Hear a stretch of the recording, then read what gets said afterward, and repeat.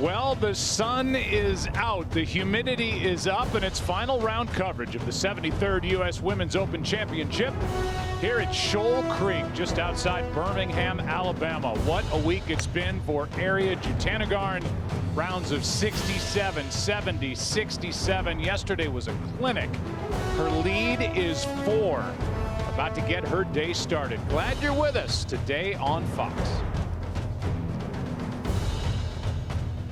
Well, let's face it, the 73rd U.S. Women's Open at Shoal Creek is no longer up for grabs. This major championship has turned into the unveiling of a force to be reckoned with, the confirmation of a burgeoning star. On a sultry Saturday in Alabama with a powerful game and an unshakable demeanor, Ariya Jutanugarn grabbed hold of this historic competition, took measure of this classic golf course, and placed both in a submission hold. As we begin the final chapter of her dynamic story, the conclusion is no longer about who might win this national championship, but who might possibly catch her.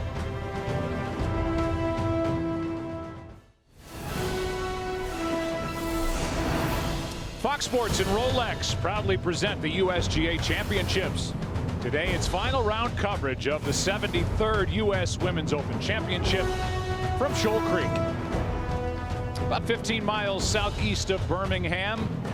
The course is celebrating its 40th year, playing at just under 7,000 yards. You see the forecast, that bottom line. They've had enough rain down here. Subtropical storm Alberto rolled through here and dumped between 5 and 7 inches of rain during the course of this past week, and the crew here has done such a great job. Superintendent Rex Davis, Jim Simmons, his final year here at Shoal Creek, helping. It has been a lot of work to get this golf course prepared. It's our Rolex marquee pairing, and it's the top two, Sarah Jane Smith, who was the 36-hole leader, and Ariya Jutanugarn, who is the 54-hole leader, something she has relished over her past 6 or 7 events. She knows how to close. You look at the leaderboard, and there is Ariya, Sarah Jane behind, 4 shots back.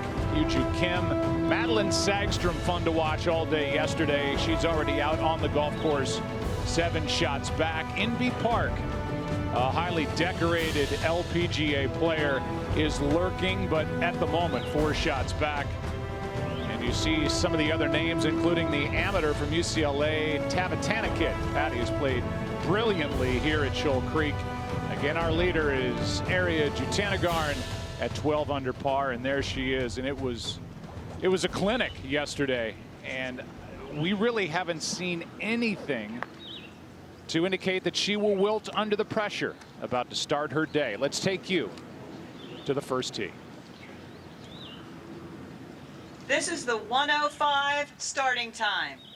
Please welcome from Australia, Sarah Jane Smith.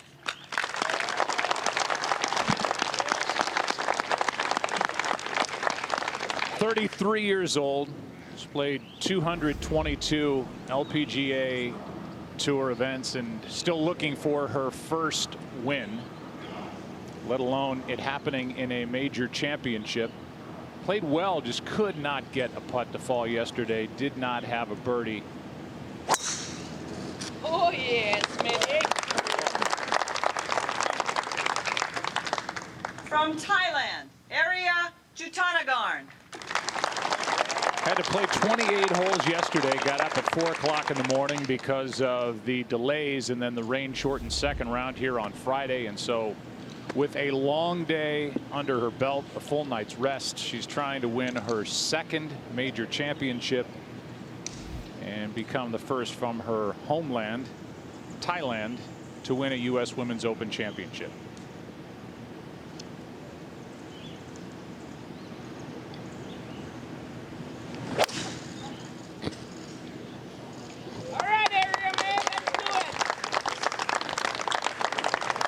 So both players find the rough down the right side. That rough is thick. Don't let the iron in her hands fool you. She has no driver in her bag, at least did not yesterday. Hit 3-wood primarily, will use a 2-iron. She is plenty long to navigate this golf course here at Shoal Creek and bring home this championship. Joe, you made a good point earlier when we were kind of getting ready for the opening here. The fact that she drives it so low, but she hits her irons really, really high. And it's a great combination here at Shoal Creek because you see the tree-lined fairways. It's nice to trajectory your ball like you're hitting it through an alleyway in New York City the way she does at 7-degree launch angle. But the ability to hit your irons high, I think, is just huge for her, Julie. Yeah, and yesterday, Aria was teeing off first and Sarah Jane was teeing off last. A big switch. She had a 3-shot lead. Now she's trailing by 4. I think we're going to see a little looser Sarah Jane out there. She's going to play a little free. The pressure right now is on Aria. Up at the green, Hyo-Joo Kim fired a 68 yesterday, and this for birdie.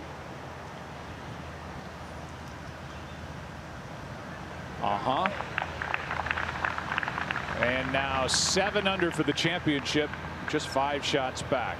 So she was brilliant yesterday. We welcome you inside the broadcast booth. I'm Joe Buck with Paul Azinger and Julie Inkster. And Julie, I'll start with you. We've talked a little bit about Aria. You're a 5-time USGA champion, a 7-time major champion. Have you seen anything? I certainly haven't. I don't care what sport you're covering, baseball, football, hockey, basketball. Somebody who's about to win a championship, you can see it in their eyes if they're bothered by the big stage. I don't see any bother on the part of Aria at all. I mean, she's only 22, and I think she's really grown up this year. She has a 4-shot lead. Is it insurmountable? No, it's not. But everybody's going to have to chase her. She's an aggressive player. She won't play conservative. She'll play her own game. I had a 4-shot lead in Mississippi for my first Open. Of course, I was 39 and not 22. But all I could think about that night was holding the trophy. I was probably a sports psychologist's nightmare just thinking about it because I got way ahead of the game. But, she's done really well staying in the present. And she's got that, she makes a lot of birdies. So she's got that in her back pocket. Say, hey, if I get off to a bad start, I know I'm the leader in birdies on the LPGA. I'm going to make my birdies. You know what else that she has is self-belief, and she's earned the security in her self-belief, which Sarah Jane hasn't done yet. I'm sure Sarah Jane, everybody that plays professional golf is loaded with self-belief or you wouldn't get here. But to earn the security in it requires achievement and will win. And Aria just won. She missed 10 cuts 2 years ago. She missed 5 or 6 cuts in a row last year. And but now she's riding this real roller coaster of momentum and security and self-belief, I guess, is just confidence, Joe. But it's not a gimme. It felt like a gimme last night when we left here. But, that one more night's sleep can change it for everybody. And but I think what you see in her eyes is just a real security in her self-belief through achievement. She's a heck of a player. The golf course is tough. It's playing longer today. It's only 100 yards longer, but there's 5 par 4s that are over 400 yards, which is going to suit Aria, I feel, a little bit here. And I don't think she cares who's chasing her. The challenge for her is to not be thinking about the outcome right now, Julie, like you said you were doing. She's got to think about one shot at a time, and there's one of those high iron shots. Beautifully played out of the rough. What a great shot, and what a way to start for the championship leader. Well, Brad Faxon is down there following this final pairing, and there he is on the left. Ken Brown with the penultimate pairing, and Nicole Castrali with the decorated Inbee Park and Madeline Sagstrom. Holly Saunders with interviews and pieces that have been put together for this week at Shoal Creek. David Fay is with us as our rules analyst, and then Shane Bacon will be along later in the day for the trophy presentation. And now the second shot for Sarah Jane Smith.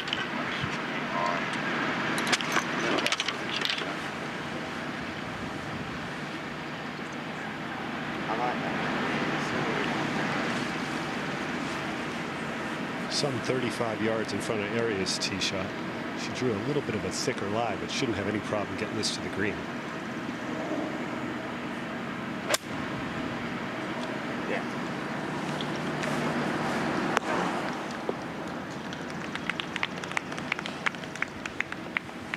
We talked about early in the broadcast how Aria's an aggressive player, and that just shows you right there. She was just firing at the flag on the first hole.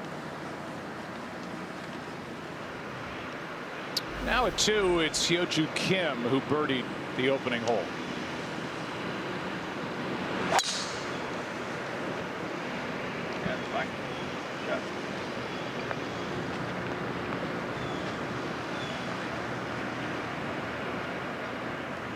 think it's important, Joe, for the ladies that are chasing, if Area does have a problem, that they are ready to deal with the putt that would allow them to take a lead.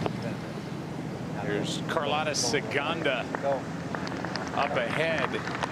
She would go on to tap that in. And this Carlotta right there has the firepower to shoot a 64, 65. Here's Lexi Thompson, third shot at the par 5 6th. Both par 5s in the front 9 reachable for a handful of players. Lexi obviously one of them with her power. Started this final round birdie. And that's a lovely shot, and she shouldn't have any trouble there making another birdie. Great start for American Lexi Thompson. Different putter than we saw the early part of yesterday, so she used that throughout round 3, and now that putter survives the evening and is in the bag for round number 4. Back to 1. Sarah Jane Smith first. Well, she's drawn a beautiful lie here, uphill, clean behind it. She's got to deal with this ridge.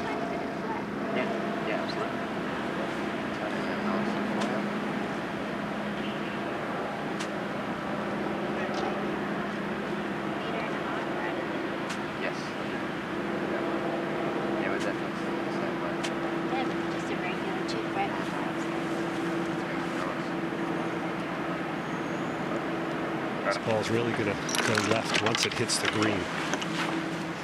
Scrambling has been beautiful this week. Yeah, she's missed this fairway every day, and she's given herself a little trouble on one again today.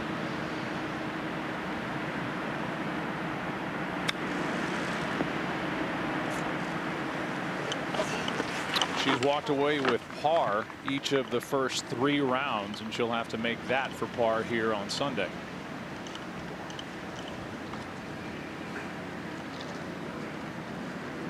Pedestrian round yesterday, as I said, couldn't get any birdie putts to fall. Bogeyed 8 and 9, and otherwise all pars in round 3. Now Angela Stanford for birdie at the par 5 6th to get to 4 under.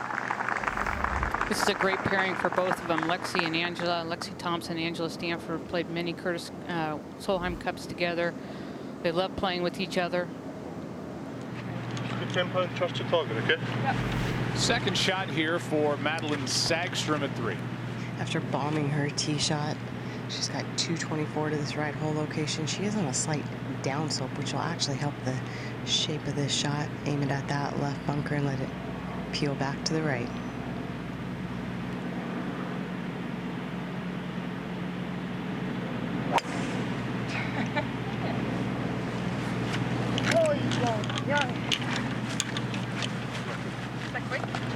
Well topped into the rough.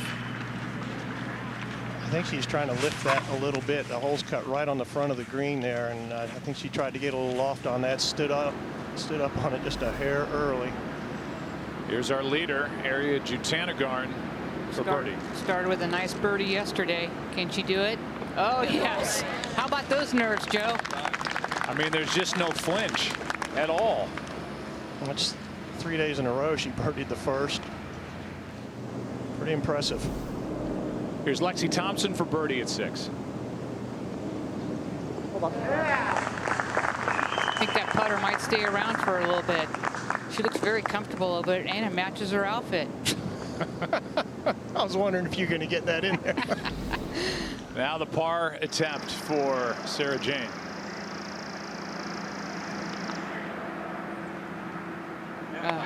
That's important for her to stay within sort of striking distance. We saw her miss a few of those left to righters starting out yesterday, but no problem today. Just poured it right in there. She had 8 left to right putts in a row yesterday to start her round.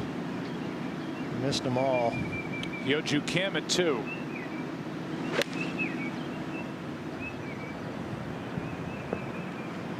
That hole in that back left portion of this green is very difficult to get close to.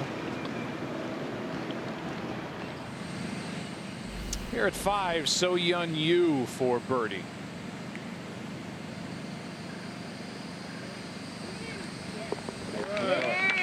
under par for the week. It looks like the greens are picking up a little bit of pace, Julie. They really had a hard time, the ladies have this week, reaching. Yeah, we've seen about 4 putts, and we've seen them all get to the hole. Yeah. It's been It was tough. Outside 15 feet yesterday. It was really kind of hard to watch how many putts came up short. They were just misjudging the whole deal. And now our Area going with another long iron here off the tee. She blisters this club. This is a dangerous tee shot with that creek down that right-hand side and that big bunker lurking. This club right here might take that bunker out of play for her.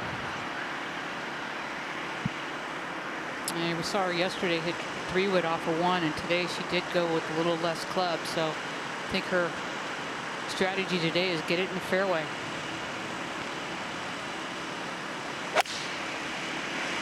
Julie, yesterday she hit a 3-wood off the 3-iron off the tee, and they were going to try and elect to go up a little bit farther, but that's about the same place they were yesterday. And that is just a bullet. Beautiful tee shot. Great start for the championship leader. Just now Smith keeps applying the pressure to Sarah Jane Smith.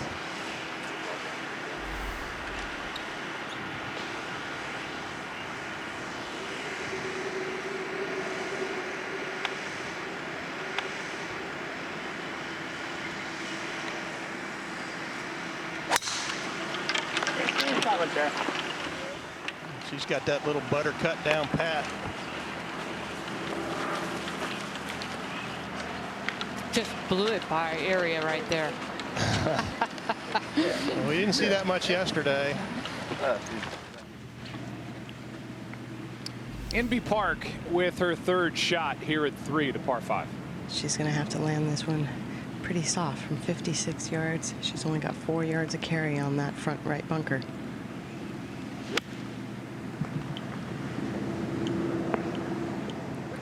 Just have that little backstop, helps her to bring it back down there.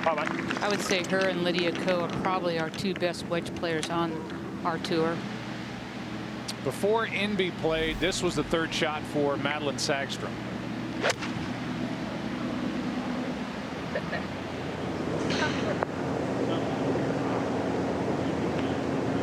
She's going to have a lot of green to work with there. It should be a pretty basic up and down for her. We just saw Carlotta knock it inches there from that same bunker. Here's a par attempt for Hyo-Joo Kim at 2. Just slightly misjudged her approach. Just pitched in the bank of the bunker, chipped up pretty well to here. Tricky one to read. Sort of 2 slopes influencing it. She's a major champion. 2014 Evian Championship. Shot 61 in the first round. Earlier, 3rd shot at 7 for Danielle Kang.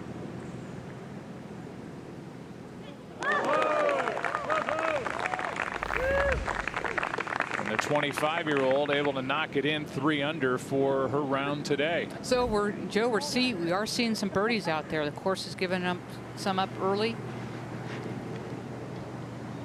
4th shot now for Madeline Sagstrom at 3. She only needs to land this about 2-3 yards on the green, and it'll all feed down to this hole location. It sounded heavy. That's 3 poor shots in a row here after a good tee shot.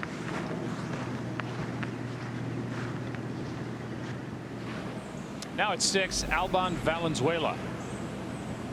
3rd shot.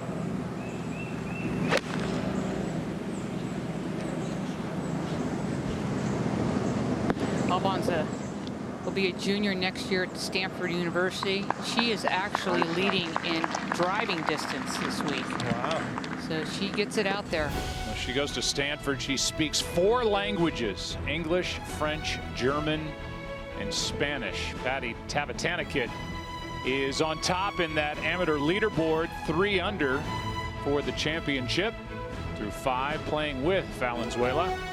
And you see the rest of the names who are proud to be here at Shoal Creek this week. And we go back to our leader, Area at 2. Maybe it's not too early. It's okay. You will finish on the right side. Yeah. Aria played a conservative shot off the tee, 169 yards, the most difficult hole location on this green. That is just on a high plateau up over there on the left. There's no margin for error on this shot, but this is where Aria's destroyed the field this week. If you look at strokes gained, her approaches have been remarkable, kind of like Tiger Woods was in his domination. And I think she's in sensible mode right now. Probably not even looking at the flag stick, but right edge of that bunker. That shot tracer's right in her reaction. That is a big, big miss, and good luck getting that close to the hole from there. And so we finally see a little flaw. Well, we'll stay here. In fact, I know you're going to talk about Sarah Jane's second shot here, but for Aria, her golf instructors, Pia Nilsson and Lynn Marriott, sent a text before the week and said your 15th club is going to be attitude, because there was so much worry about rain and lift clean in place, and are we going to play it up or down? Her attitude's been fantastic, and that's one of the reasons why right now she's leading this player, Sarah Jane Smith, by 5. I love that it's framed as the 15th club. That mindset is so critical. They all have the physical skills. You know, the bottom line in the end, Joe, is you have to want to win more than you're afraid to lose. And, you know, it's an intangible, I think, as much as anything. I mean, what was it like? What's it like for you, Joe Buck, the night before a Super Bowl? I mean, what's it like for you? Is it no big deal now? Have you done you've done 20 World Series, 6 Super Bowls. What's it like the night before a Super Bowl? Well, I think it's a little different because you just have to get up and do your job, and you're relying on other people to kind of provide the action. That's why golf to me is so different, really, than any other sport, because you're initiating the action. It's why, to me, Tiger Woods struggled coming back from all that he's dealt with in his personal life, in his public life. You have to pull the club back. You have to be precise. The physical element. Yeah, you're not hiding in right field for the White Sox. You're not sixth man and the first guy off the bench in the NBA. That's why golf is so different, and that's why you look at somebody like Aria and you're just waiting to see a misstep, and maybe we just saw one here at 2, and we'll see how she handles it. You both have won major championships. You tell me, did you sleep before the '93 PGA? Well, I was one shot back and I slept okay, but you know, you have to be willing to stick your neck out a little bit. You can't be afraid. You can't be afraid to win. And you know, I think a lot of it. Afraid to lose. Yeah, well, I mean, this is the biggest stage for us ladies, the Women's U.S. Open. Biggest prize money, biggest trophy. You can go anywhere in the world, say you won the U.S. Open, biggest credibility. So everybody wants it. So it's not easy to do, but you got to also go through the process. And that's 72 holes. Oh, he's not? No, it feels pretty hard to me. It feels pretty firm.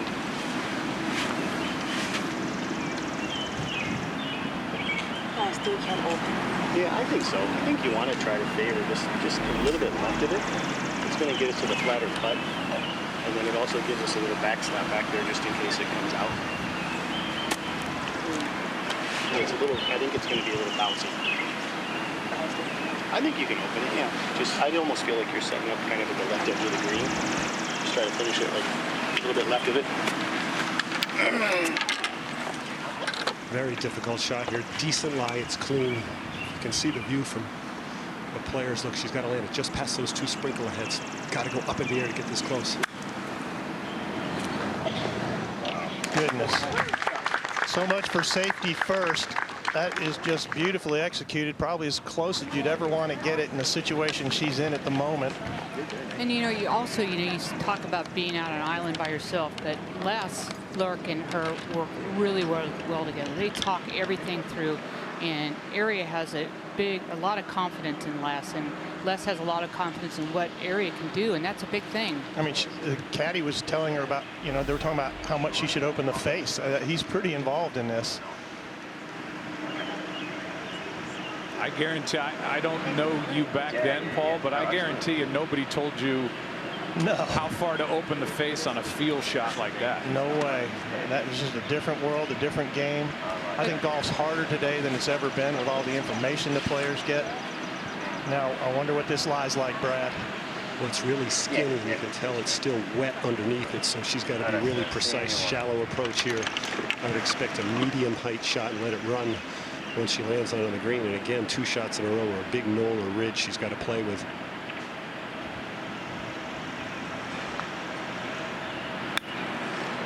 You know, she talked about in her interview how she likes that whole location on the right-hand side, and it's a little awkward when it gets left because she does like to hit a fade in.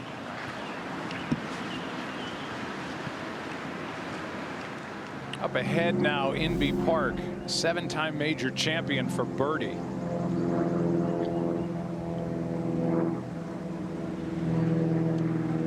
And just doesn't wander left. Madeline Sagstrom missed her par putt. Now to 8, Danielle Kang for birdie. Nice little chip in on the last hole from a pretty tough spot below the green. Just stuffs it in here on 8. This is going to be just a little bleeder. It looks like a little bit left to right.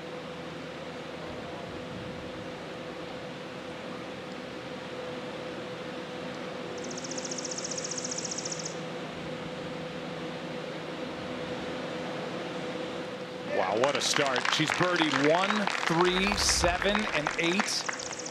And the back-to-back U.S. Women's Amateur champion in 2010-2011 is having a Sunday. Now back to Sarah Jane Smith at 2.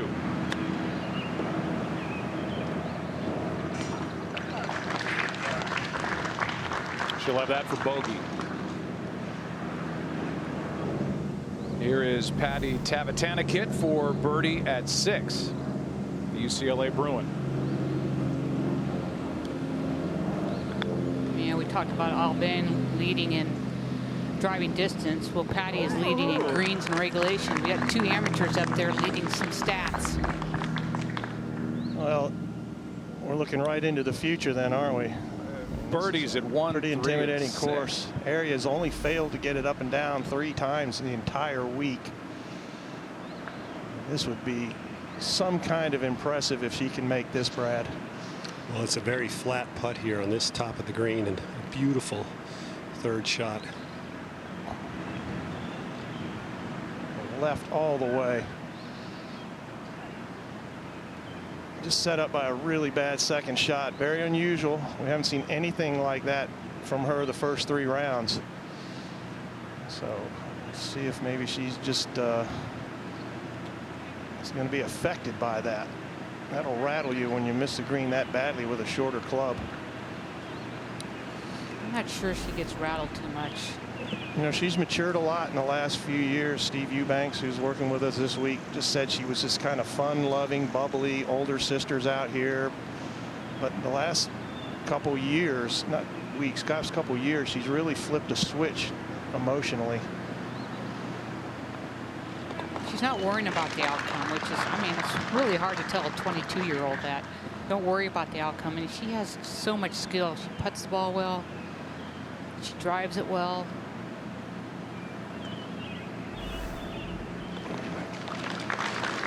A bogey at 2.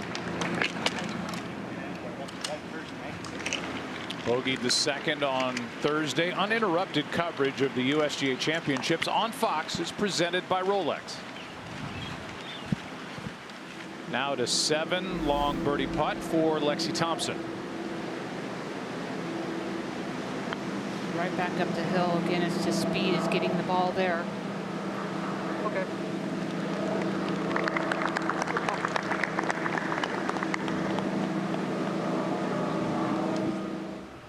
Now at 5, Carlotta Segunda.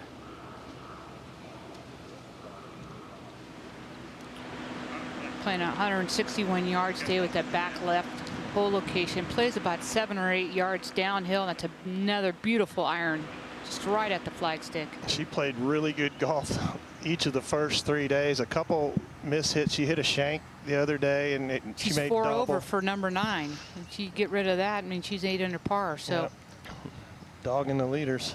Can't do that, though. no, you can't. Visit USGA.org to follow all the golf action, including live streaming coverage, real-time scoring, the latest news, photos, and video highlights from right here at the 73rd U.S. Women's Open Championship at Shoal Creek.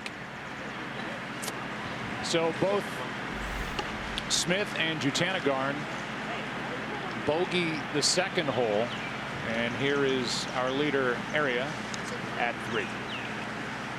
Well, we've seen her hit 2 unlikely shots. The first tee shot she hit very thin and out to the right, and then that fat pull on number 2. I think there's a little bit of excitement, a little bit of nerves that we haven't seen the first 3 days.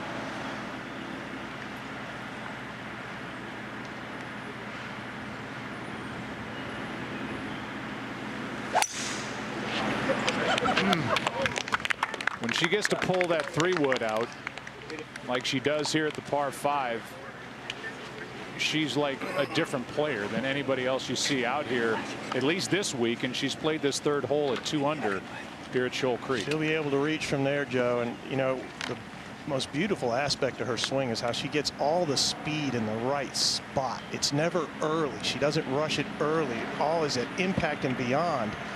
And that she really let that rip right there.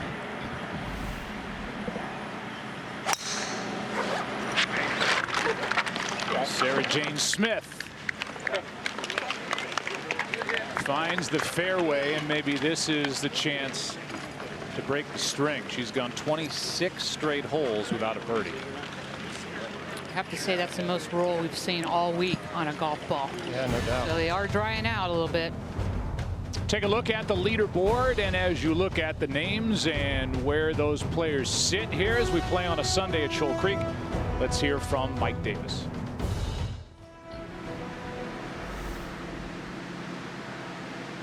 Hyoju Kim for birdie at 3. And to 8 under. Just 4 shots back, 2 under on this final round through 3. Let's go down to Holly Saunders. Thank you, Joe. Good afternoon. I'm here with Moria Jutanagarn before she heads out to watch her sister potentially win this championship. You played earlier today, Moria. Tell us about this golf course. How's it changed since the beginning of the week? Well, it's been really wet all week, but today it looks like a little better, and the green's still pretty firm. It's been the same. What is it about your sister, Aria, her game, her mentality that allows her to dominate this course, this championship like this? Well, I played practice round with her this week, and of course she drive the ball like 40 yards past me. So I think it's helped on this golf course when it's really wet. And yeah, looks like she's doing pretty good. Pretty good. I would say she's doing pretty well out there. How can you tell when she's feeling comfortable? Just as her sister, was there anything earlier this week maybe that you thought, a moment where you were like, this is it for her. This is how she's going to do it? Well, you never know what's going to happen in the future. And of course, when we play practice round together, you never know anything. But, I think she been a lot of patience, and she knows that's very patient is really help on this golf course. So I think she just been going crazy, like not crazy, and just trying to be pretty chill and just play her game. She's very even keeled as far as her emotions go. What was her mood last night? She been good. We just joking around. Doesn't really talk about golf, and that's what we usually do anyway. And yeah, I think she's fine. It's just like a really long day for her yesterday, and she just get really tired. Yeah. Thank you, Moria. Let you get out there and cheer your sister on. Thank you. All right, Joe. All right, Holly, thank you. Moria shot 73 today, 8 over for the championship. And with regard to the tour this year, in birdies, Aria's first, sister Moria is second. And 40 yards behind her. Saying, don't play them in a best ball because they will take you apart. Here is Sarah Jane Smith's second shot here at 3. With a drive almost 40 yards longer than yesterday. 219 to the flag. That ball rolled a good 30, 40 yards, hit the shoulder of the bunker. Should be able to reach. Good shot. That's a bit of bad luck there, Brad. Just needed another foot to carry that bunker. That was just a terrible bounce. Should be chipping that, hitting that bunker uphill should be a pretty relatively easy shot for her. Here's Aria. She's got 215 to the flag. It's 209 to the front. She just crept into the first cut. It's a beautiful lie, slightly downhill lie. And nice to get it past this flag stick if she can. And this is one of those shots you got to take your eyes off the flag stick. Maybe not for direction, but certainly for distance. long iron off a downslope. And in a good spot. Little short left, but sitting there in 2 at the par 5. And we go to 4 and Hyo-Joo Kim.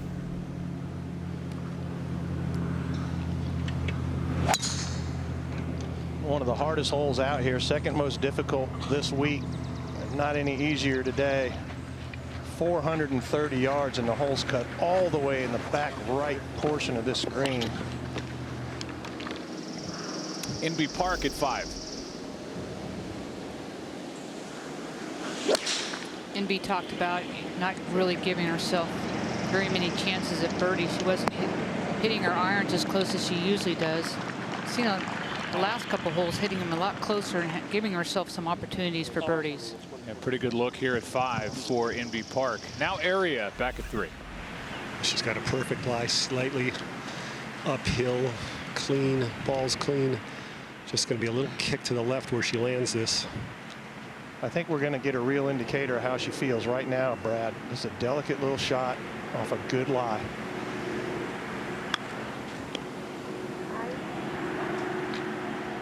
Not great, but not awful. Yeah, it looked like that hit on the fringe and killed it. You needed to fly that to all the way to the green, and Sarah Jane has got a shot out of the bunker that actually looks like slight uphill lie. She's got to take a big swing to get some height on this ball, but because it's tight to the flag. But I think it's a pretty good, easy shot here. She's only been in 2 bunkers this week, Julie. Yeah, 1 for 2. We Yep. saw her second one on number 8 yesterday and didn't hit a very good shot. This is just one you just want to get some speed and flop it up in the air. Oh, it had great sound. Maybe a chance to pick up a shot here at 3.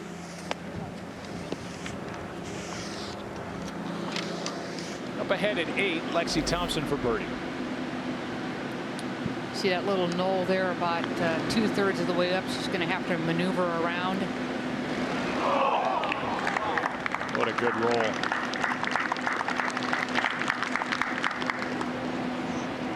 Nine-time winner on the LPGA Tour.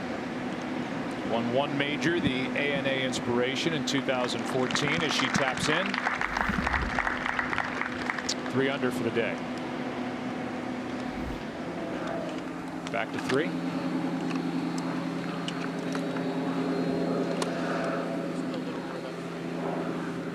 Area, our leader by 4, will be first to putt for birdie. Should be a little bit right to left. Similar length to the last 2 holes, really.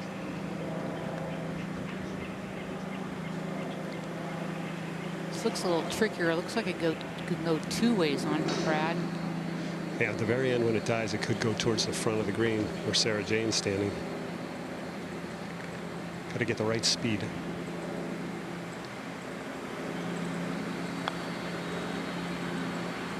Wow.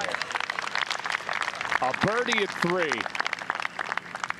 One thing I've noticed today, I didn't see it yesterday, is every time she steps into a shot, it's like she's reminding herself to smile. I've seen it on the tee. I've seen it with approach shots, and we just saw it right there before she walked in to hit that putt. And there's something there with her mentality saying, have fun, relax, smile, enjoy it. And I'll say it's working. It's a mindset. Remember when Oosthuizen won the British Open and he had that little reminder on his glove of his left-hand grip to have, you know, about attitude. And you're so perceptive, Buck. I just noticed it there for the first time.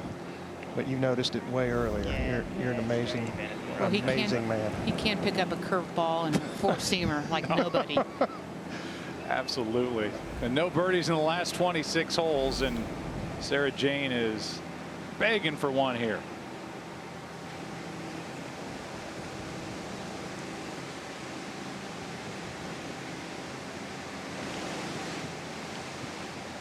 That'll right. Her birdie here on Friday was her last birdie until right now.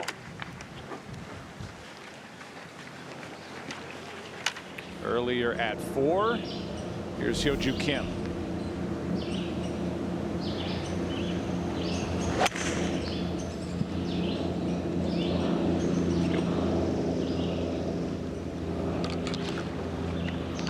And a lot of work left here at 4 for Hyo Joo, who's 2 under for the day. Here's Inbee Park at 5 for birdie.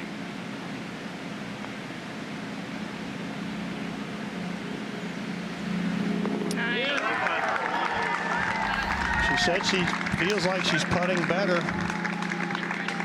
Well, she's hitting it closer, and it makes it a little easier to make those birdie putts. Here's Danielle Kang at 9 for birdie. What a round she has going.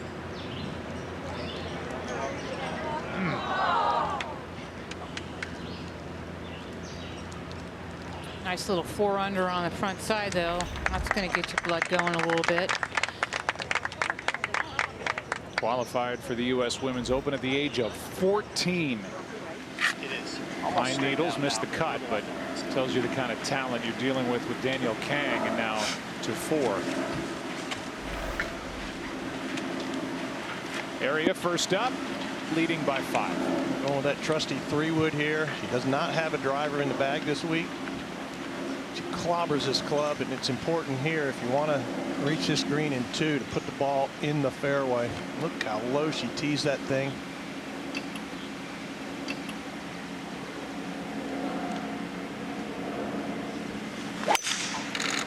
Yeah, good one. Just roasted.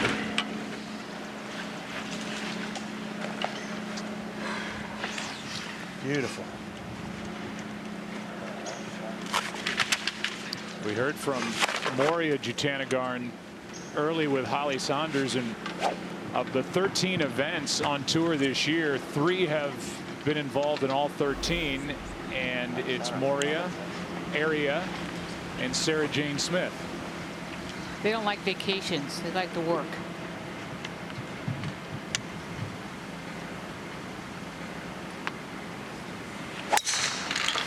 Stop. Good shot.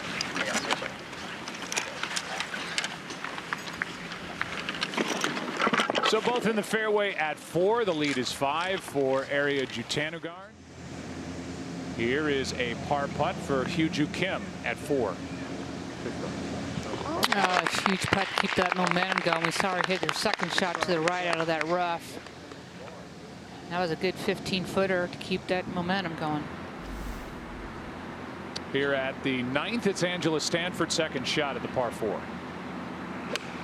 This is a dangerous shot. Okay. Water should not be in play here, but when you hit it in those fairway bunkers, we all know what can happen. That fat shot could pay you a visit. Back at 4, Sarah Jane Smith, first to play. Yeah. Which would be. She can land it into an inch. Yeah. Oh, you're saying that maybe just short has a better chance. So landing at like 54. And short. If anything, yeah, really. Reach, just if anything, slightly helping off the right. So. Brad, we just showed a wide shot. Hold on a second. If anything, helping off the right.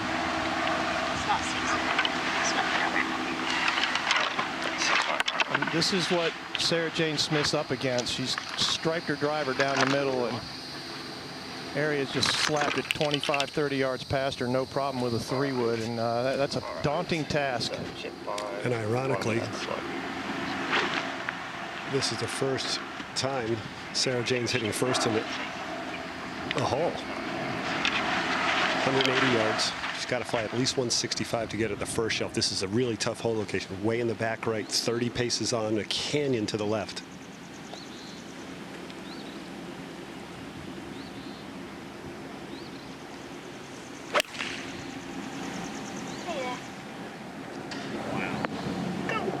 I like seeing that ball flight a little right to left. You get one-dimensional, as Julie mentioned, on 3. She couldn't go for the flag, 2, because the hole was cut onto the left. But that was a nice little draw to that pin. And you guys, we got to talk about Sarah Jane is not short. I mean, she's not one of our short hitters. I mean, she's probably above average in length. So that just tells you how far Aria's hitting that 3-wood. And Aria's 3-wood rolled a lot when it hit. That boring trajectory, so penetrating. This shot's from 155. She's got to bring this stuff right to left. Both players had to lie above their feet in this sloping fairway.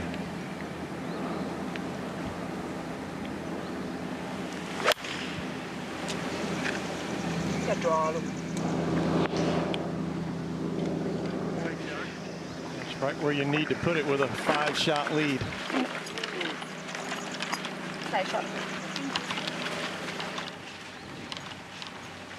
So as we watch our leader walk up to the green here at 4, how about this quote from Sarah Jane Smith, who plays with her today, did yesterday. She's a spectacular player. Her length is just one part of her game. She hits it a long way, but her short game is impeccable.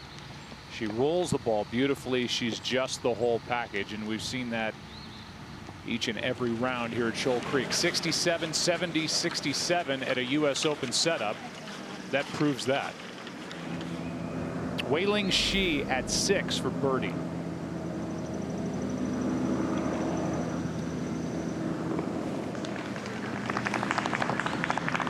And now 4 under for the championship, 2 under for the round.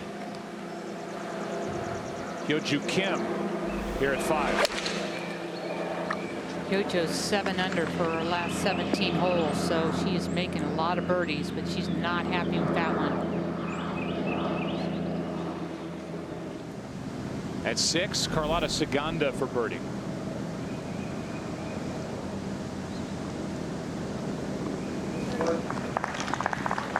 There have been spurts of terrific golf from Carlota here this week. Yeah, she's made a lot of birdies this week, but she's made a few of those others which hold you back from winning major championships. I'll look down at the action from up above, and even if you're not able to make it out to Shoal Creek, you can still find a way to get in on the experience. Check out all the official U.S. Women's Open gear at usgashop.com.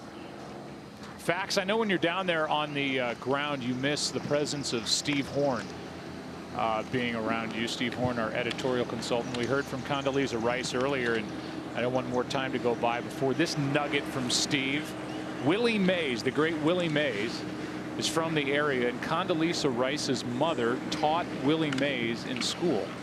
That's pretty cool. Wow. That is. Who's Steve Horn? No, yeah.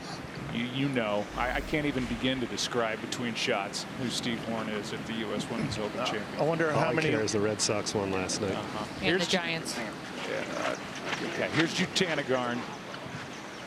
Well, Paul Azinger, you mentioned she hit it right where you need to hit it when you're up by 5, but it leaves you these more difficult shots when you play conservatively. Up a big ridge here to this back tier, breaks a little bit left, and she's going to have to give this a good hit.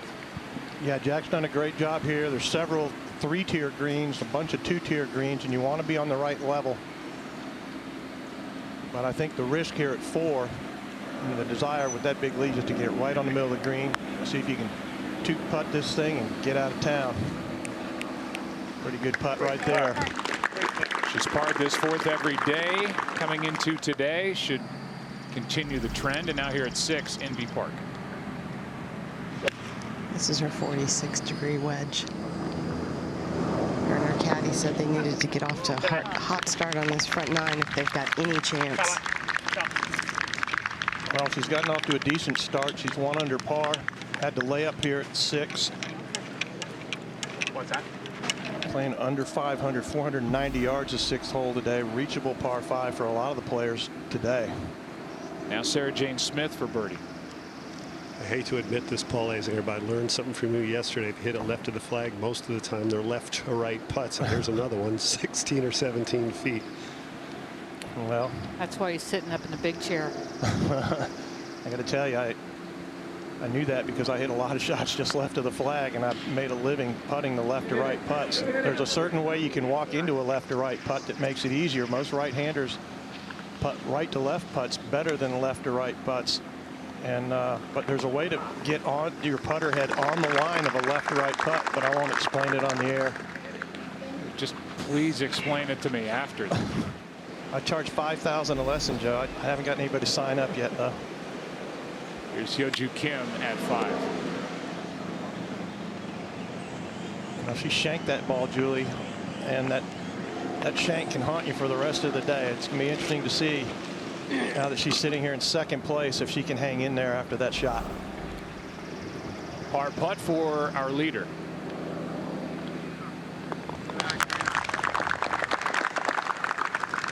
No major hiccups yet.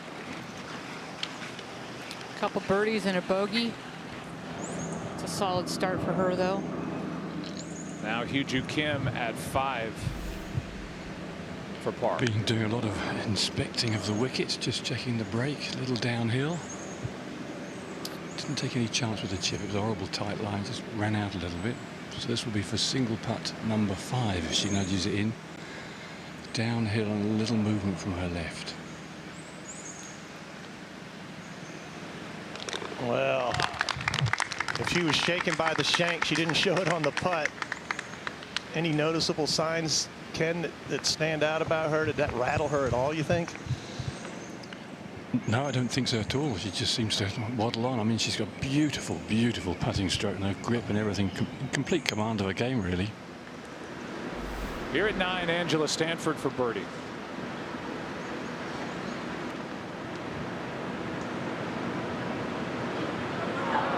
Making a bid for her 5th on this first 9. Got a cute story. Angela always wanted to play with Lexi in the Solheim Cup because she says every time I play with Lexi, I play well, and here she is 4 under par after 9. Paired together. You know, there's pairings like that, aren't there? Yeah. Always. Some players always see you play well. Now Kim for birdie here at 5, Julie. Or Ken. From the opposite direction, putting up the hill. I thought it was a hole-in-one from the tee. It was right down the throat. Oh, those are killers. Yeah, just a little quick in that stroke. I know that one. I've seen that stroke before. We've lived it.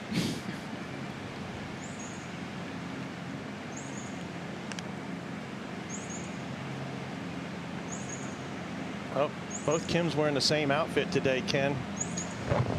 I know. Got to have a Hawkeye on. Ji Young's got this little mark on her little skirt, so you can just about do it, but it's not easy. Well, missed opportunity there. Joe, I walked on the tee at Bay Hill one time, and there were 7 guys with the same shirt I had on. We were representing Arias, a company. I don't even know if they're still around. They're maybe under a different name by now, but Payne Stewart did the same thing at Bay Hill, and that's when he decided he was not going to look like everybody else, and that's when he decided to go to the Knickers, and the rest is history. What you have to the pinning? The pin's 56. 15 carry. They basically carry everything on the right. Yeah, I think you're good at it. Okay. 161 yards, down half a club. Yesterday was 177 yards, so I imagine this is a 9-iron. Exactly.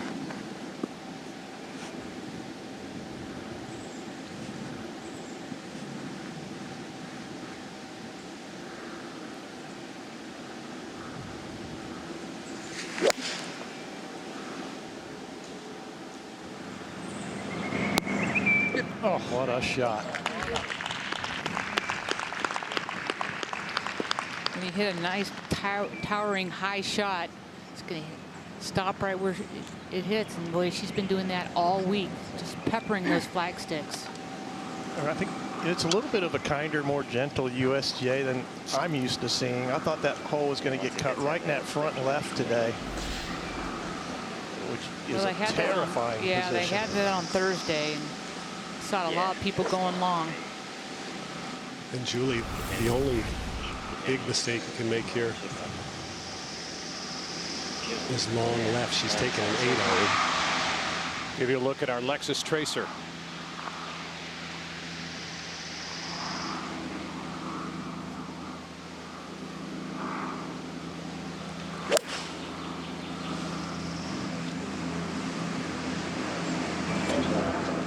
Beautifully done. I got to say that Tracer technology is just spectacular. I And the love fact it. that we have it on every shot here is amazing to me. The cameras are special. It's hard to watch golf without it now, and just real appreciative that we get to be up here and having that tracer. Saganda for birdie at 7.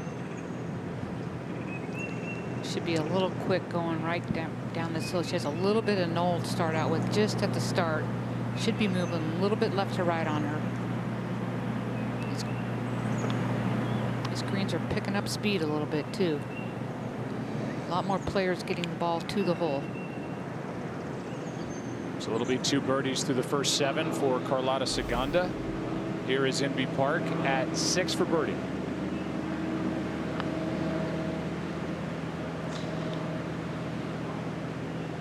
I don't know if she pulled that, if that was just a lousy read, but either way, not even close. One of the best putters in the game.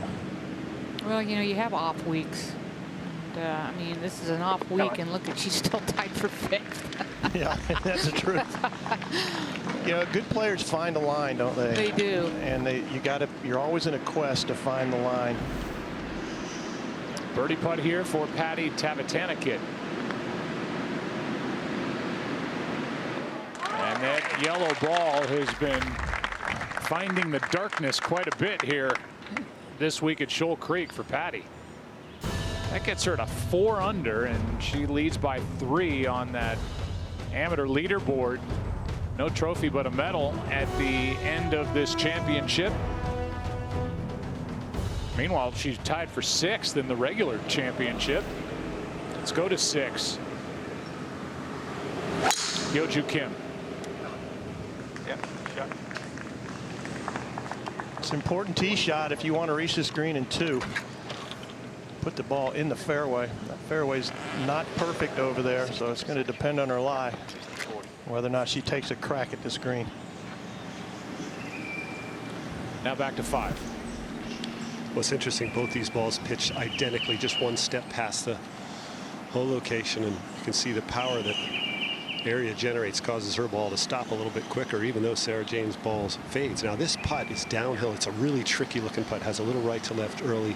May straighten out and come back to the right, but it is downhill. It looks quick.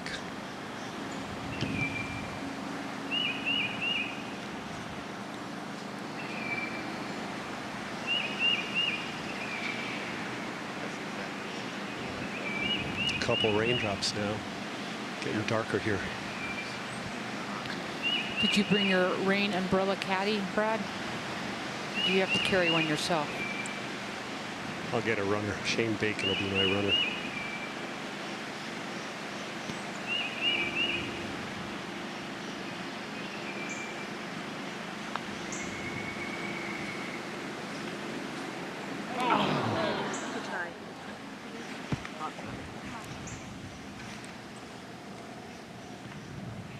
Seen a lot of that the last couple of days for the 36-hole leader, and that took a peek, but kept moving on. We like to call that a paint job, but maybe not. It didn't get down quite enough to be a paint job, but it still is just an awful lip out. You hate that so much. It looked good for so long. Hard to believe, but through this brilliant playing, Area Jutanagarn is 1 over on the difficult par 3s here at Shoal Creek this week. So this to get back to even for the week. I'll take money she makes this. This is, you could play this left edge inside if you get a little more speed, or you could die it in and go just outside.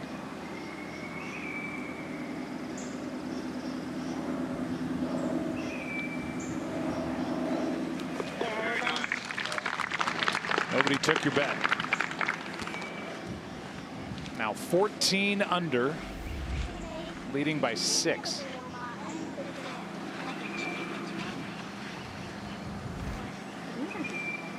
And called back by Sarah Jane Smith.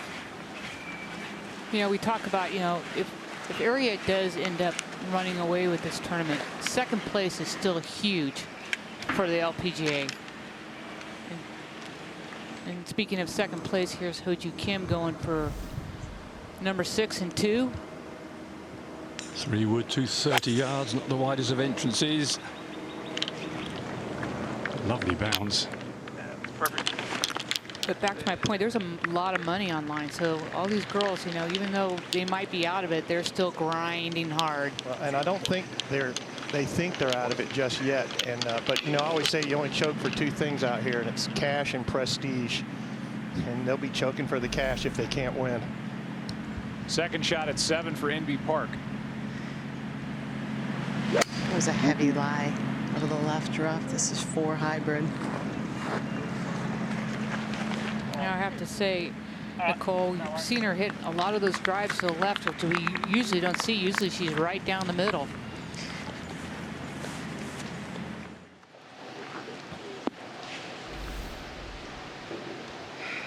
Sort of a dangerous tee shot. There's a creek that runs down that right-hand side, and it's important.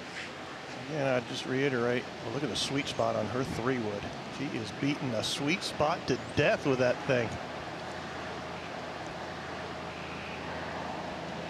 If you want to reach, you got to be in the fairway. There's another, just a bullet. My goodness, very impressive. I wish she'd just take driver out once, maybe on the 18th hole when if she has a big lead. This is right smack dab in the center of the face. Look at that. That's why you draw it up right there. A little bit on a descending blow, but not enough to take a divot. She just scratched the glass, using that leading edge like a razor blade. Now Smith.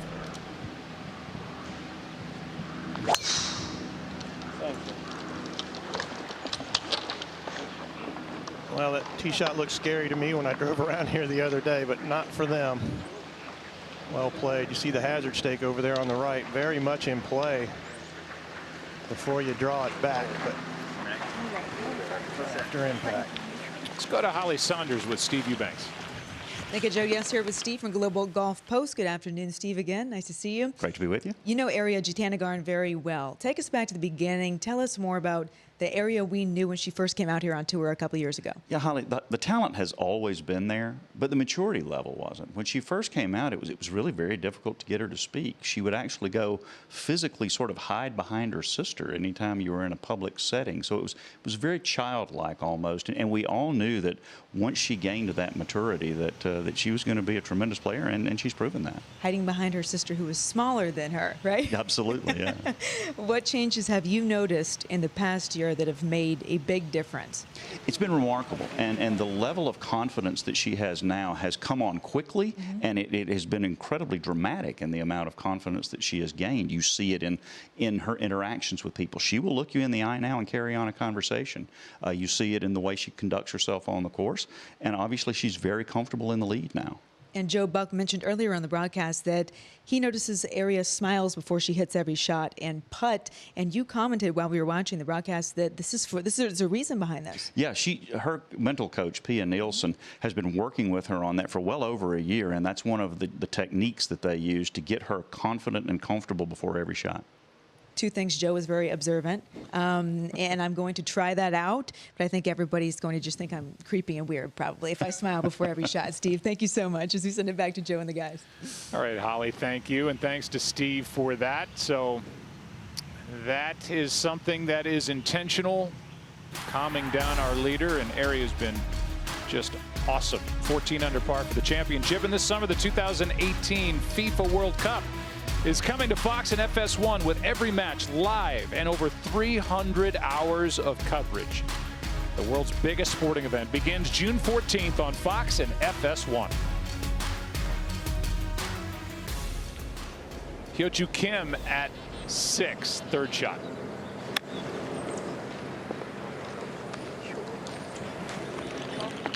Sounded a little heavy, almost like a bag of nickels that just kind of clanked, so definite miss hit there. Now here at 10, Lexi Thompson for birdie. Oh, finally gets one of those to drop in. That's going to be the toughest hole location on that green today with that hazard up to the right-hand side. 4th birdie of the day for Lexi. Now Hyo-Joo Kim at 6 for birdie. Yeah, I think it was a little bit clunky. Paul end the ball pitched straight in the little upslope, so a long way short for a relatively easy shot. It's a tad uphill. Oh boy, look at that. Dead center. 2 really nice putts in a row. Great par putt on the last hole after shanking her tee shot on the par 3. Made a good 8 to 10 footer. She only had 24 putts yesterday too, and she's on pace to beat that. Only 6 today. Look at this list: Kim, Bloomquist, Ochoa, Lee. And as far as a raw number, the 61 is the lowest in LPGA Tour history. In a round at a major, Hyo-Joo Kim would go on to win the 2014 Evian Championship.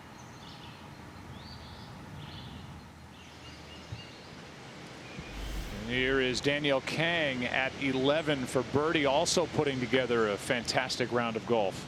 Joe, we're going to see a lot of balls there today past the hole location because that's cut right up towards that pond.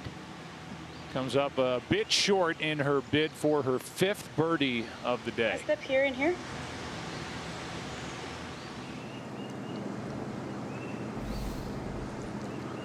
And now Ji-Yoon Kim at 6 for birdie.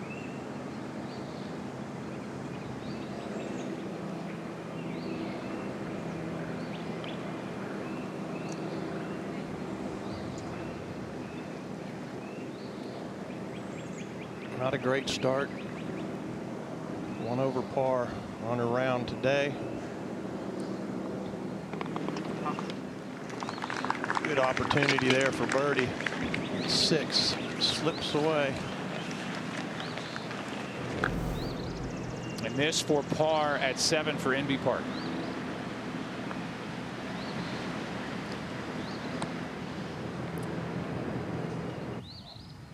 Now Sarah Jane Smith here at 6. 232 yards to get it all the way back to the flagstick. I think this is a little uncomfortable look for her. That tree Jack Nicklaus planted a long time ago is in her eye. And the ball's below her feet, so that ball's well to the right.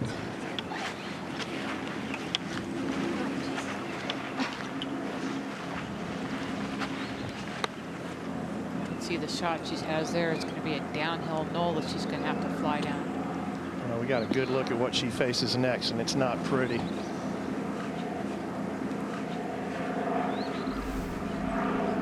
Well, that is a well-placed tree, I got to say. It is a gorgeous tree.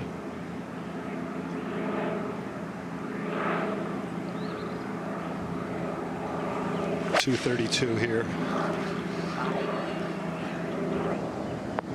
Oh. Yeah, great shot. And that whole location sets up perfect for Aria's eye. She loves to draw that ball in there. She's just playing on another level right now, Julie. Made eagle here on Thursday. And just what a fantastic shot, reaching into, dominating this championship, and there's just no blink. Shot tracer showed that long iron draw.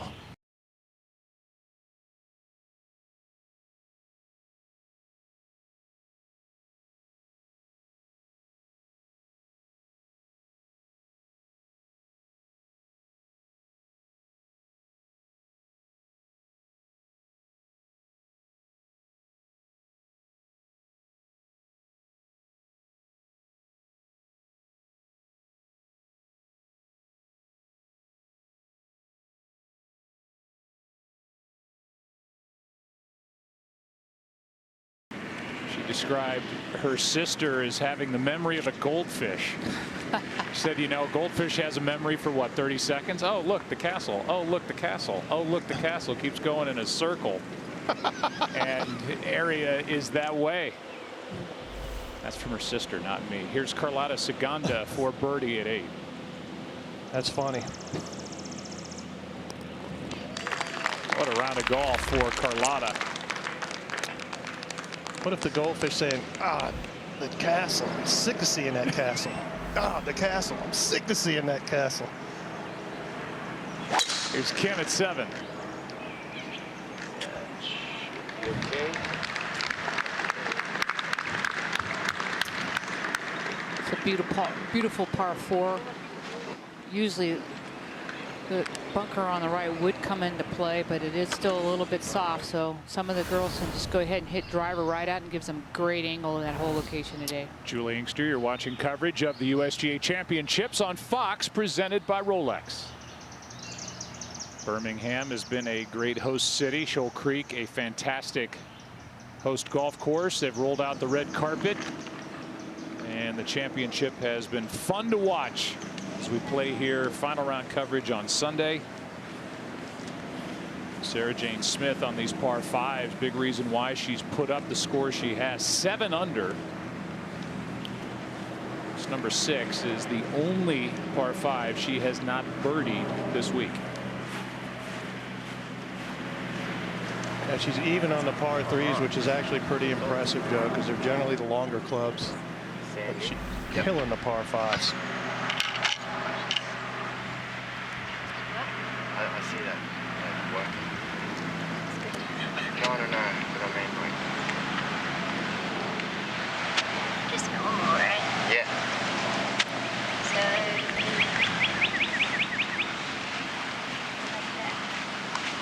Just over that bumpy stuff, right? Yeah. Just a little right of it. Yep. Those couple of that guy with the camera on the right there. Yeah. Oh, it says.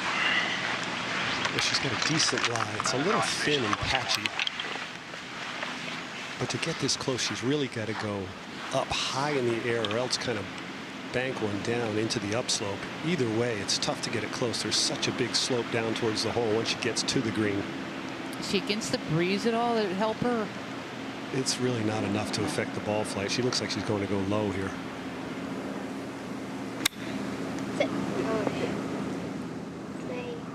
Well, she hit a good shot, but I think she hit the wrong shot. You have great shots. If it's the wrong shot, don't do you any good at all. She needed to pitch that ball up in the air, Brad. Well, even if she got it up in the air, she only had about a 2 foot place to drop it. Second shot here at 9. This has been a tough hole for Carlota Ciganda. Yeah, that water's come into play 2 shots, but this should be no problem. Water should not come into play today with that back left hole location. She's hit every green on this side so far, and there's another green in regulation. Well, that has to feel good. She doubled it yesterday. She doubled it in round 1. And so that 9th hole, she's played at 3 over. All the others 10 under par. You know, sometimes you get out on a golf course and it just doesn't fit your eye, and then all of a sudden, you know, you dunk one, and then the next day that pond looks really big. Now Sarah Jane's 4th shot here at 6. You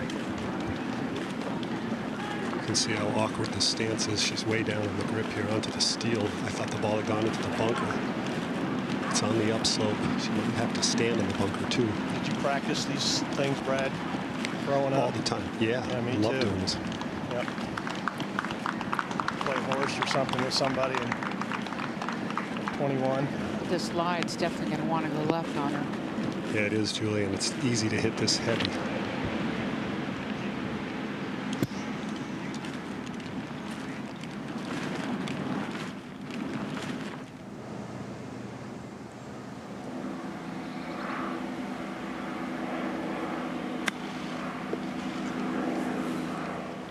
Really got away from her.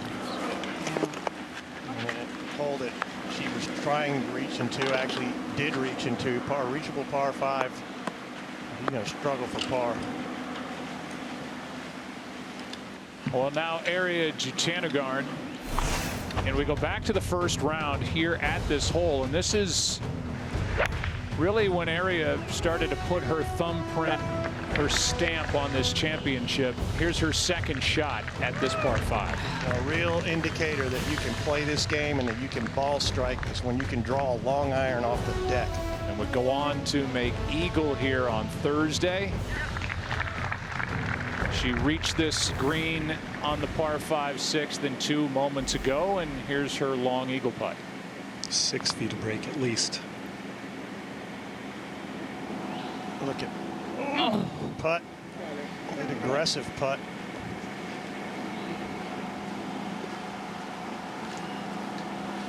Just in complete control at the moment. She got off to a really good start, birding two of the first 3, which is critical, Julie, because the first 3 holes you can get them out here at Shoal Creek. And then the golf course starts to get tough again. Here at 7, second shot for Hyoju Kim. Well, plus, Paul, these first 2 par 5s, 3 and number 6 are, if she hits it in the fairway, she can get there in 2. The backside, I'm not sure she can get to 11 today or 17, so it's going to be a 3-shotter for her. So she had to take advantage of it while she could, and she did. Now the par putt for Sarah Jane Smith at 6. Well, just like 11 yesterday, I think the power of area makes Smith have to go for some shots she might not normally want to play. I think she was uncomfortable with that second shot, pushed it out to the right, and now this difficult putt for par. Well, that tree was placed in a spot that just had to spook her a little bit, Brad. And that's her first really ugly putt she's hit. She didn't make anything yesterday, but she didn't hit anything ugly like that. And that's a tough pill to swallow, a bogey on a hole that you reached in 2. Especially the hole that's playing the easiest out here. So now sliding down into a tie for 3rd, our 36-hole leader, Sarah Jane Smith. And we'll stay here for the birdie putt for Ariya Jutanugarn. For this week, Ariya had struggled in U.S. Open play. It's kind of hard to believe watching her play here at Shoal Creek. 4 missed cuts in 5 attempts. Only 2 rounds under par out of 12. Yeah, but you look at her year this year, I mean, she's really dominated. She's #1 in top 10s, #1 in birdies, 5th in scoring, 2nd in putting, 8th in driving. And that's she's 8th in driving just because she doesn't hit driver that much. Well, she's going to have to go to the parking lot to hit a driver today because it's sitting in the trunk of her car.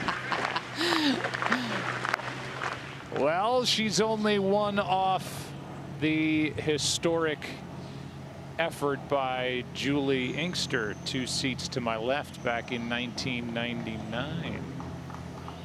Yeah, and I started with the 4-shot lead, but unfortunately I didn't increase it. I decreased it.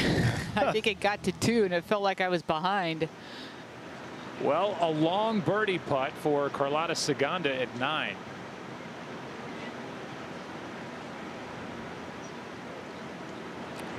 It's got to feel like an eagle for her on this hole. Yeah, no kidding. Back-to-back doubles at the 9th for Carlota. And not today. Well, what a first 9 put together by Carlota. If she taps that in at 3 under, and she's now in a tie for 3rd. You can follow the U.S. Women's Open on Twitter, Facebook, and Instagram using hashtag U.S. Women's Open and join the conversation.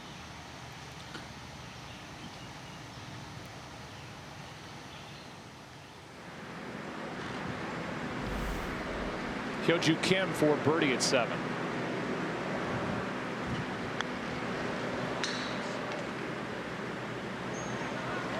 Oh, thought she was going to roll another one in. She definitely gave it a good try. That's when you know you're confident, Joe, when you can just roll those 6 feet by and not blink. She is 3 under for this 4th round, 6 back of Ariya Jutanugarn, who is at 7.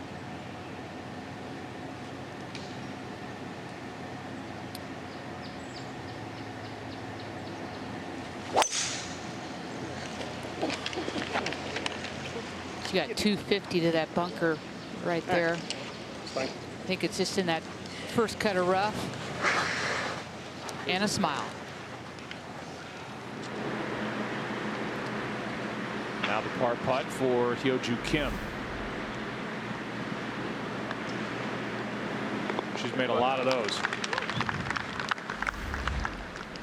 3 really nice putts in a row.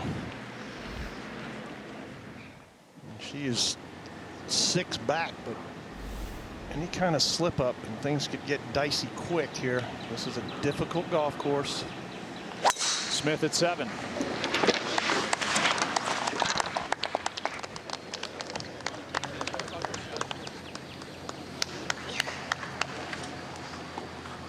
It's going to be a better angle than area just because of that hole location in that front right today.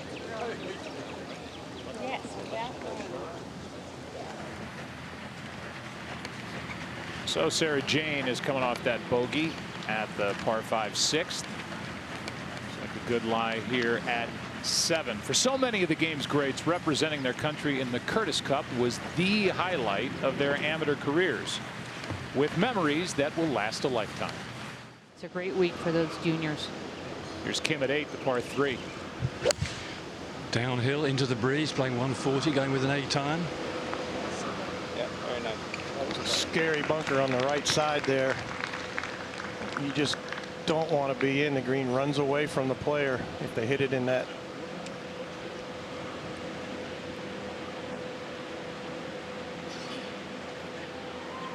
Uninterrupted coverage of the USGA Championships on Fox is presented by Rolex.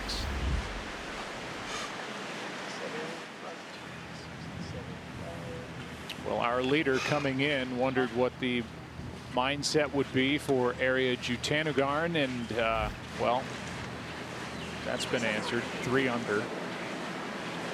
Yesterday shot 67, 15 under for the championship, and as you alluded to, Julie, just a moment ago, probably shouldn't have been a surprise. 6 of the last 7 events finished in the top 7. 9 top 10s this year. Won the Kingsmill a couple of weeks ago. I mean, she came in hot and she's added to it. Yeah, she's come in hot. She's got a ton of confidence. You know, nothing seems to faze her. She didn't get her clubs on Monday. She didn't get a practice round, just walked 9 holes. But when you got strength and you got that putting stroke that she's having right now, it makes for a good week, and she's just riding the high. And Les, I can't say enough about Les, her caddy, just helping her. They really talk it out. She has complete trust in him. Jutanugarn, 157 in the front, 10 row 167. Heavy lie. It's stuck in the primary cut, and it's heavy on the right side of the ball. I wonder if that'll leave the club face open.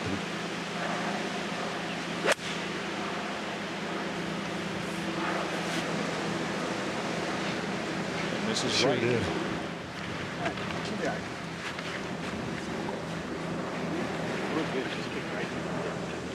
Ariya did not see the first 9 of this golf course at Shoal Creek before she teed it up for real on Thursday and went out and shot 67. That'd freak a lot of players out. US Open, not seeing the front 9, I'd probably freak out. So, I mean, that's to her credit. Pia and Lynn's mental coach helping her out there.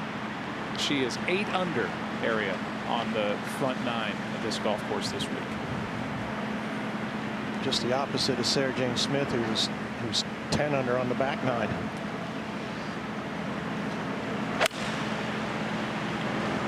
And +2 on the front.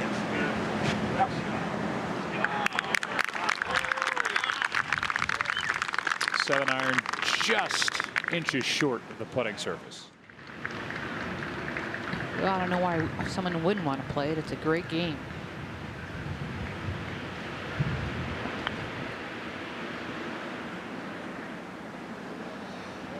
And me with this really long putt. We see one of those tiered greens that you were talking about, Paul, up and down and over. Here's Hyo-Joo Kim at 8. Not another, surely. Oh, good effort up the slope, turning in the right direction. She's on fire on the greens. And back to the leader, Ariya Jutanugarn. It's a tricky little shot. Downhill lie, back up.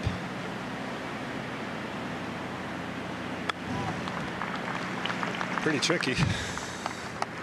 Good shot. She's made everything look easy. Well, and that's what Sarah Jane Smith alluded to in her quote that you read earlier, Joe, that she's the total package. She doesn't just bomb it. She's got that delicate touch, and she's a great putter. And with a mindset that Eubanks talked about earlier, it's almost unstoppable.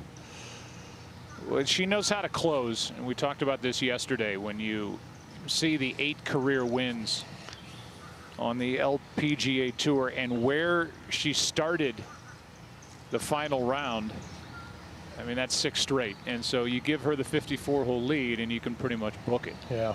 And, you know, she is intimidating, not mentally to play for, but physically, just watching her time after time bombing the ball past you, it wears you out for 18 holes. You know, it's fun for me. I know it's fun for Joe and Brad and all this. We don't cover the LPGA Tour. We only do a few tournaments. I watch it. I do watch it, but you know, just realizing she smiles before every shot is just something that's really cool. The people that watch the LPGA Tour all the time might already know that, but I don't know. It's just something to talk about. It may be something that hasn't been talked about for a long, long time because people just know about it. They cover this tour every single week. Well, along those lines, Paul, I would say, and I've said to friends before, if I'm going to watch an event on television and I'm going to take something that I can apply to my game, I watch these women hit the golf ball because they're so technically sound. I get nothing out of watching Dustin Johnson hit a golf ball. I can't do that. Yeah. But these women are so good and so fundamentally solid. Here's Carlota Ciganda, second shot at 10. And right now, I think the women's game is such in a great place because we do have so many different types of players. But all these ladies they're so good at what they do. I mean, they've got power, they got finesse, and as Joe said, they're technically sound. It's impressive where the game has come in the last 15, 20 years. When I was in high school, the LPGA came to my home course, Bent Tree. And that's where Nancy Lopez won her first tournament in her string of consecutive wins her rookie year. I caddied for Mickey Wright. I caddied for Dot Germain, Roberta Albers. And I learned to love the women's game way back in the 70s. And still love it today. It's a different scale. You know, maybe it's only 800 yards shorter than what the men's game is, or 1,000 yards shorter than the men's game. I don't know, but it's a different scale, but it's the same game. It's just as hard to get that ball in the hole. They deal with the same things mentally. I mean, when I first came out, you know, we were playing maybe 62 to 6,300 yard golf courses. Now we're playing 67 to 6,800 yard golf courses. So, you know, it has changed. The women, they're more athletic. They're in better shape. And technically, their swings get the most out of their weight. I mean, you get Sarah Jane, who's not that big, but can hit the ball out there. At least with regard to our leader, they smile more. You should follow me around, Joe. And that was after Sarah Jane's putt, clapping for her fellow competitor. I mean, Area is just having fun and cruising. Here's Inby Park at 9 for par.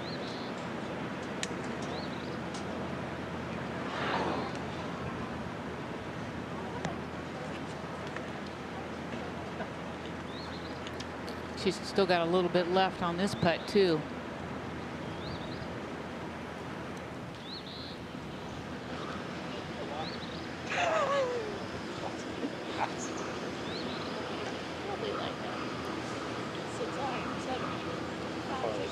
Your leader's coming to the 8th tee. I love this par 3. Not a long one, but demands some precision. Well, you talk to somebody who knows how to close. We had a chance to talk to Area about keeping the lead. The key for me is not thinking about the lead, because, you know, when I start to thinking about the lead, I try to make birdie, and of course I'm not going to make birdie. I try to play good, and of course it's not going to happen. But the thing is just, you know, be patient and, you know, go out there, have fun, and make sure I do my best every shot. Make sure I have good commitment. We talked yesterday, Julie, about how she is now inspiring a younger generation of female golfers in her home country of Thailand, and it's not too much unlike what Sae-Ri Pak did for young female Korean golfers after She won that major back in 1998. Yeah, and Sari said she had no idea the effect it would have on the country when she won. You know, when she won, she just thought she won the U.S. Open. She didn't realize how everybody was watching. And it's the same way with Aria here and Moria. I mean, they've really grown the game of golf. I played with Aria when she was 13 as an amateur, and she bombed it by me. So you knew it was coming. I knew it was coming. Sari, when she won that U.S. Women's Open, was 20. She retired last year, but her reach on this tour, I mean, it just has grown and grown and grown. Now 16 different Korean players have won 29 majors, including in the U.S. Women's Open 7 of the last 10. I mean, that's unbelievable. Don't think it's not a burden to be that person. And Sari Pak, she was my partner in the mixed team one year. What a player! What a great person. And she had a tough childhood. I don't know if we just went dead or not, but it went dead in my headset. If you can still hear me, I'll just say that Sari Pak is one heck of a player, and no one has ever won from Thailand on the LPGA Tour. Three-quarter? Three-quarter. Three-quarter's going to be tough. Well, my headset just came back on. I don't know about you guys. The world heard everything you said. Oh, good. Yeah, so she's the only player to win from Thailand and to win a U.S. Open, and then to have that burden put on her, Julie, similar to Sari Pak. And it's a tall order. And she's only 22. Yeah, but she has someone to share it with her sister, which is great.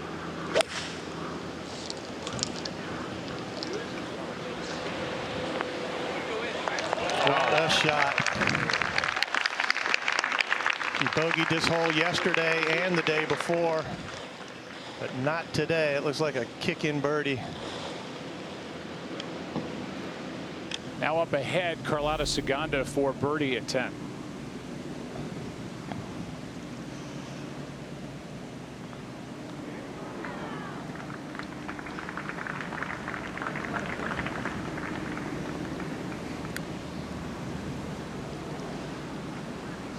Boy, the difference in the speed of these greens today compared to yesterday. I mean, it is night and day, and we see these golf balls just flying past the hole. Here's Lexi Thompson, third shot at 12. Well, that is an amazing shot. She clipped that just like you would want to draw it up. And that hole today is playing 431 yards, which is a huge hole. Not every player in the field has that little low spinner. Ji-Yoon Kim now, second shot at 9. Pin tucked behind the left trap in a little ledge, a little parcel shelf on the left of the green. 161 yards. 6-iron. Wind into a little off the left, makes it a little more awkward to get at.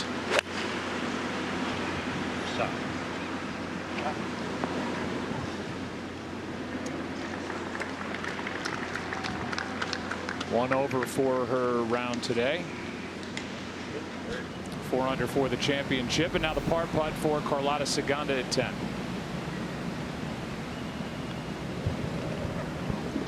Nice save.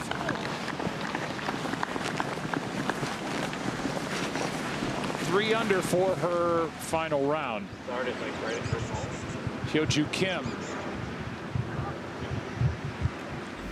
Checking things out. Bit of breeze.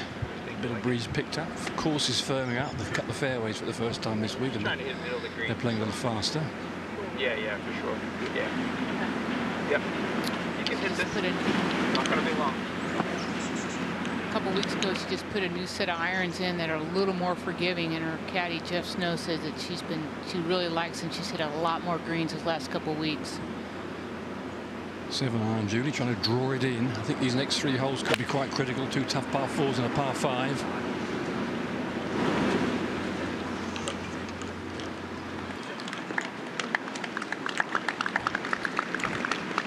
Long birdie putt coming up for Hyo-Joo Kim, who has struggled so far in 2018 and in past U.S. Women's Open championships, but good today. 3 under for the round, 9 under for the championship, in second place, 6 back. Jitanya Garn now here at 8. 30 feet straight up the hill. She actually made Sarah Jane Smith move her mark over 2 putter heads to the right, so she's playing this a little bit outside the hole, left to right. Even par on the par 3s can get it done. If you're under par on the par 3s, are usually the longer clubs that you hit, Brad. And she's playing this golf course just as it needs to be played. Steady on the par 3s, clobbering the par 5s, and clobbering that putt right there. She may not have lost her turn here. Yeah, that'll be a delicate little downhiller, kind of a knee knocker. Mature beyond her years. You know, Eubanks alluded to the fact that a couple of years ago she would hide behind people, didn't want to look in the eye, you know, very shy, but that's completely changed. And you know, she's seasoned at age 22, Julie. You said you played with her when she was 13 years old. Yeah, what they used to do in our Thailand tournament is 1 year Moria would play and Aria would caddy, and then next year Aria would play and Moria would caddy. And so it seemed like every year I played either a practice round with them, or in Moria it happened to be my little sister when she first came out. So we did play some practice rounds together, and if she had any questions or anything, she would call me. I take that back. She would text me. Yeah, different. They don't call. Nobody calls. I'll call you, Paul. I know. I'm waiting for a call from you one time. Just one time, Julie. Aria won the 2011 U.S. Junior Girls Championship at Olympia Fields. She has a major to her credit. 2016 Women's British Open, and rolls in that par to stay at 15 under. That was a no doubter. Inside right, stayed inside right.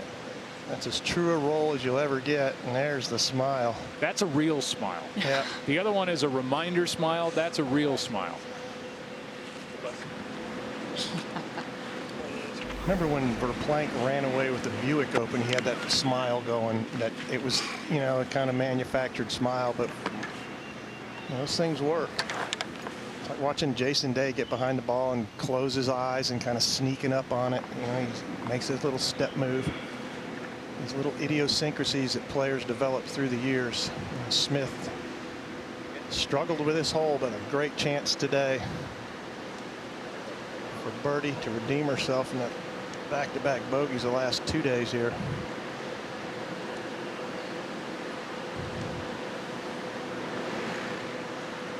Out of the way.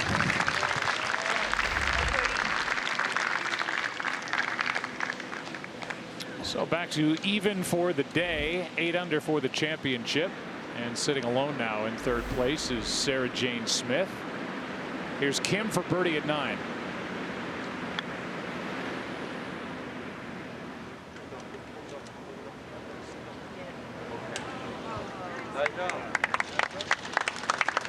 Looks like she just can't wait to get on the greens. A moment ago, this is Patty Tavatanakit at 12.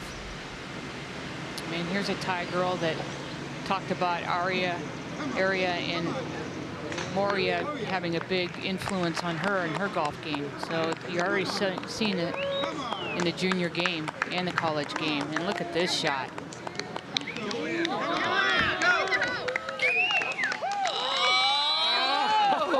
You can't draw it up any better than that. This is the hardest hole on the course all week, the 12th. You can see her smiling from 100 yards away. Well, that's how Jack designed the hole. You just pull it left into the heavy rough and then run one up there to 2 inches away. Here's Sagstrom at 10, second shot.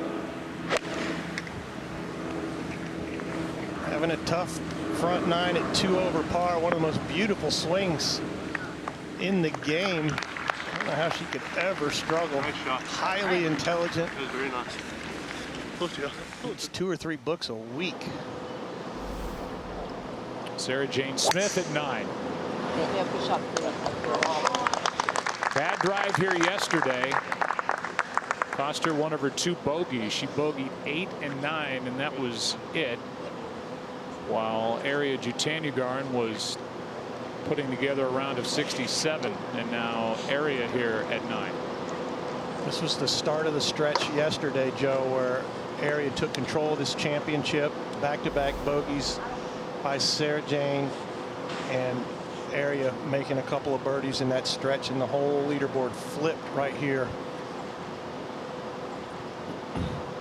So we're going with that iron, 385 yards, and hitting an iron off the tee. So envious.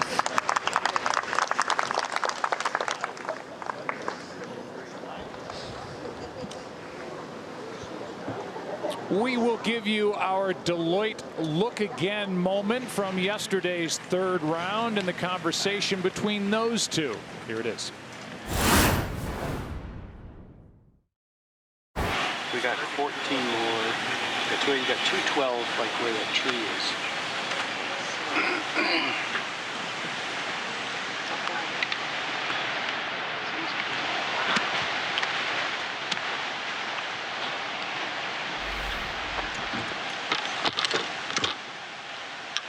And right now, 5 chipping. Hit it. Splitting the tower and the flag, and that was good. You can be aggressive with it. Hit it. We can't hit it with the two.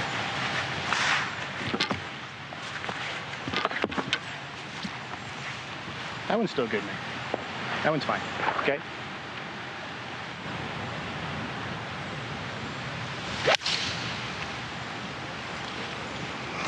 Soft. Soft. Soft. Back. Good job.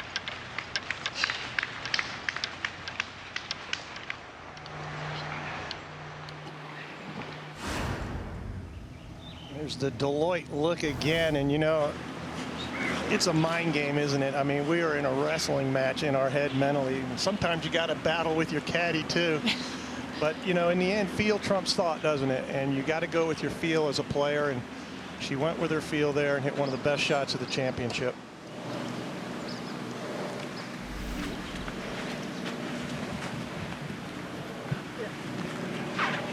This is Carlota Segonda's second shot here at the par 5 11th. This hole's been lengthened a significant amount today. It's playing over 500 yards. Very dangerous hole location here, and she's going to take a crack at it. Sitting nicely in 4th place. That was a 3-wood from 235, and that's headed way left. And you know, that's the mental battle that I just referred to that happens sometimes within the motion. That motion only takes about 2 seconds or so, and it's amazing what can pop in your head from the time you start that club to impact, isn't it? Here at 10, Hyo-Joo Kim.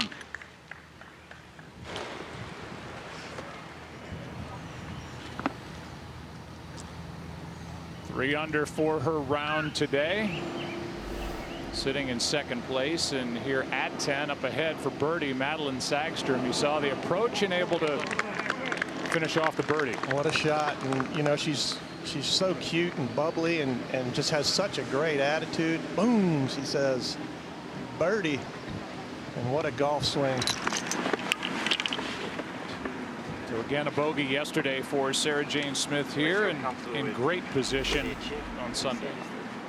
Beautiful drive here for her, 163 yards back to that flagstick. This looks like the second hole up on this precipice to the left, and that was the last bad iron shot Sarah Jane Smith hit, was the second hole. She's peppering the flag right now. Brad, you picked up yesterday towards the end of her round. You felt she really picked something up, and it looks like she slept on 2nd place and woke up with it again this morning. Maybe not here. To the right. Watch out. That's okay. And that's that again, that whole location that's to the left. I don't think it just fits her eye very well, and so it's the second time we've seen her hit it out there to the right with that whole location left. You know, Julie, that's why I don't like a one-dimensional ball flight. You know, it neutralizes you, because generally you'll get 6 flags in the middle, 6 right, 6 left. So 6 holes, if you can only curve it one way, it's no good. Bradley? Well, this is 159 yards. She's really just carrying it. Needs to carry it 150 to get over this bunker. And this is a much happier look for her, drawing it in right to left. And earlier, Gary Kilchrist, her swing coach, said less is the key. Julie said it earlier. Les is making sure she stays with her routine, her physical routine on every shot.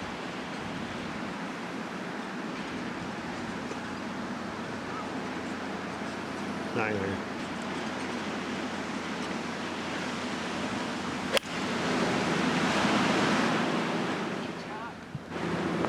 Yeah, great shot.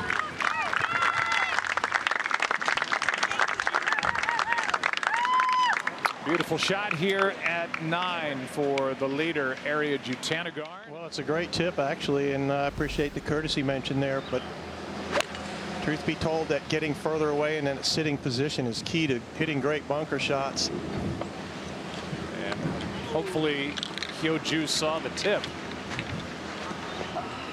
How to hit it out of a bunker, because that shot is upcoming for Kim, who is sitting at 9 under par and in second place. You know, and Shane Bacon asked Brad about the speed. Speed creates spin, but you have to get the speed in the right spot. And generally, great players don't try to add speed. We add it naturally. It comes naturally right at the very bottom. Smith for birdie. Well, talk about speed. This is some 75 feet back up the hill towards the left side of this green, so it's up against the green. There's a little bit of wind kicking up here too. Overall, not a lot of break. There's a couple breaks in here, but it's a pretty straight looking putt overall.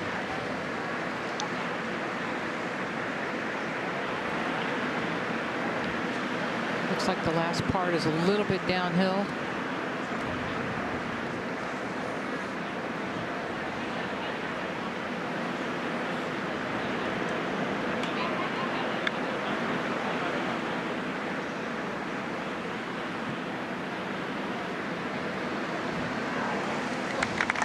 Well judged right there.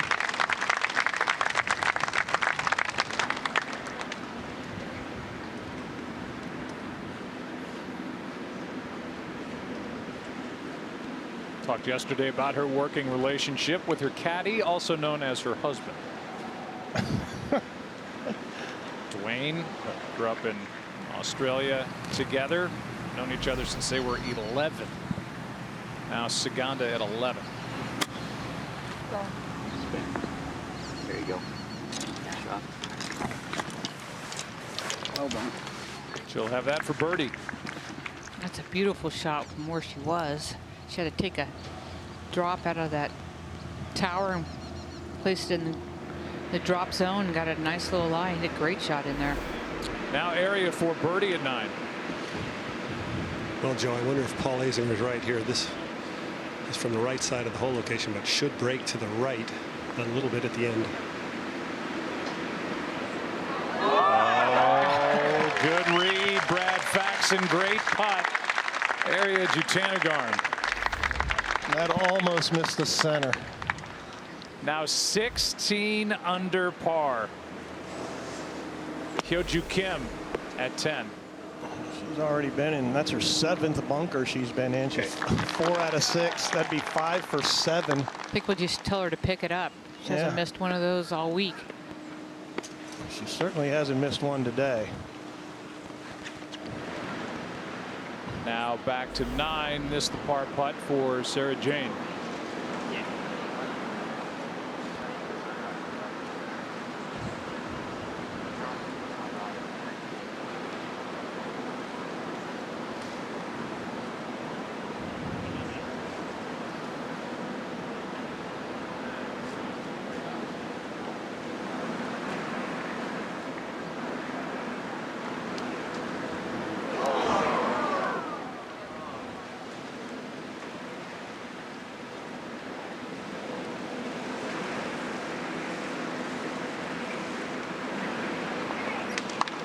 Back into a tie for 3rd. You're watching coverage of the USGA Championships on Fox, presented by Rolex. Take a look at the leaderboard with Ariya Jutanugarn 7 shots clear of Hyo-Ju Kim, who is playing at the 10th and about to attempt a par putt. It's the 73rd U.S. Women's Open Championship. First time at Shoal Creek, first time in the state of Alabama. Shoal Creek decided the 1984 PGA Championship, won by Lee Trevino at 44 years old. The 1990 PGA Championship, won by Australia's Wayne Brady, 3-shot win over Fred Couples. Hosted a U.S. Junior Amateur, won by Cameron Peck. U.S. Amateur won by Buddy Alexander, who was at the time the LSU head coach of the golf team. And see those names. Jenny Shin at 3 over. But Ariya Jutanugarn just running away with it at this point, coming off a birdie at 9.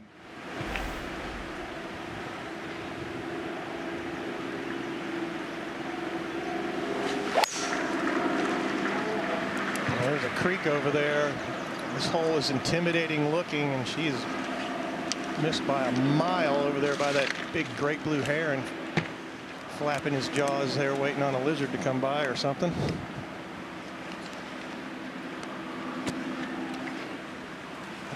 That's likely in the hazard.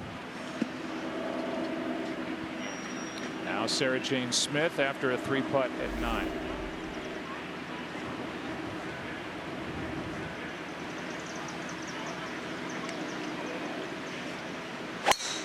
It's actually outplayed Ariya on this back 9 this week, a 10 under par, and she's going to have to go crazy here on the back 9 to jump back into contention. Well, at least she knows she can do it. So, I mean, that's one thing. Self-belief we talked about. Up ahead at the green, Kim for par, automatic.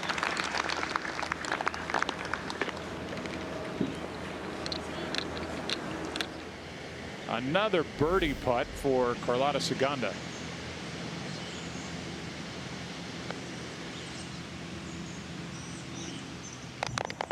That's a great up and down there. And now in 3rd place, all alone at 8 under par, 4 under for this final round. When there's less time, the USGA says play 9. Learn more about options to play in your area by visiting usga.org/play9 today. In 2nd place, Hyoju Kim at 11.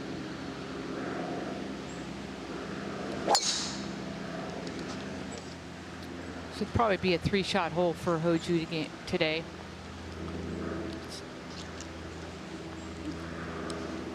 Well, nobody really saw it land. I just saw that blue heron Paul Azinger referenced fly out of here. It definitely went across the creek, so it is in the hazard. It's hazard on the other side as well. So she's going to have to take a drop. I wasn't in a spot where I could get too good a line where it last crossed, but it's going to be a very, very tough 3rd shot as there's a big bank of pine trees right in her way. I don't think she'll even be able to hit a 3rd shot onto the green. You know, and that creek runs all the way down the right side, so it also runs up by the green. Right now, Lexi Thompson for birdie at 14.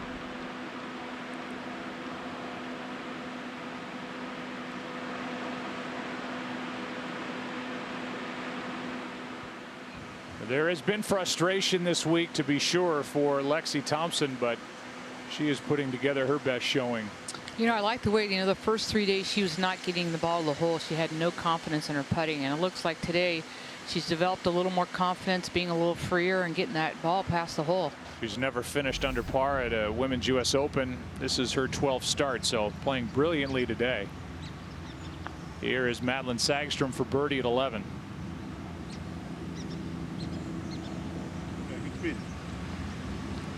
Back-to-back birdies. That's a good way to start this back 9.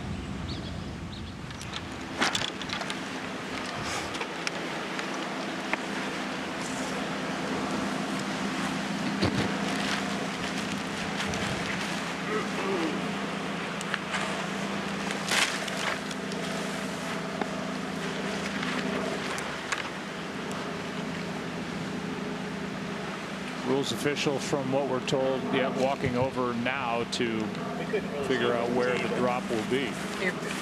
Did anybody see? Well, they said, well, the guys that left, they said they had it crossing right on this leaning tree. Okay, and we're certain that it is within the water hazard. Well, yeah. I'm okay with that if they, because they're in a position to see it. Okay. So just here's fine. Yeah. Okay. Perfect. All right. Thank you. Sure. That was easy enough. Right here?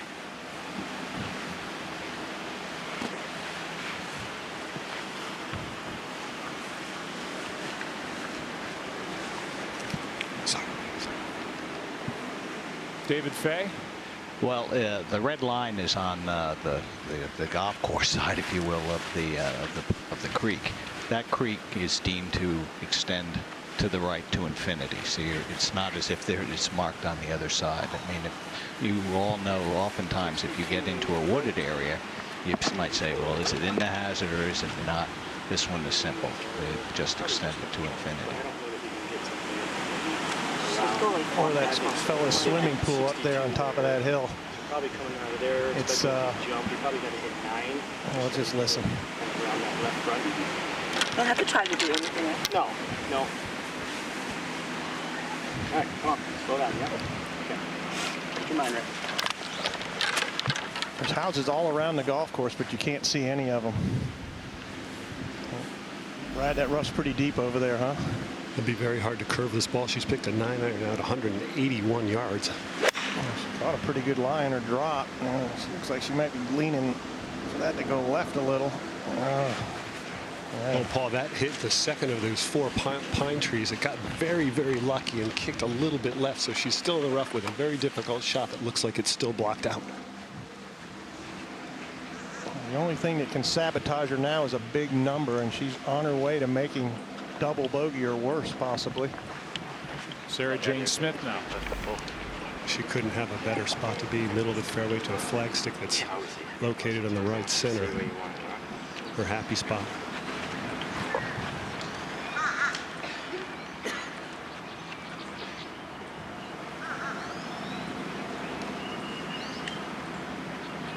It's a 9-iron.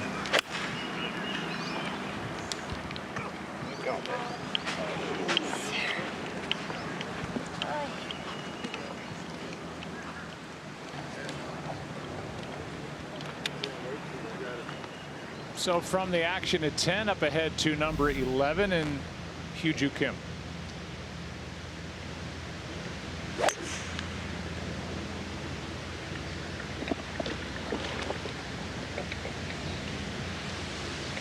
And the second shot at this par 5 found the right rough. And where that hole location is, she's just going to have to hit it on and take her medicine because she's not going to be able to get any spin on there.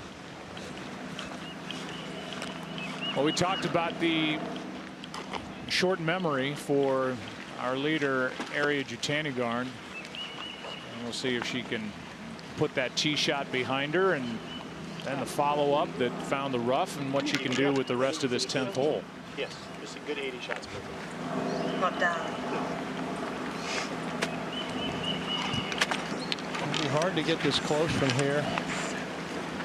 Because of that big bunker, there's room, if you have a great lie, to throw it up in the air.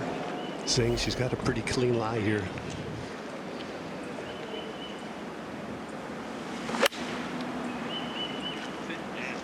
She has not made a double bogey in this championship.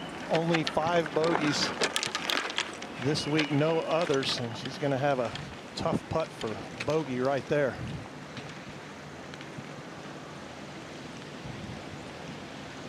Third shot now at the par 5 for Hyo-Joo Kim. I think you can go around it. Yeah, let's go to make sure.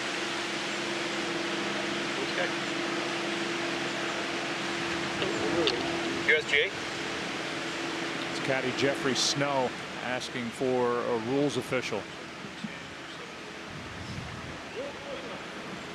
I've had a look at the ball and it's sitting absolutely delightfully, but there's a few tree roots quite close by, but I'm not quite sure what the ruling is for. We'll soon find out. We're waiting for the rules official. Here he comes. Big break for her. So she could have found an awful lie.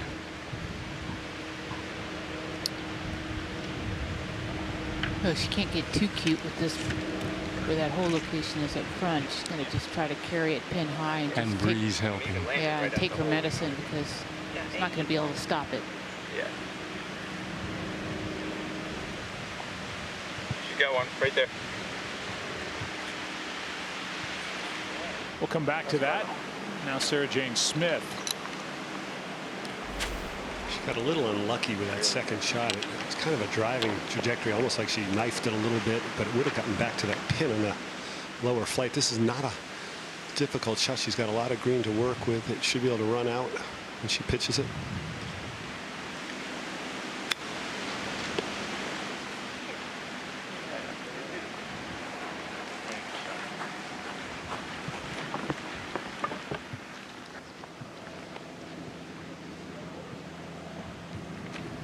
Second shot at 12 for Carlota Ciganda.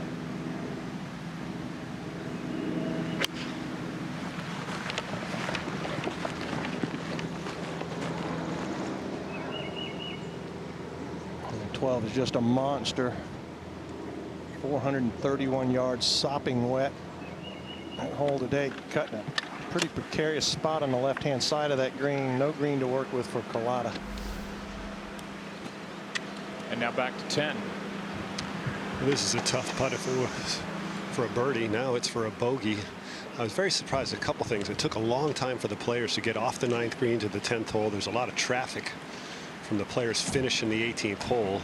And then Ariya really played that third shot out of the right rough casually, like she didn't think much about the result. I didn't think the 9-iron could get anywhere near the green.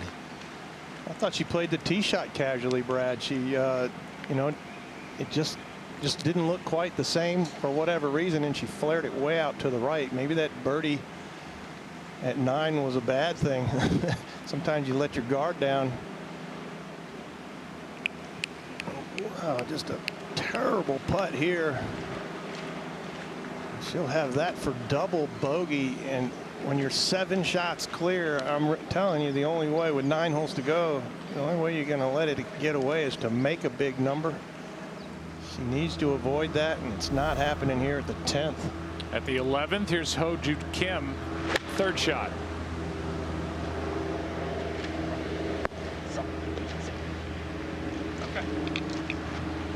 Well, as we talked about, it's probably the only play she had with after putting that layup in the rough. You know, nobody knows what Ariya's doing right now, so they're just trying to make some birdies and trying to get back into this thing. Par putt here for Sarah-Jane Smith. Back up the hill a little bit right to left. And a real chance for a 3-shot swing here if Ariya doesn't make this putt for double. Yeah, that was a good putt by Sarah-Jane after bogeying the last hole. Smile on her face. She's only 3-jacked 1 time this week, Brad. Paul, we mentioned back there how important the routine is. I think she's out of her routine right now.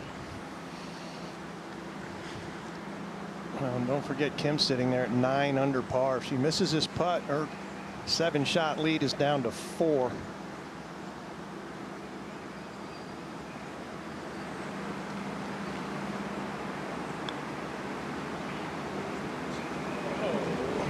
It's a tough way to miss. Dead on line short. Bleeds out of the hole there at the last second, and suddenly we have a little bit of drama here. Well, she does have that par 5 coming up. Let's see if she can right that 3-wood and hit a nice little solid 3-wood right down the fairway. Ciganda now here at 12, Nicole. Well, she did have a wedge out. Her and her caddy, Terry Mack, came up, walked up to the green, spent a lot of time up here. They were planning on landing at about 20 feet right of it, let it all feed down. I don't like this play with the putter. Julie, she's got some breeze at her that would help her. This just seems like a very inconsistent play right here. Especially all the stuff she has to go over just to get to the green. You just don't know how it's going to bounce. Yeah, and Carlota, she has got fantastic hands and feel around the green, and especially after the last pitch shot, I would believe that she would have some confidence. That was a beautiful pitch shot on number 11. The only way you're going to putt this is if you hate your lie. The lie is perfect. It just doesn't make sense. She's on a slight upslope. It looks like it's sitting on a tee.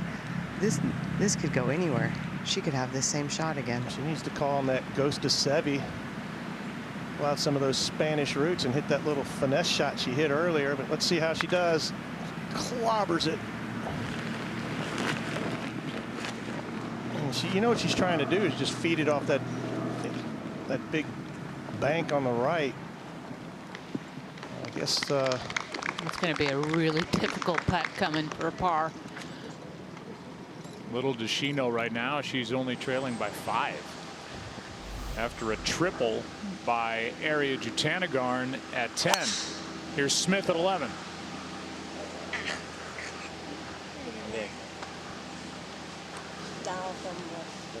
That'll be a layup for Sarah Jane. This is, I think, a big drive right here. You know? Well, that same creek is down the right-hand side here at 11. And if I'm Ariya, I'm going to make it a 3-shot hole in my mind. If I crush it, and I love my yardage, maybe I'll go for it. But making this there, she's going to make it a 3-shot hole. I like this decision. Get back in that mental mindset you were in 25 minutes ago. You like that decision to lay up here? She misses the fairway with it. It's all right. I don't know. I think I'd hit that 3-wood. Just get it back in my mind that, hey, I can do it. You know, it's just one swing, one shot. I hit a bad shot. You don't want to shy away from your strengths.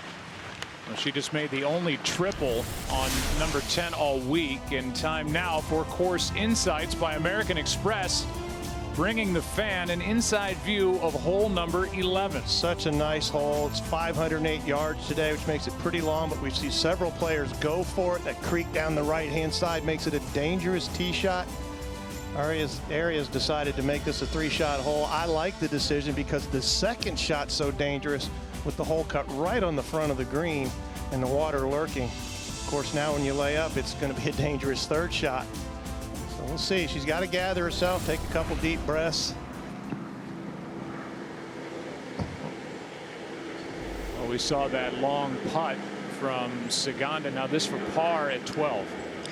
She's actually putting back up the hill, so she can be aggressive with this. Put it just outside the left edge and keep the speed up. You know, all in all, Nicole, it was a heck of a result hitting that putter up that hill. I bet she doesn't want to have to hit that shot again. No, I guarantee it. I don't want to have to watch her hit that shot again. You know, she's got a magical short game. She's proven that. And it's a little bit of a surprise, but, you know, it's hard to second guess when she put it in here this close from down there. How much break she's playing here. It's like two feet.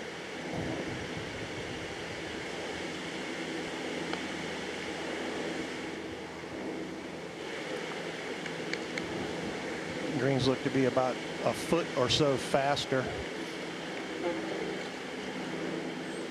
A little bit of sunshine can make a big difference. Here at 15, second shot for Lexi Thompson. She got all the way down to the bottom of the hill today with that driver. These are just a real short wedge shot in. And that's just how you dry it up, Joe. A little spinach on that thing. How do you do? Beautiful shot by the American Lexi Thompson. Tiger Woods is back, and he is ready to take on the greatest golfers in the world at the 118th U.S. Open. Live coverage begins June 14th from Shinnecock Hills on Fox FS1 and streaming live on Fox Sports Go. Boy. Tiger made a nice run yesterday and a pretty good run today. It stumbled in the end. He's tied for 23rd now and he's finished his round.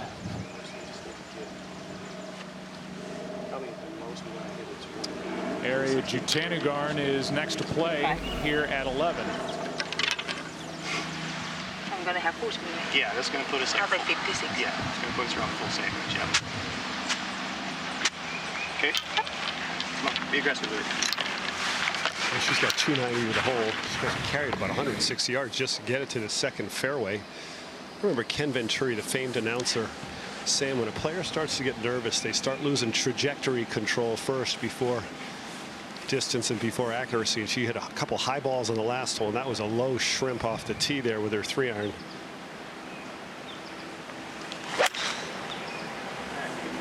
Yep. I mean, this is crucial on this hole to get a yardage that you really feel comfortable hitting your third shot, because you don't want to leave yourself, especially after making triple, a little in between shot. You want to have something you can go ahead and swing at. Up at the green, Hyo-Joo Kim.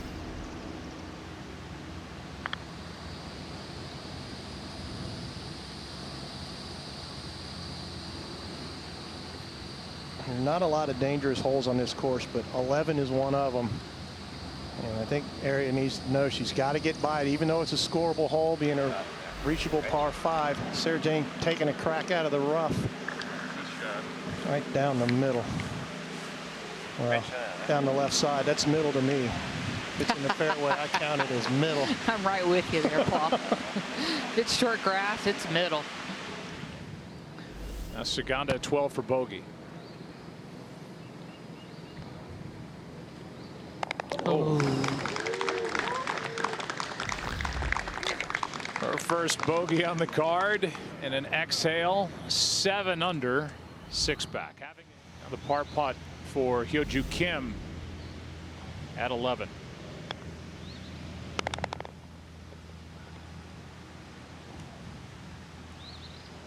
So 4 back.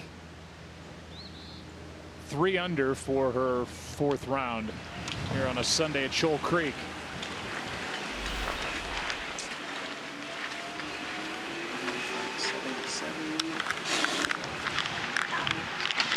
Third shot coming up for Ariya Jutanugarn.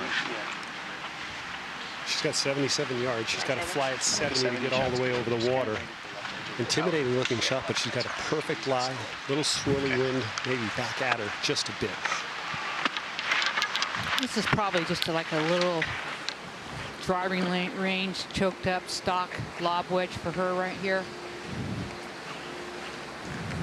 Doesn't have to kill it. She carries 4 wedges. The most loft she has is 57 degrees. So this is off full by quite a bit.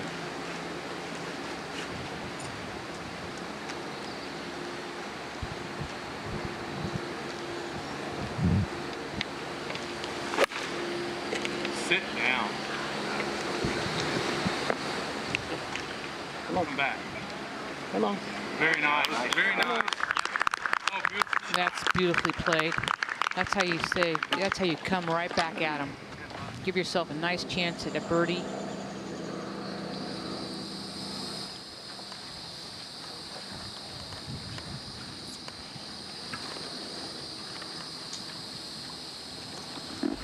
Now Smith.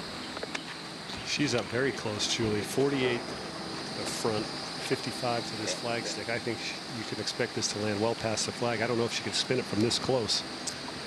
Yeah, that's what happens when you drive the ball in the rough. It's hard to control your second shot. And on this hole, your second shot's crucial.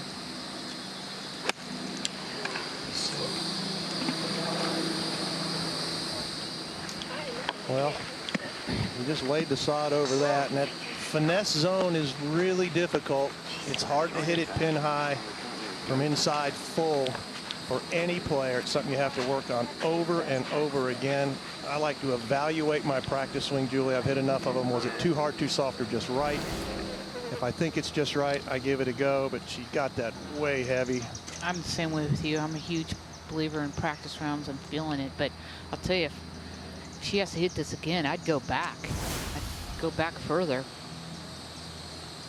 You know, that's just a sad way for this hole to go for her. She's starting to play a little bit better. She's hit a lot of great shots, and there she goes, Julie, taking your advice. She's heading on back. She's got options here. Otherwise, it's going to end up in the draw. David Fay, what's her options? Well, the option is to replay from where she chunked it, or to go up to that drop zone, or to keep the straight line, the ball where the point last crossed the yellow line, and go as far back as she wants to. Well, the great players are really polished in that finesse zone where you have to, you know, completely be in control of your club head speed. Anything less than full. Like up there, you can play like a little bit of a flop shot, and here you can play your like 2-2 style shot. Here, right? Yeah. This is good, right? If I just come back. You want me to give you the exact line? Because I saw it enter the hazard. I can give you the exact line. Oh, okay. I bet she's not the only one. I think the caddy and the players saw the exact line, but it all came unraveled here yesterday for her as well. Saganda now at the par 3 13th. Julie, I can guarantee Terry Mack knows exactly where they are in this tournament. Yeah, he's referring to Terry McNamara, longtime caddy for Annika Sorenstam. He knows how to win majors. She actually knew how to win some majors too. You got that right. When I say it came undone for her here yesterday, this was part of that 4-hole stretch, Julie, where Area took control of the championship. You know, I'm not sure. Is that the first cut that she just dropped it in? Sure did. I'm not sure I would have dropped it in the first cut. It's going to hard to get some spin on that ball. I just think it's easier to get under this ball from this first cut, especially after you've hit one a little bit heavy. But you're right, Julie, it's going to be harder to control the distance. It's just that in-between yardage.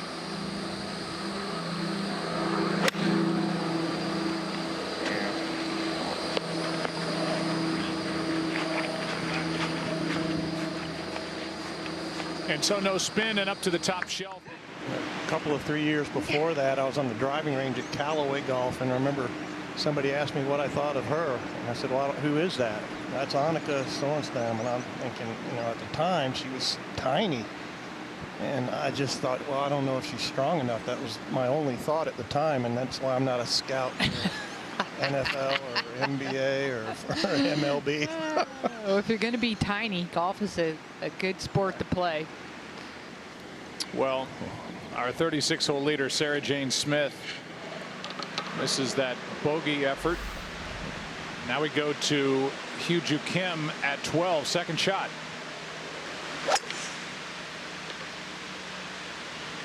Nice kick. Come on.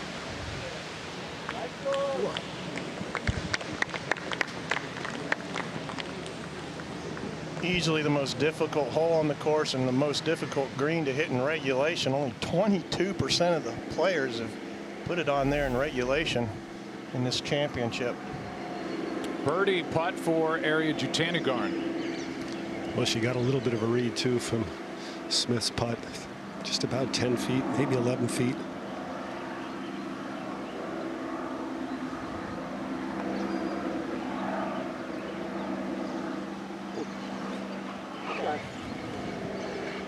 Can't bounce back after the triple with a birdie, but now a tap-in par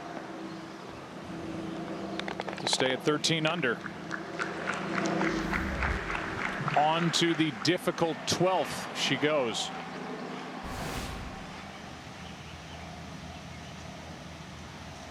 It seems to be about all the emotion you're going to get out of her while she's playing. Saganda at 13 for birdie.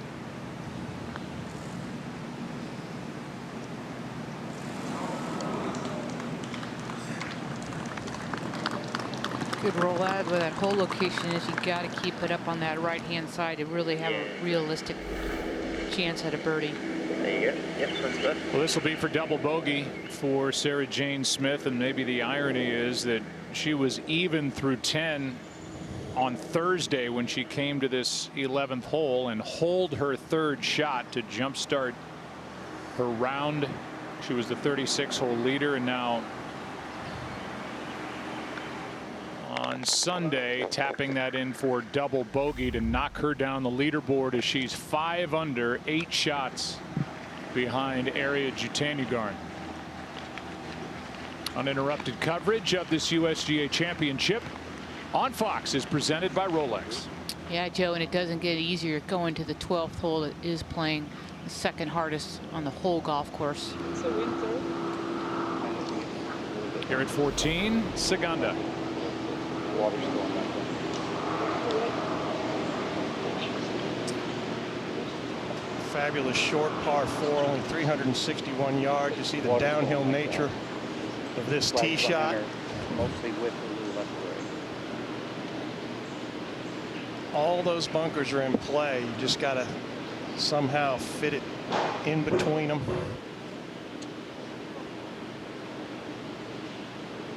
plenty of room. It's an intimidating looking tee shot. There's more room than you think. You see how it gets wide there. In that one spot over those bunkers on the right. Slight dogleg left or right, excuse me. With her length, though, these next two holes, 14 and 15, she should have a short iron in her hand. She's going with a 3-wood here.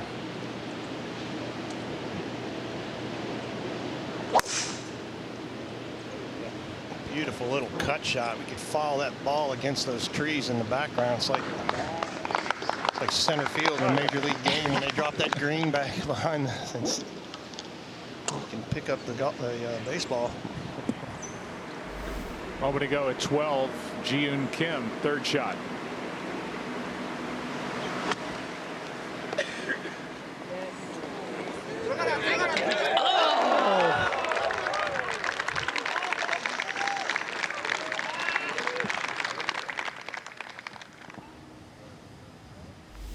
Area now at 12.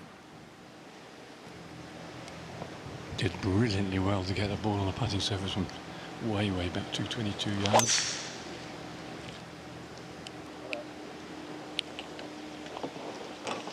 And this is the hardest hole on the course by a wide margin. She put the ball in the rough and brings you back to Brad's point. The great Ken Venturi talked about trajectory leaving you first when you start to get uncomfortable. And this was a low, kind of a quacky hook.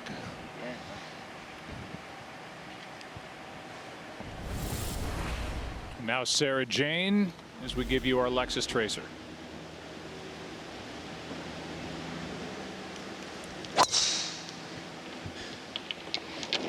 And no cut.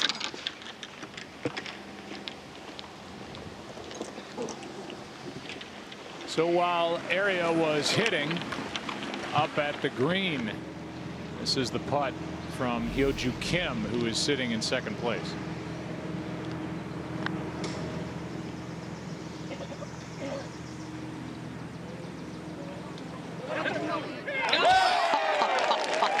Wow. How many feet of putts has she made today? Oh my gosh. She is only 3 back. She won the 2014 Evian Championship.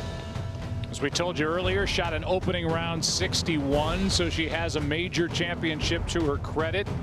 3-time winner on the LPGA Tour, and red hot today, 4 under par and 3 shots back. So there is drama left here at Shoal Creek.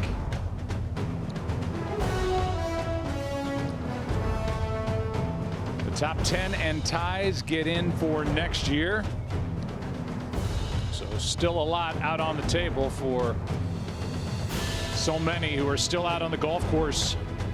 And this has tightened, Paul Azinger, just a bit for Ariya Jutanugarn. Well, it really has. And, you know, Julie said that she had the 4-shot lead at her first U.S. Open victory, and it chiseled on down to 2. Well, Ariya's got a very difficult hole to try to finish here in the 12th, and her lead could be shrinking even down to 2 as well. This is just a moment ago at 13.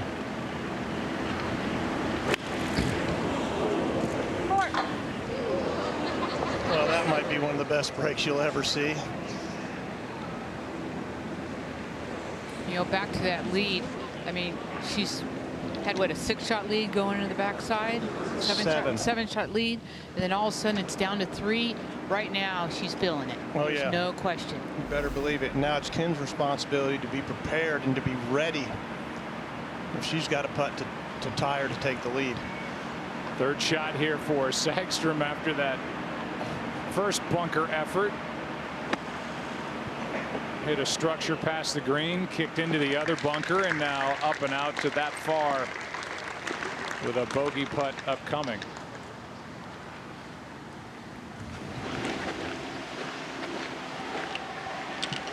We'll see who's away here at this tough 12th hole. We saw the long putt made by Hyo-Joo Kim here at 12 a moment ago. Just the 4th birdie here all day.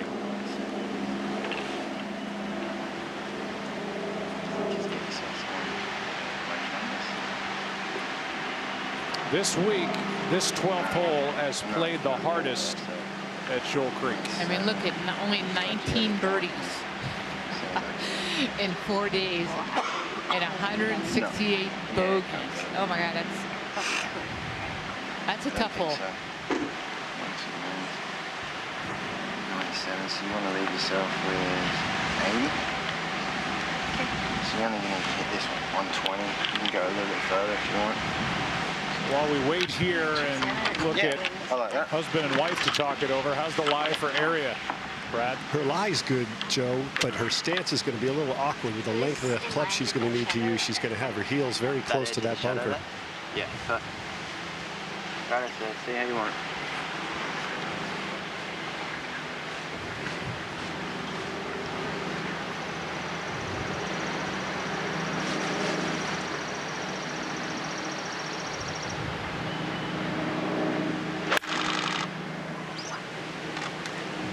Hold on.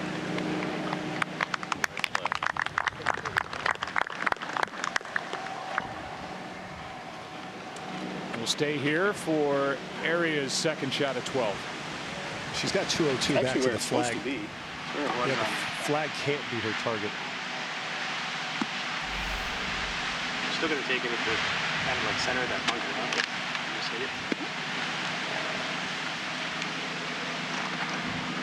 T was some 30 yards back today, 40-yard longer shots than she had yesterday. She's got to make sure that heel doesn't catch first here. She measured that up pretty nicely, it appears. That's a good shot. Only 22% of the field has hit this green in regulation. 7-shot lead with 9 holes to go. Not insurmountable. Arnold Palmer in 1966 had the same 7-shot lead and lost to Billy Casper the next day in a playoff.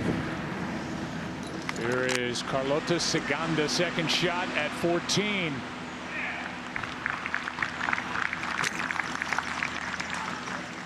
Now the bogey putt for Madeline Sagstrom at 13.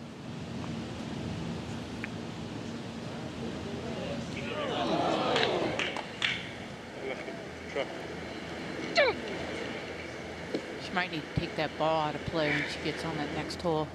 Could have some yellow marks. I'm used to those, seeing those marks. It sure is hard to cut them. And just knocks her out of the top 10 there. But she does have 14 and 15 and 17. I think are legit birdie holes coming on in. Well, here's a player to watch. Hyo-Joo Kim, 4 under for the day, 3 shots back, coming off a birdie at 12. On the left side. Playing 172 this 13th across the valley, a pin on the right side of the green. You know what I mean? We try to, if it happens to be helping more than we think, you know, we can use this little upslope here. Not here. No, this is, yeah, I like this side a little better. Left side.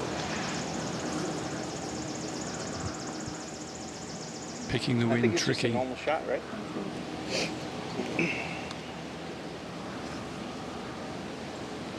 Got a 6-iron. If you put it at all and the ball's landing flag stick length, it'll get gathered up into the front left hollow. The little area where the flag is cut is about 2 yards wide. You can just spill it in a little bit from the right, but this is going to be just right. She's birdied this hole all 3 days. Cool. She'd give a lot for another one today. Very tough pin.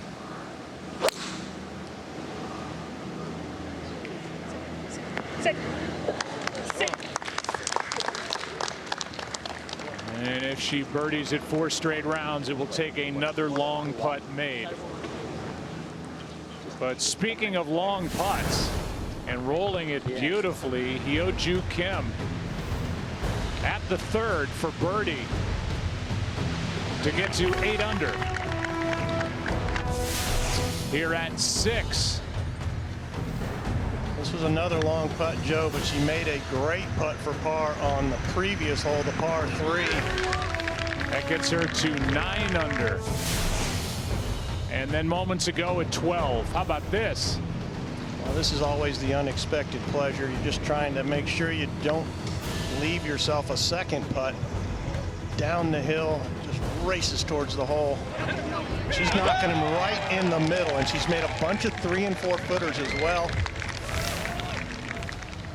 Now will her mindset change, knowing now that she's within striking distance? Here at 14, it's Saganda for birdie.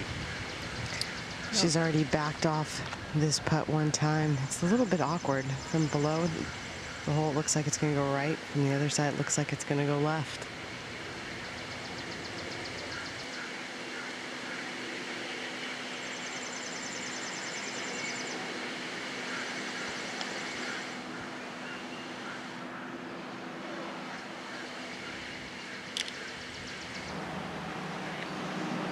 Third shot for Jutanugarn.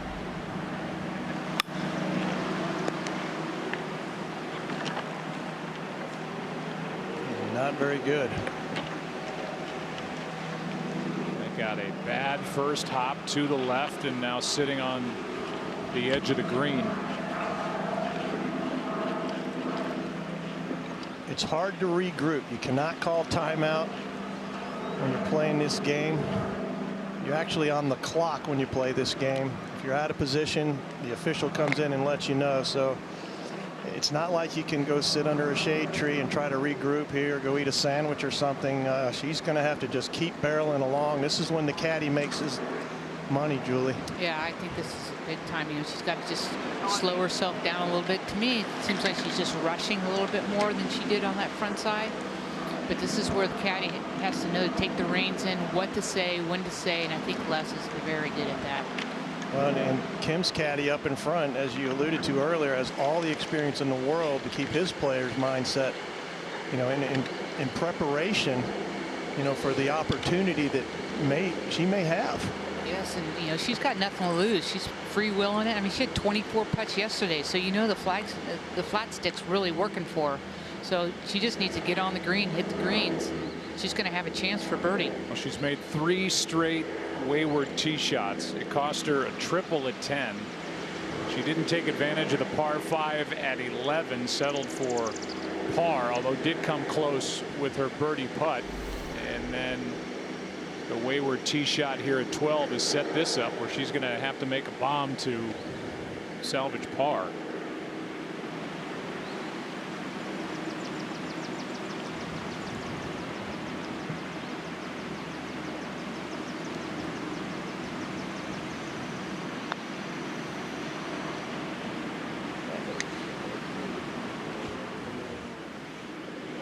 I think one of the hardest things to do as a player is to stop leaking that oil.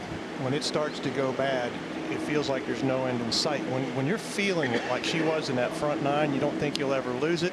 And when you lose it, you don't think you'll ever get it back. And she's in I don't think I'll get it back mode right now. And, you know, again, it's just a couple deep breaths and maybe just a word or a slight conversation. Well, the good thing, you know, is she has the firepower to make birdies, and she is putting well. I mean, she's hit a lot of great putts. There's her sister Moria watching. She's more nervous than Aria, probably.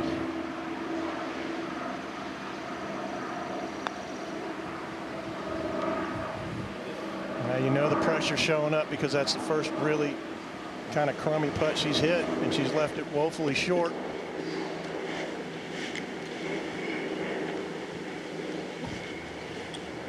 She'll have that for bogey. Fox Sports coverage of the 73rd U.S. Women's Open Championship is presented by Rolex and is sponsored by American Express and by Deloitte. There's opportunity where you least expect it. Look again. Aria said a while back that she's afraid of 3 things: cockroaches, horror films, and people sneaking up on her. Well, she's getting snuck up on right now by Ho-Joo Kim.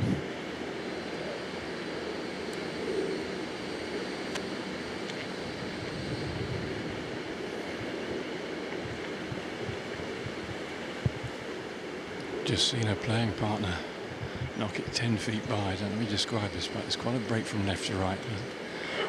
A little bit of grain that is on the greens is also going that way. It's also downhill. So this has got to be a maximum break, dying to the right. Her putting today has been absolutely outstanding. This has probably got, well, 6 feet of break. It's a feely, touchy Augusta style one here.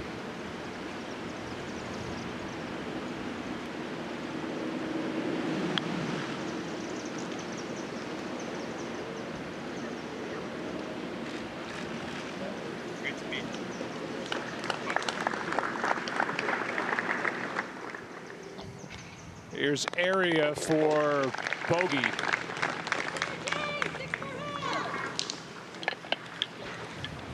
Area Jutanugarn birdied number 9 to get to 16 under and lead by 7. 3 holes later, her lead is 2. Sarah Jane Smith made bogey at number 12 as well.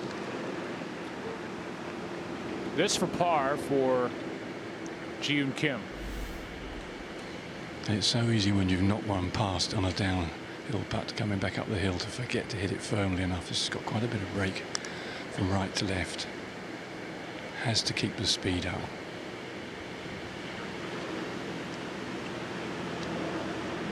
Just got to hit it a little firmer than you think.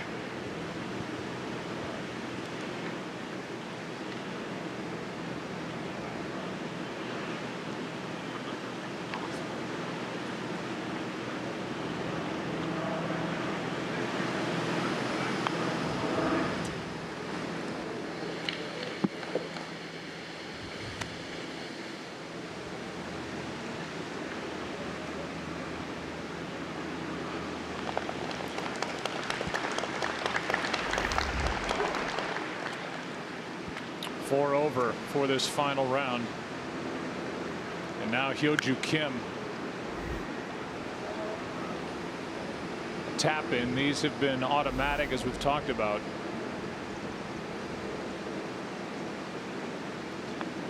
Started the day 6 back, was 7 back at the turn. Now trails by 2.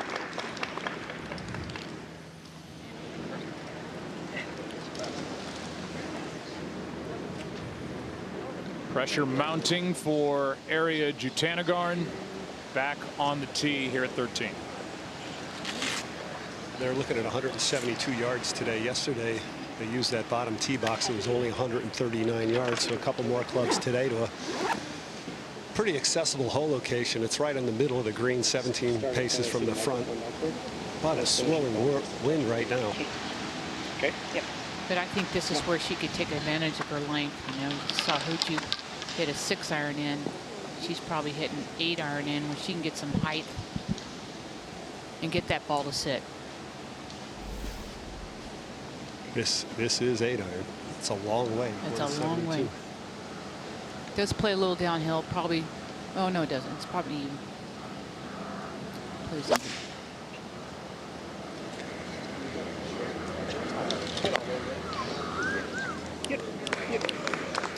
If she hit that shot just 2 yards right of that flagstick, it would have been perfect. Now Saganda, second shot here at 15.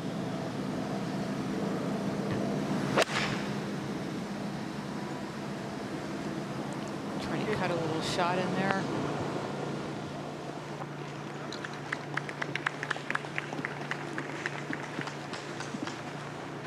Three under for her round today. 7 under for the championship. 5 shots back. Hyo-Joo Kim, 4 under for the day. 2 shots out of the top spot. Passing left and right. Probably just a little hurt, I think. Talked to her caddy, Jeff Snow, before she teed off. I said, what's she been doing good? He goes, well, she's putting great, but she's driving the ball unbelievable. And to play this golf course, you got to get the ball in the fairway. She's gone bogey, par, par the first 3 rounds on this 14th. So important to find the fairway as well, because this tight right front pin, getting at it from the rough's very tricky. Fairway more important than distance.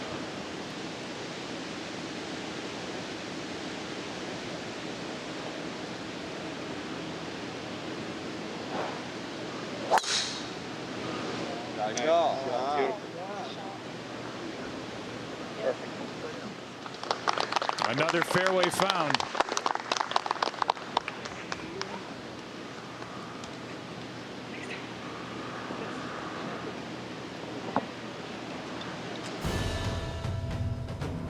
Support the organization that supports this great game. and is driving golf forward through the USGA Foundation. Show your love of golf today. Learn more at usga.org/supports.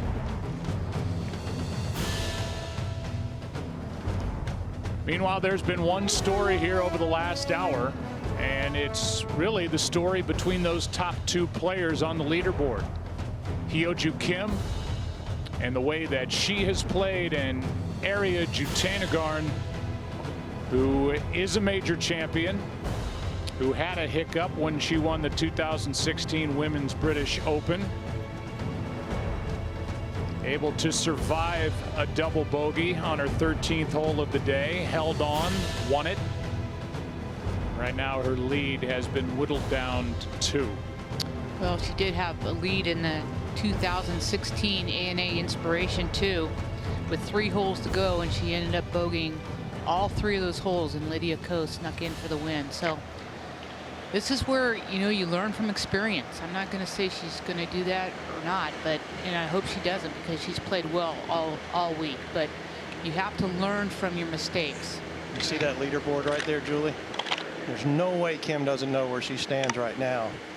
And, you know, how will that affect her in her performance coming in here down the stretch, knowing now she really does have a legitimate shot at this championship?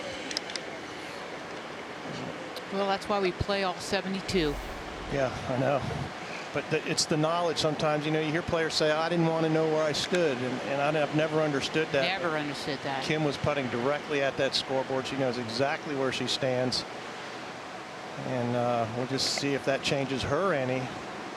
She's got to be prepared mentally to take the lead or tie the lead. If Ariya continues to stumble, this is not an easy 2-putt up the hill.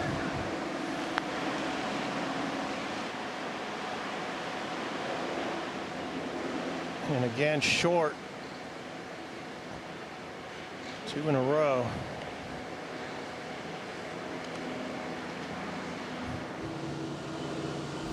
Here at 15, it's Saganda for birdie.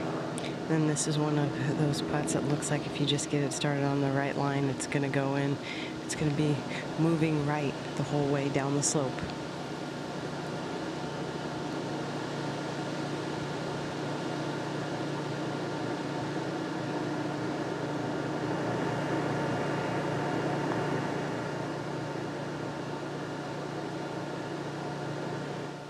Oh, God, it was just feeding right in the hole, right at the end, and went the other way. Those last 2 putts were great putts that she's hit.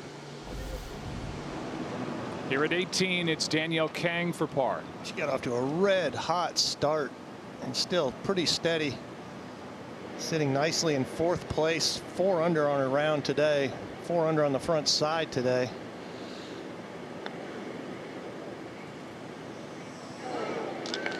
And a tough finish. She'll remain in the top 10.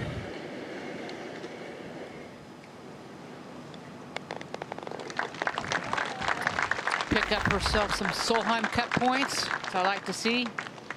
Round of 69 today, 3 under for the championship, playing in her 9th U.S. Women's Open. And an impressive Sunday for Danielle Kang. Now Ariya Jutanugarn for par. This is probably just outside the left edge unless she gives it a good wrap.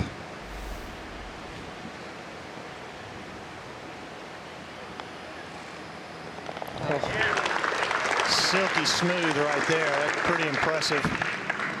That is just the length you don't want. She gives it that wry kind of head shake and smile as she. I like the way her walk is, though. She's really kept the same pace all day, and that's key. Totally agree. Ji-Yoon Kim is first to play at 14. 117 yards, pin on 6-3 from the right. A little bank behind the flag that you can stun the board into. Don't miss right.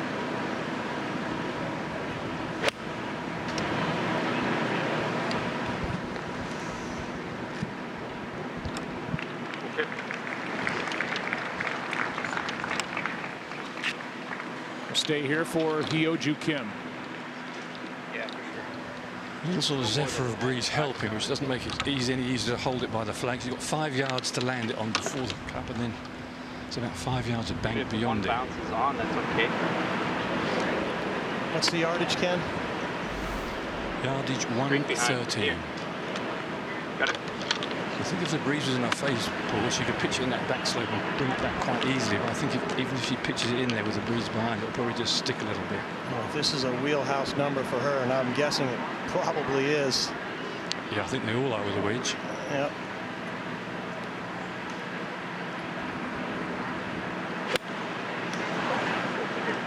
There we go. She knows where she stands. And something changed dramatically. One of the simplest shots she's had all day long. She completely slowed down, decelled, whatever it was. Chunked it in the bunker. That's the whole part about being mentally prepared in case something happens unexpected. And when you're 7 shots behind with 9 holes to go, I don't think you expect to be 2 back with 5 to go or 4 to go. And it showed up right here. It's just human nature. It's got to affect you a little bit. Now she needs to hit a great bunker shot. Area now back on the tee at 14. Probably don't try to carry it. Try to go. At the camera. Yeah, right. Just try to start it more on the cut line. Yep. Come on. All the bunkers are in play. She's hitting the long iron again, Joe, trying to take the far bunkers out of play, but it's all about fitting the ball in the fairway, not about distance here. She's missed the last 3 fairways. She's got 246 to that left bunker. Oh, goodness. That's all going to depend on the lie. But where that hole location is, she's going to have to just go for the fat side of the green. She's not going to be able to go at that pin. Now up at the green.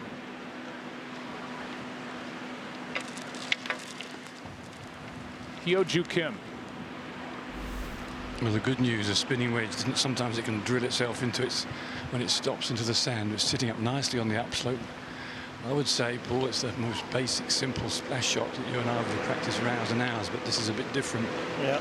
Shocking that she hit this shot here, don't you feel, Ken?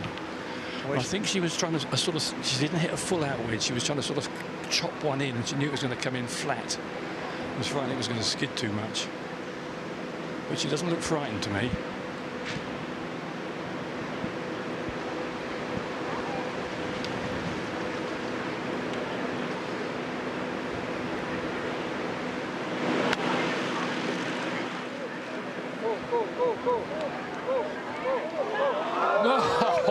Touch of a safe cracker. What a great shot. What an effort out of the bunker. 55th on the tour in sand saves. Well, that's the bunker shot of her career right there. None could be bigger than right there, too. And she just chases that club right on by the golf ball. Textbook, put a glass of water on that club face right there. Beautiful. Taps in for her par.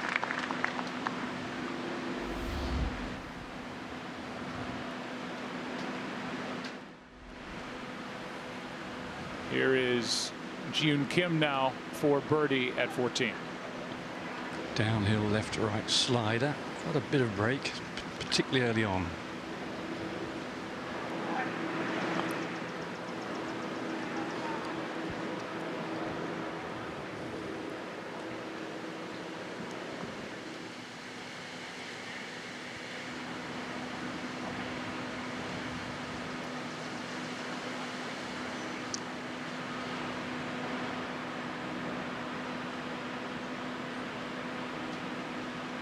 Ji-Yoon has shot rounds of 70, 71, 70, 4 over for this final round. 1 under for this championship. She goes to 15. You're watching coverage of the USGA Championships on Fox, presented by Rolex.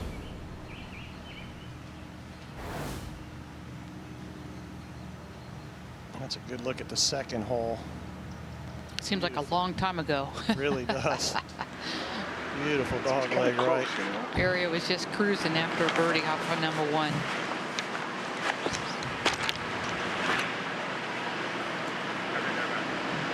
Looks like Aria will be first to play out of the rough here at 14.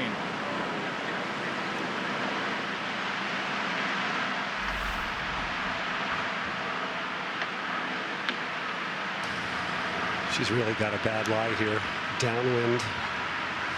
A lot of grass behind the ball and a short pin. She'll, like Julie said, she'll have to hit it past the flag. If she were to put it in that front bunker, would that be a good play for her? Can she get it on the green from here? I would think the back bunker might be better.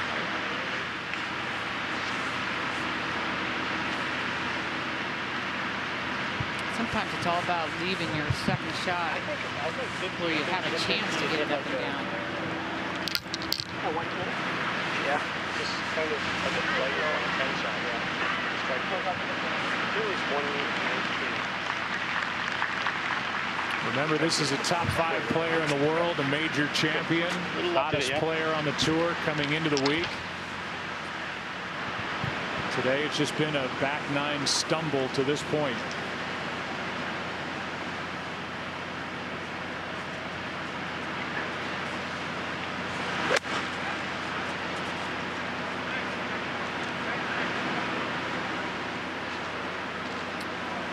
That's going to leave herself a really delicate shot. Now Hyo-Joo Kim at 15. Pin back right on the green, so ideally if you can drive down the left side and take the trap when you get a better angle in. Splits the fairway. Hyo-Joo birdied this hole yesterday. And that's in the mayor's office right there. That's a perfect green light. Smith now at 14. Well, a beautiful distance for her, too. And just a little deep, but a good swing. It's okay, right? Distance wise. Saganda now up ahead at 16.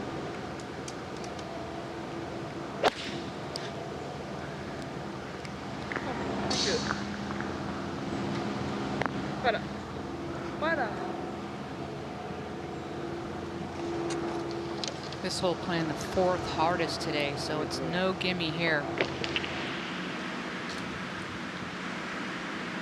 Second shot at 18 for Lexi Thompson. This a moment ago.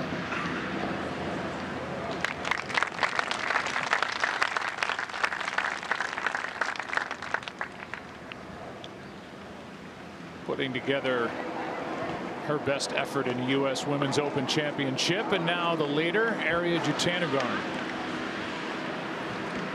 Well, this isn't a bad leave right here, Joe. Front of the green. She could almost putt this if she wants to. I don't think I'd chip it.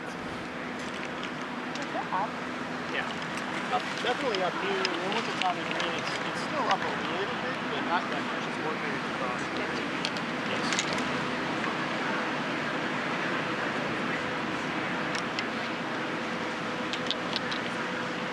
Got something lofted, Brad. Does she have enough room to land this on the green, or is she going to have to bump it? No, she's taken a lot of loft. She can definitely land it on the green. It's an uphill lie. This has been her strength all week. She's gotten up and down as much as anybody in the field. Yeah, she made that look easy, and that's really the first good shot she's hit in a while. Almost an hour and a half.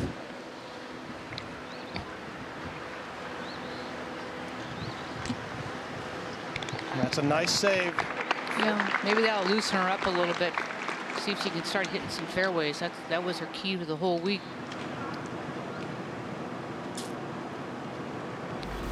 See if Lexi can roll this on in and finish 3 under for the tournament. She got it to 4 today. Had a couple bogeys coming in this backside. Okay. Yeah, she was tied for 4th a few minutes ago and dropped down to a tie for 8th at the moment. Tie for 7th, actually. And that's where she's going to finish. She birdied 15. to get to 5 under. But she's gone bogey, double, and now par to finish a round of 2 under and a championship of 2 under par.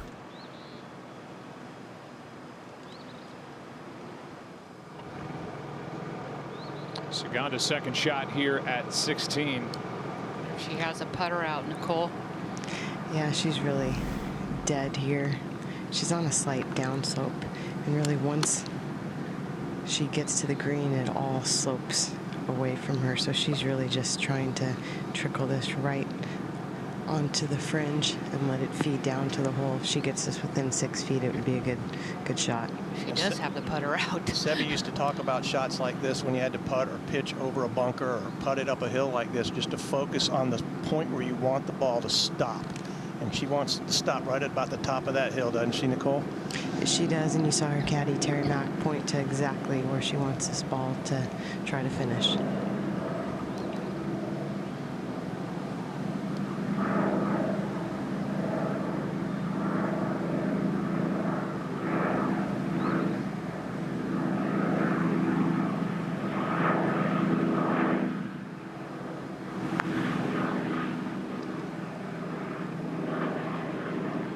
Not bad at all. Now that's very well played.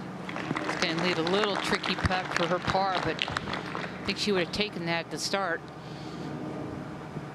Tied for 5th last year at Bedminster.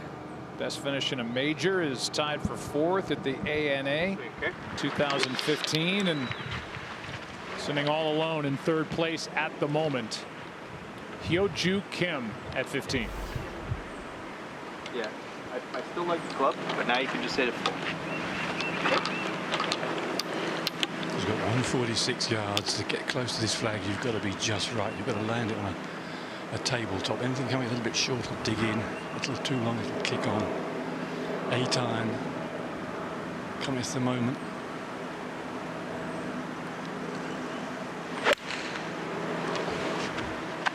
Great. That's 2 left shots in a row. So she might be feeling a little bit of the pressure too. She hasn't had a bogey in the last 27 holes, so her putting has definitely bailed her out. Both Jutanugarn and Sarah Jane Smith made par at 14. And here's Ari at 15. Okay, finish it kind of where the walking score is. Well, she ripped the 3-wood here way down the hill, 265 or 70 yards. But this is the first time this group has had to wait, and that is not going to play in Aria's favor. The way she's played these last few holes, that was a great up and down for her. She's really got to compose herself now.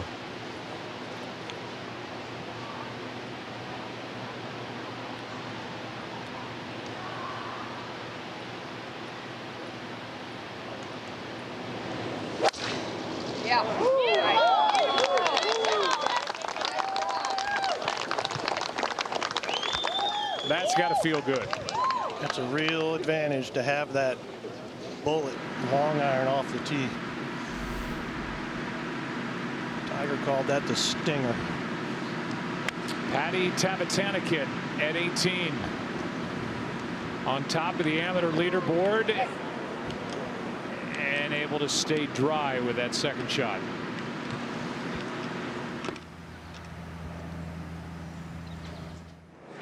And here's Hyo-Joo Kim at 15. Decisions. Yeah, I thought the putter is the prudent play, a very, very tight line. There's a little bank to come up. If you went with anything with any loft, you'd have to play off the back foot. It's going to come out scuttling. She's the only player in the field today that has not made a bogey. She's going to have her work cut out for her here. Fortunately, she hasn't got the hogs back to go over, so it's judging the pace up and over the little ridge in front of her with the fringe grass, and down the other side it's pretty swift, and particularly if you get past the cup, it's like putting down the face of the Eiger.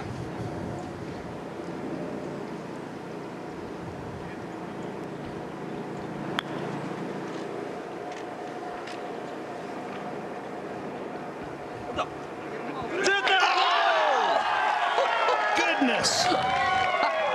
The shot of the week. ricocheted off a little imperfection in front of the hole. It looked like it was going to miss low. But there's a little imperfection, a big ball mark maybe, or something there. It turned that thing to the left, and it just steamrolled off the flagstick into the hole. There it is. Look at the imperfection. Boom, just a little bit of a jog. Dead center. Goodness. And now one back. Just incredible.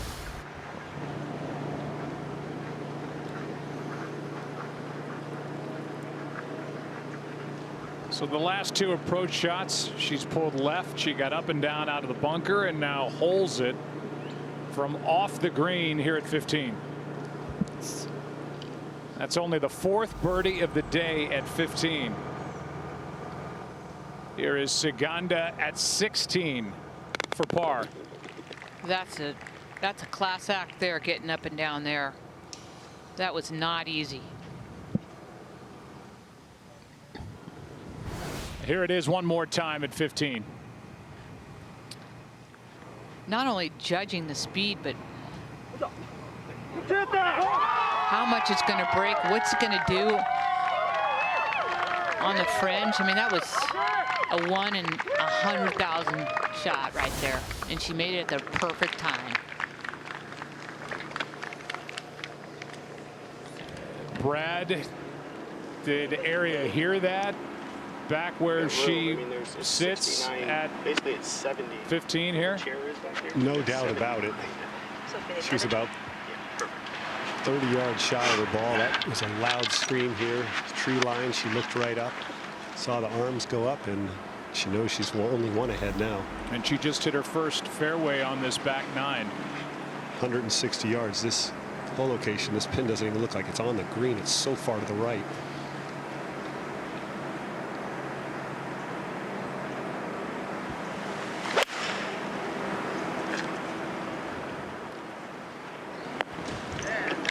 Beautiful. Tit for tat right there. That's a hats off moment. Pretty impressive.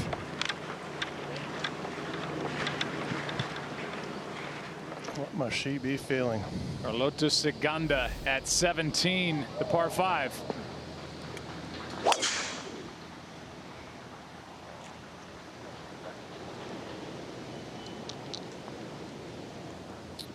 Well, it's a 3-shot hole today. She'll be able to lay up. If you're going to miss a drive, that's the hole to do it on. This for par for Patty Tavatanakit. What a week for the amateur. 18 years old, 8th ranked amateur in the world, 2 under for this championship. Had to exceed all expectations, and on top of the amateur leaderboard, no trophy but a medal, and she is steering her way to the 2019 U.S. Women's Open Championship. She is likely the low-am and coming back next year. Just going to be a sophomore at UCLA next year, so a lot of great golf ahead of her.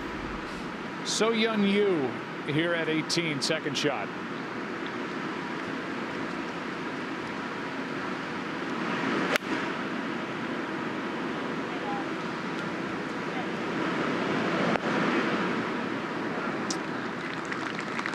And the 2-time major champion gets it to stop just behind the hole.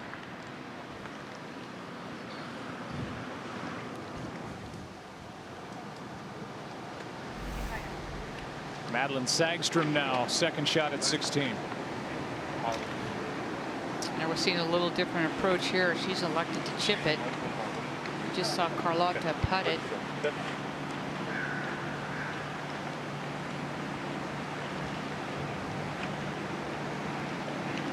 think I'd take Carlotta's way to putt it, just get it on the ground. She's going to have to land this short. We ended up in about the same spot. Reminder that uninterrupted coverage of the USGA Championships on Fox is presented by Rolex.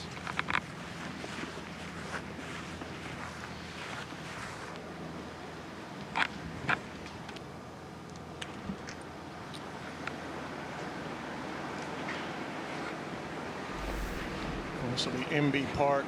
He's had a tough day, 3 over par. Big golf course for her, soaking wet. Club head speed sits at about 95 miles an hour. It's a big force carry golf course off the tee. Just maybe a little too much for her. She hadn't made a lot of putts either, Julie. No, you never see her putt just like that. She's only made 1 birdie today, along with 4 bogeys.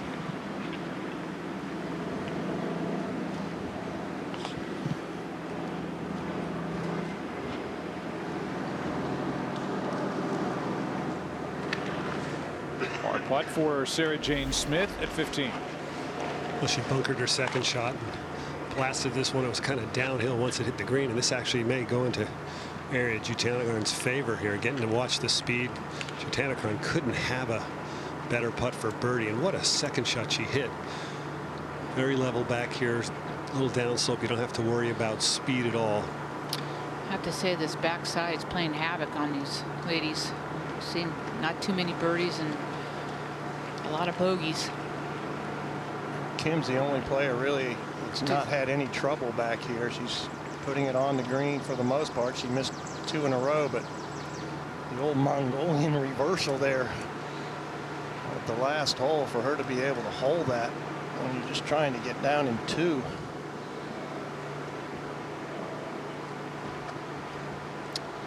I say the backside of the major is the toughest 9 holes you'll play.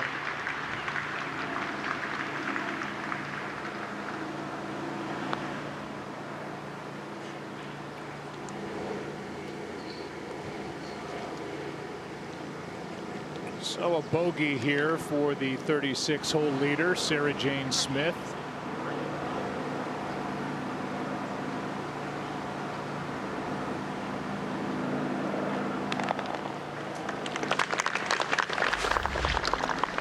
And now 3 under. A moment ago, Inbee Park for par at 16.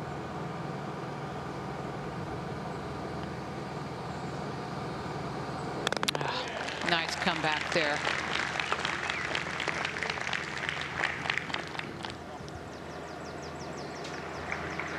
Now the birdie putt for Ariya Jutanugarn. Our caddy Les just came in there. He talked for a quick second. Looks like if it's going to break anyway, it has to go just a touch to the left.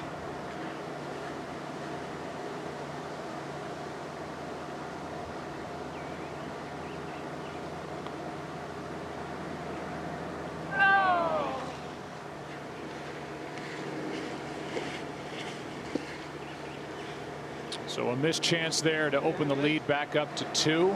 Trying to birdie it, she was, for the 3rd time this week. Instead, here at 15, 2 pars, 2 birdies. And on to 16 she goes, which is where we go. And this is a scary hole, the 16th. Long is no good. 197 yards. 5 iron, got to give it a good cuff to get back there.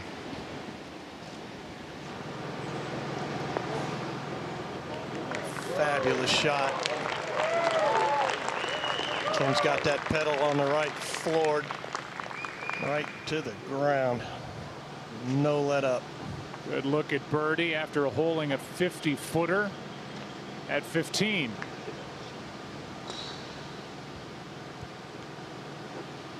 And it's going to be a long wait for this final pairing. And so Ariya Jutanugarn just gets to watch with the rest of us with a lead of 1. Here is our Lexus Tracer for Ji-Hyun Kim.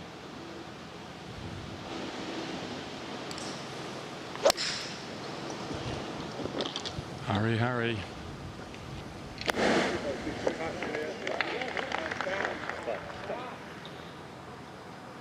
Hyun Kim just has not been able to get anything going today. Has not made a birdie. And when you don't make a birdie on par 3s, it's really hard to catch up. Second shot for Saganda at 17.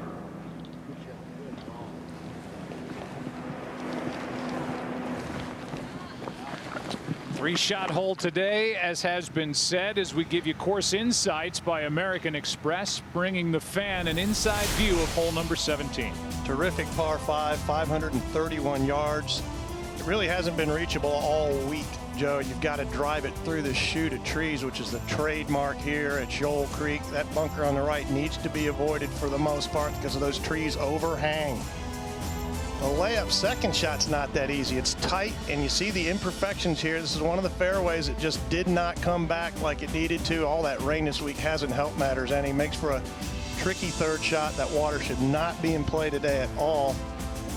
And a lovely little green with a big hump right there in the back center of it, just short of where the flag is. You can kind of see that.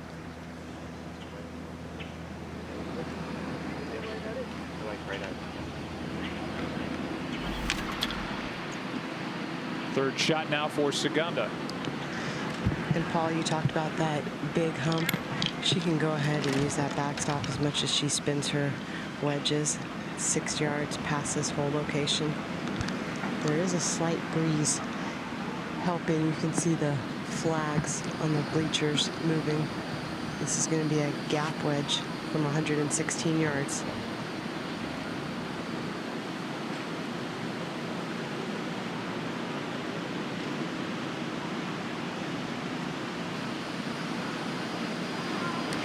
You know, Julie, she has backed off quite a few shots here on the back nine. Well, that's kind of her MO. She does that a lot. She just wants to make sure she's ready.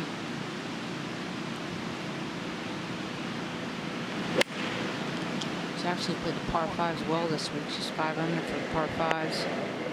And she reminds me a lot of Sergio, not just the whole Spaniard aspect, but just the way she kind of carries herself. Her swing a little bit, you know, not a lot, but she's a real field player. She's got really good hands, and she goes a lot by feel.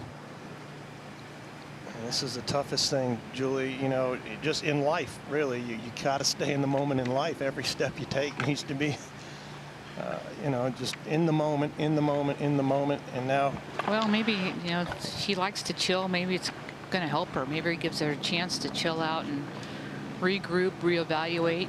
I mean, she still has a lead. So, I mean, even though it's one, they're still chasing her. You've got to win the mental battles right now. Both of these players have got to win their mental battles from here on out. Yeoju Kim is waiting to putt. She's made 2 long ones here on the back nine. First at 12 for birdie. This didn't appear to be that important at the time, because Aria was playing so well. She'd already made triple. Boy, did that turn out to be big. And this one, of course, this could have been 3 putts. Instead, it was 1. To get to within 1.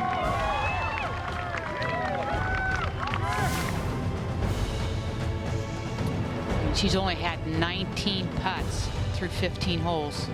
Wow. That's you usually have that after 9 holes. Yeah. Stronger than pay dirt right there. Well, I feel for Aria, you know, the mental battle, you know, and I'm all about the mental battles because really it determines on how you feel physically, doesn't it, Julie? You gotta, if your mind's in a good spot, then physically you can repeat and feel trumps thought. But in the end, when the thought's not good, when you get to that position where you're more afraid of blowing it than you are of trying to win it, it's a terrible place to be. Well, you know, championships, that's why they're so hard to win. That's why everybody puts the emphasis on majors. You know, it's not tournaments. It's like, how many majors have you won? Yeah, you're right. It's a different animal. It's hard to win, you know, because you do have that huge mental aspect. And while golf can give you the greatest joy in the world, it can rip your heart out at the same time. There's been so much heartbreak, you know, and you hate to see it. Hopefully, I mean, I root for no one. I just call the game, but you hate to see anybody lose a golf tournament. But it does happen. I don't like her laying down or sitting down like that at all. I think she should be walking around. But of course, I'm 58 and she's 22. This for birdie for So-Yeon Ryu. 5-time winner on the LPGA Tour. Has been so good in these U.S. Women's Opens. She's in her 9th. She's got 5 top 5s. She won at Broadmoor in 2011. She won the ANA Inspiration in 2017. Finishes this championship with a final round 75 2-over for the week. Here is Ji-Hyun Kim for par. Virtually straight up the hill. Certainly at the end it'll turn to her right. A slow putt.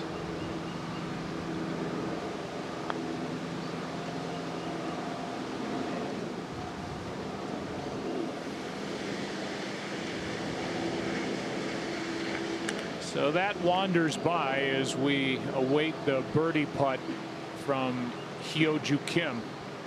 This 16th hole is played as the 4th toughest hole today. So a couple of things. Hyo-Joo has a birdie putt, and we've seen Ariya Jutanugarn sitting back on the tee, waiting, watching, wondering if she will maintain her lead. She has to dodge one here. Well, I think if you've ever won a tournament on the PGA Tour, you've had painful waits with the lead. You know, Julie, I'm sure. And on the LPGA, that's true too. It's a painful wait. I don't know where your brain went, but it's hard not to jump out in front. And you know, the whole idea is to stay in the moment when you play this game. So a par here at 16 for Hyo-Joo Kim. Still one back. And that's a very clean score at the card there with the par 5 coming up. 3-shotter.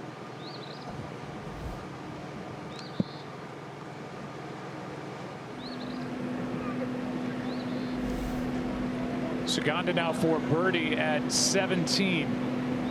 Up the hill a little bit left to right, keeping the speed up. Beautifully played after hitting the right bunker off the tee.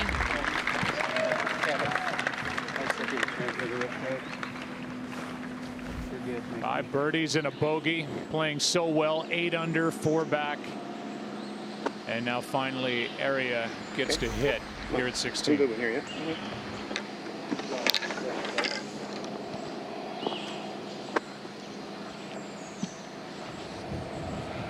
197 yards. This is 7-iron, even though this green's 38 paces deep. This is a pretty shallow part of the green here. There's only 4 steps behind this hole location, and it goes downhill, so she's got to stay short of this flagstick if she can.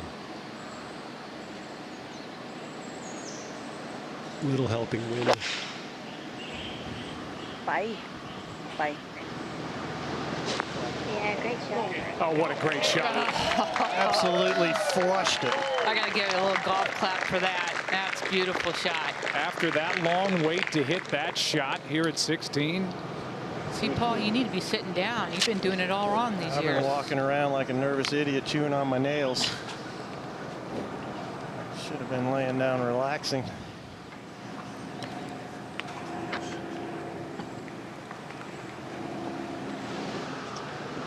Now 1 hole ahead at 17 on the tee. Hyo-Joo Kim.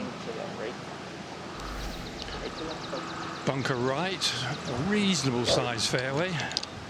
533 yards, so she can get it out there. It's a question of wind off her right. I think she's going to have to play it as a 3-shotter, even if she flushes one. It's such a dangerous pin position. So finding the fairway, all important little cut to hold it into this breeze.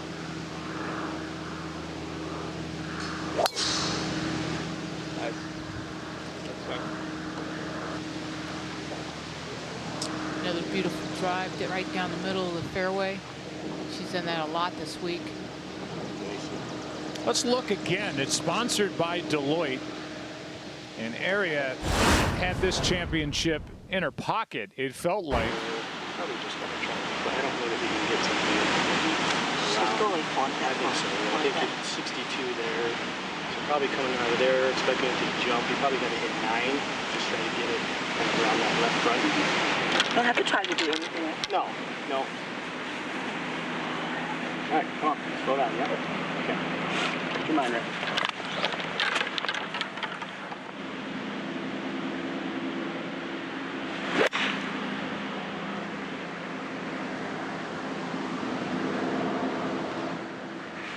terrible tee shot to the right there, Joe, that got her in that position and got lucky trying to lay that ball up and ended up making triple bogey, which really was the beginning of the drama. 7 shots cleared, 9 holes to go, and now here we are, 1-shot lead, but she just hit one of the best shots of the day at 16.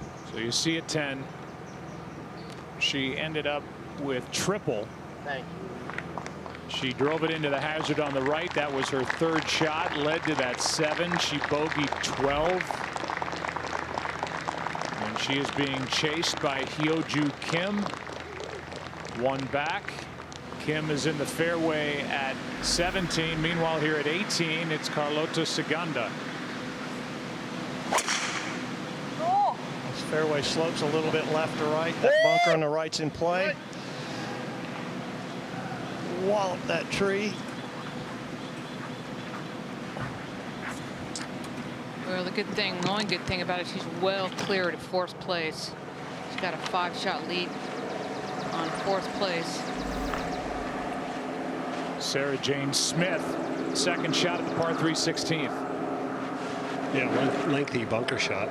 You have to take a big full cut at it from way down below the front of the bunker.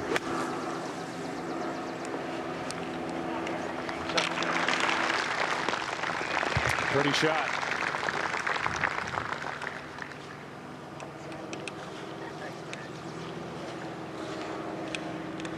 You know, these last few holes for Sarah Jane Smith too, and right now she's tied for 4th. And these holes are important.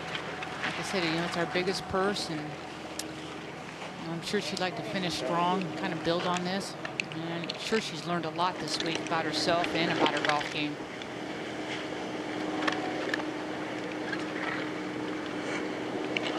Julie, I was just thinking there's no way Hyo-Joo Kim didn't hear that thwack of that unbelievable 7-iron Jutanugarn hit down there. She was only 30 or 40 yards away on the 17th tee, so there's no question she knows she has that putt to go 2 ahead. Well, I'm sure she's waiting to hear the clap after she makes it too. Sarah Jane's going to be first to putt here, though. And this might help a little bit. This is pretty much on the same line, but she's got a lot more right to left slope here. It's down the hill a little bit. Kind of a tough putt. A lot of break here. Aria's putts maybe 3 feet. I can't believe how close that is with just a little break left to right when she putts. Most of the ladies been hitting 5-irons in here, and she just gets up there and just rips a 7-iron. I mean, it's a little downhill, it's a little downwind, but that's 197 yards.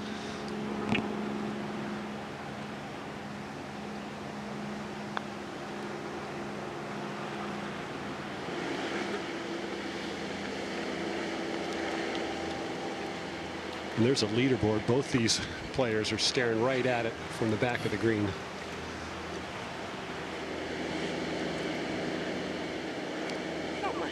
Yeah, I mean, it's going to move a little bit, like right at the hole. You think I go inside all the way?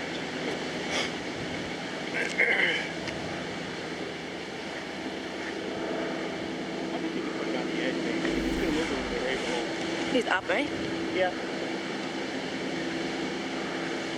You can tell from that camera angle that ball's going to move just a little to the right, Julie. As Brad said, I think it's just inside left, maybe left center. See that smile? There you go.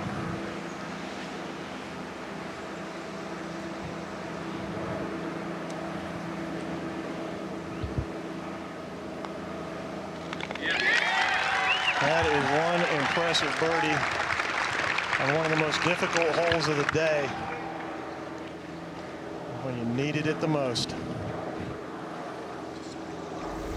Just the perfect tee shot. Solid putt for the 2, and the lead is 2. 13 under for the championship. Hyo-Joo Kim, second shot at 17. She's just going to try to hit this and get a perfect yardage for her second shot. Yeah, good shot. Key here is to make sure that hopefully you get a good lie, because it's kind of a lottery pick down there. You just don't know what you're going to get. Well, she's in the crummy stuff, it looks like.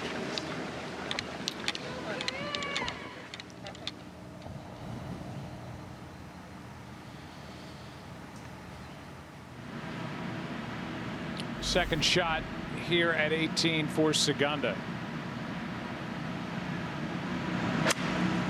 This ball is really sitting down.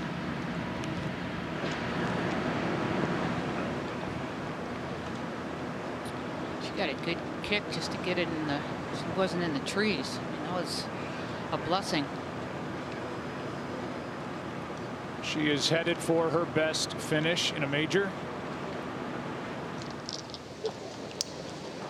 Now back to the 17th tee.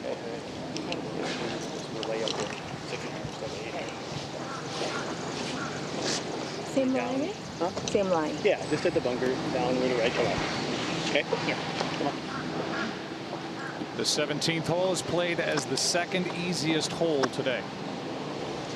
You heard Les just say there, you know, she's been hitting 3-wood here, and so instead of having, she's going to be hitting iron. So instead of having an 8-iron to lay up, he said you're going to probably have a 6-iron to lay up.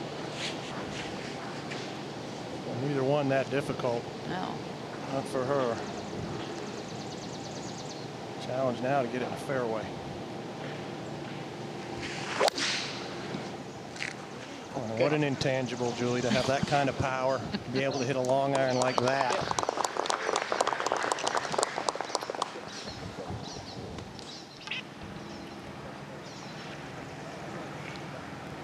So our leader in the fairway at 17.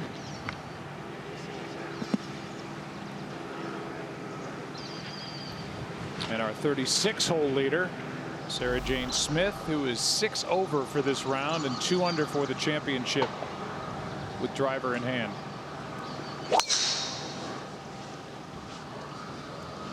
Okay, stop.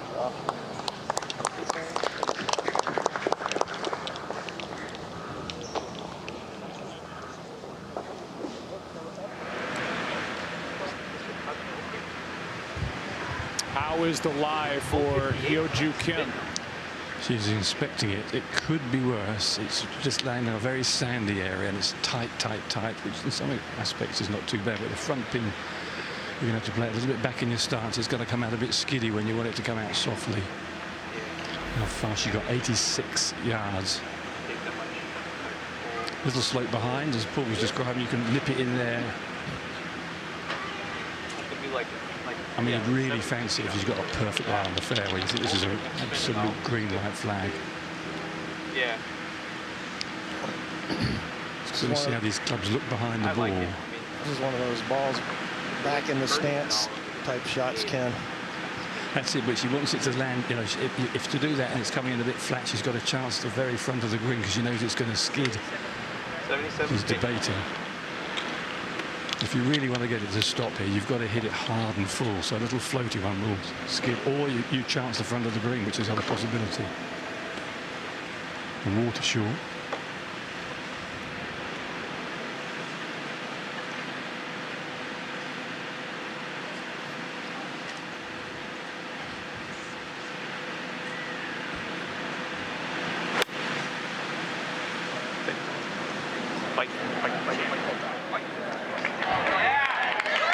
Tell you what, she's so good, it's a joke. I mean, you could see her put that ball back in her stance, and that was just crispy critter, wasn't it? It was.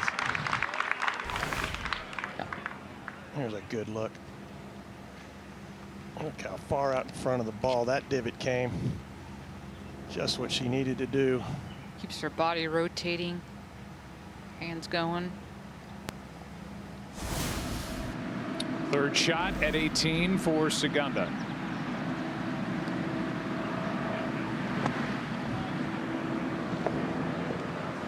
It's a little daunting sand shot with that water right behind that pin.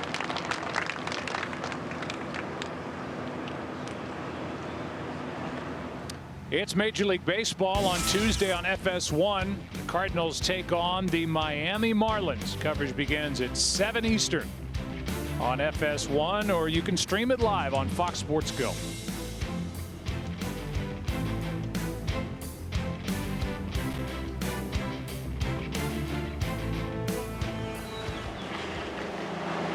Second shot for the leader by 2, Ariya Jutanugarn.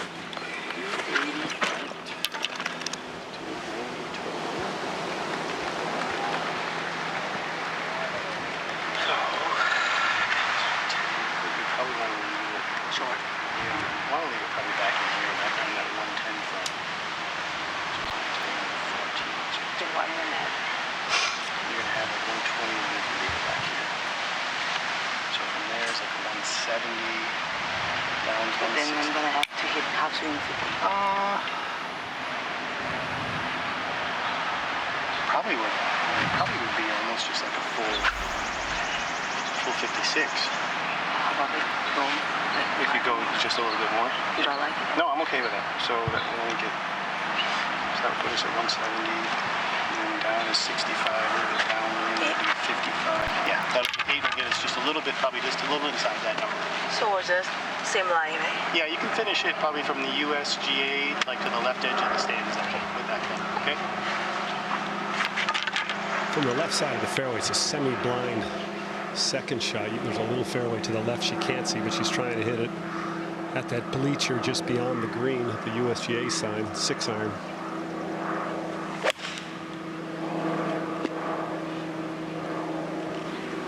Oh, and that's a big pull. It hit the tree. She got lucky. It hit the tree and kicked it towards the fairway, but she's well back and in the rough.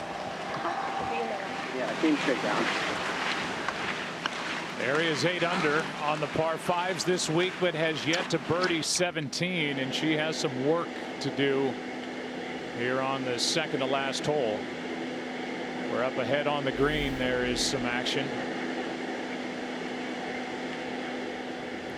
Ji-Yoon Kim will be first to putt, and then a birdie putt coming from Hyo-Joo Kim.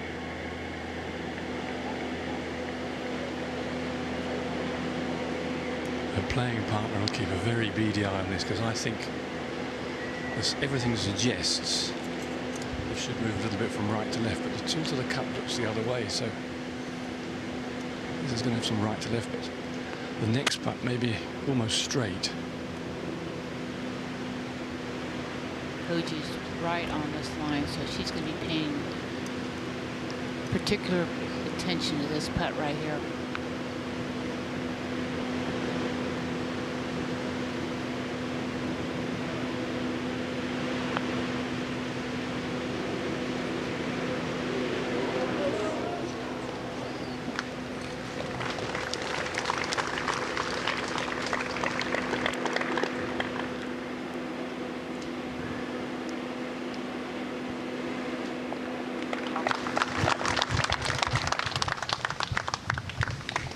I'm not sure that helped terribly, to be honest. It was turning right to left.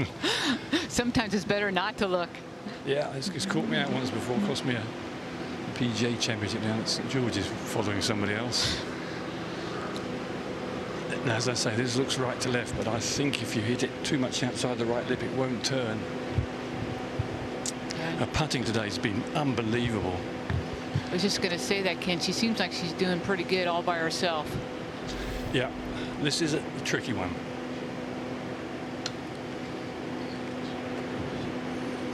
Nine single putts and she holds from off the green. Of course, at the 15th, all the rest 2 putts. It's been a real dynamite day on the greens for her. This for birdie, with Ariya Jutanugarn waiting back in the rough here at 17. Pressure. Can she read it?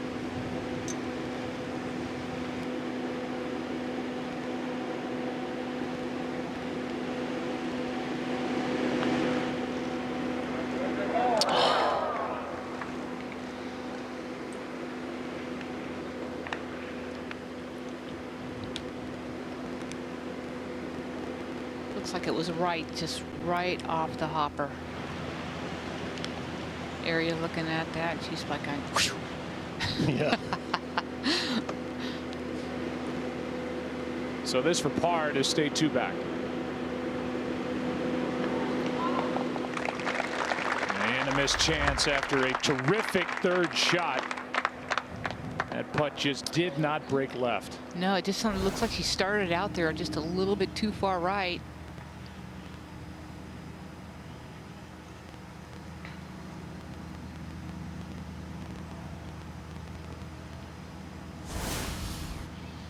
And there's a lie for Ariya Jutanugarn. Well, it's downhill. The ball's below her feet. There's a root there, a knobby sort of root. Might have to adjust her stance for it. This screams flyer, this shot.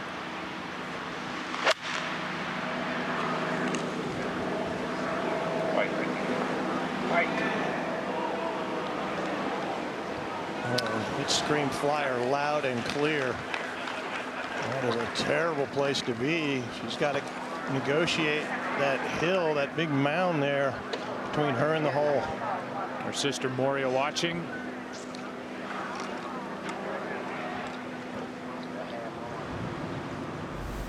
Up ahead, this for bogey a moment ago.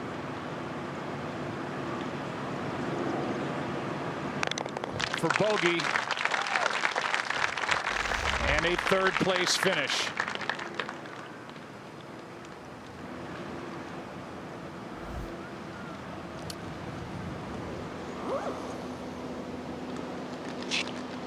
And now here at the tee at 18 for Hyo-Joo Kim, who trails by 2, but our leader Ariya Jutanugarn is over the green at 17.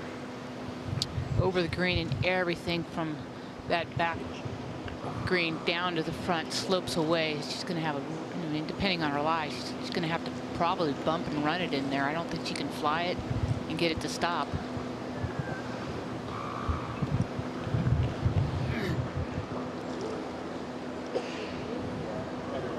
A reminder, with the Men's United States Open Championship coming from Shinnecock Hills Golf Club. Middle part of June the 14th through the 17th, and it's all yours on FS1 and Fox, presented by Rolex.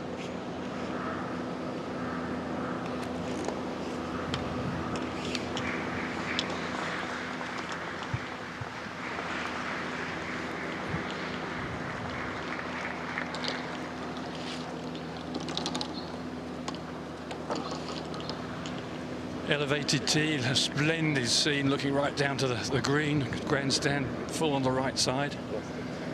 Bunker right, left rough always tricky, and the flag today cut in the back left, a very narrow portion of green, water left, so all important to find the fairway. Sort of tweaks in at just past the end of the right bunker. 20 yards wide the fairway, that's not the widest. So they're waiting up ahead. Madeline Sagstrom's third shot.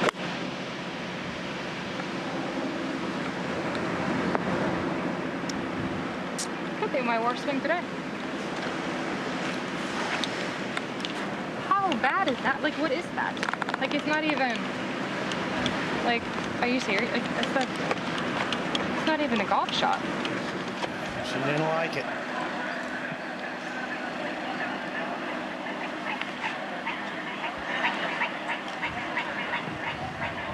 Well, we'll see who's first to play here at 17.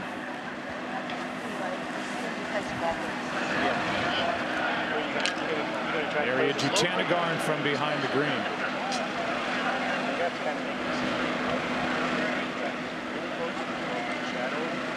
While she waits and eyes that shot, here's Hyo-Joo Kim at 18. Wind just freshening to her face doesn't make it any easier. He hasn't missed a fairway in a long time, Ken. That is right on the edge of whether or not that's in the bunker. Can you tell? No, she's on the fairway. Good angle to the flag. Couldn't have placed it better. In the shadow. Oh. And a chunk. Oh, you can't leave it short. For Jutanugarn here at 17. And that's not an easy putt. She's going to have really good speed here, or it'll get away from her. The ball's not quite far enough back, Julie. She drop kicked it.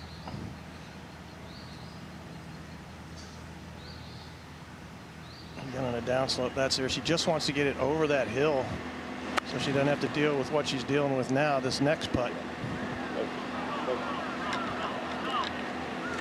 It's going to be a big swinger from right to left. Oh, a huge mistake when she only has an 8-iron laying up. I mean, you got all the room in the world to the right. I mean, that was a big mistake right there.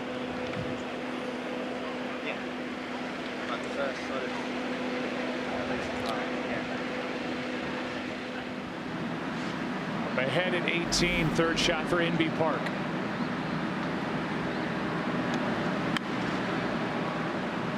Long day for NB, 3 over par.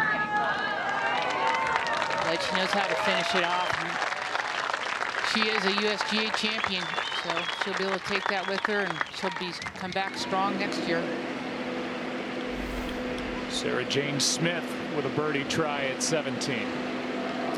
About 25 feet. I think everybody's rooting for this to go in. Just wandered off to the right. She has had a smile on her face through some frustrating times over the course of the last 2 days. And now all eyes will go to Ariya Jutanugarn. Talk about a tough putt. Depending on what age you are, there's a big muffin or cupcake right in the middle of the screen, and she's got a putt over the center of it. It's going to break 6-7 feet, and the higher up she goes, the faster this putt is. She's got to put it right in the corner of the shadow, I think. Those trees you see there, kind of right in the gap, kick the field goal. It's got to be out to the right. The scale of difficulty on this up and down, as high as it gets.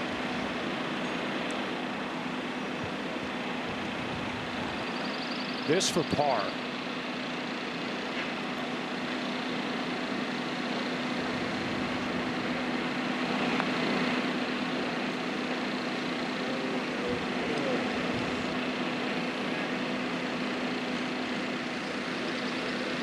And no easy putt left for bogey. No, we saw her, on number 10 with when she had that same type of putt, blow it past about 6 feet and miss that.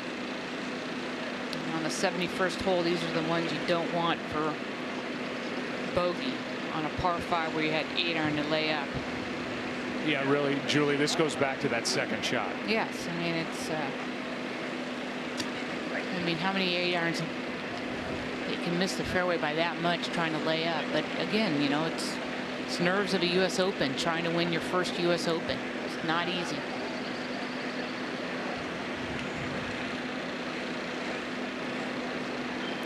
Just going to have to draw on her past situations right here and just go through routine.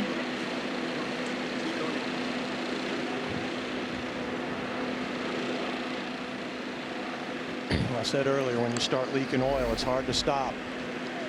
And this is a major gasket blown here if she misses this putt.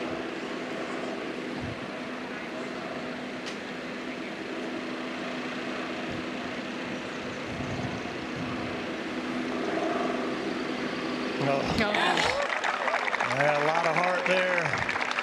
It's still a bogey. Are you nervous? I was nervous. My palms are sweating. My one-shot lead heading to 18. She started this back 9 with a 7-shot lead. It's down to 1.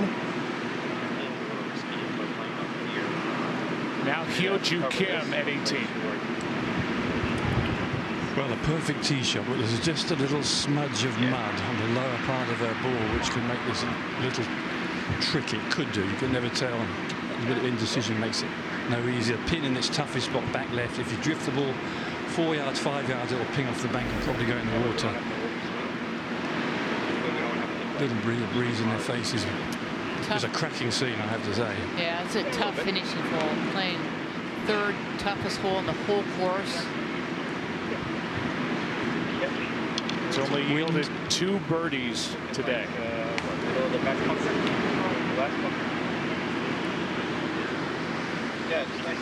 Certainly a good score. Bit of breeze into her face.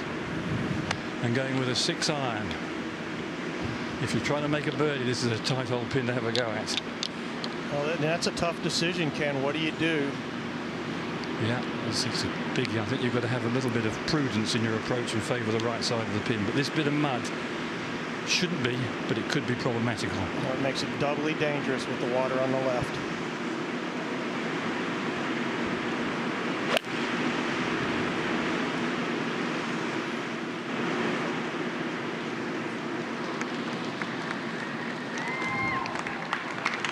I think if the mud's not on that ball, Ken, she probably takes a more of an aggressive line. Well, you know, her 2 missed shots on this backside have been left too, so maybe that was a little bit in the back of her mind. It's a good call, Julie. She got right there next to the lead, and 2 short irons in a row, missed badly to the left. Now Ji-Hyun Kim. Well, the ball settles down as the ball's above her feet. I think somewhere towards the front right of the green, see if you can chip and putt.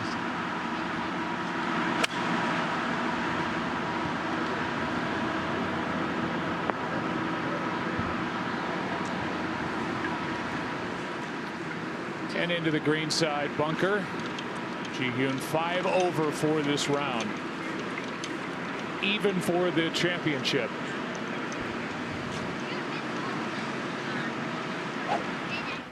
So this young lady at the age of 22 carries a 1-shot lead into the 18th hole of the United States Open. You know, this is what I was talking about right here. Area is led by 2 shots with 3 holes to play at the ANA Inspiration in 2016 and bogeyed the last 3.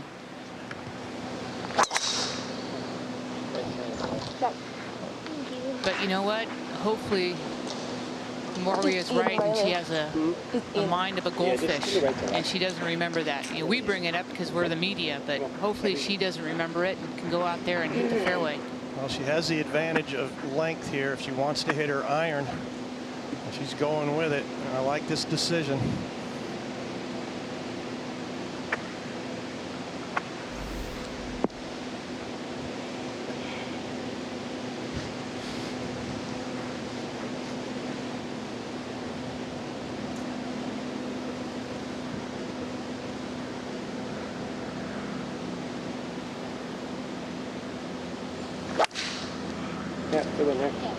Just blasted it, striped it right down the middle.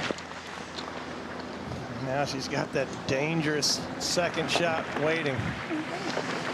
Well, remember that long wait she had prior to her tee shot at 16, the par 3. Ended up making birdie, coming off a bogey at 17, and now in the heart of the fairway at 18, trying to close it. Uninterrupted coverage of the USGA Championships on Fox is presented by Rolex.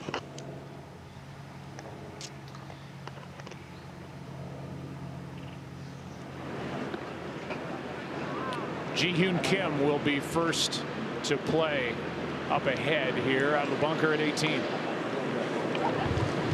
Found a nice flat spot in the bottom of it. Fairly basic splash shot. You've got to be a little bit floaty. But always with water the other side, no matter how good you are, you think, oh my goodness, don't embarrass yourself. It's easy to just dig a bit deeper. Both these women have deft sand play skills.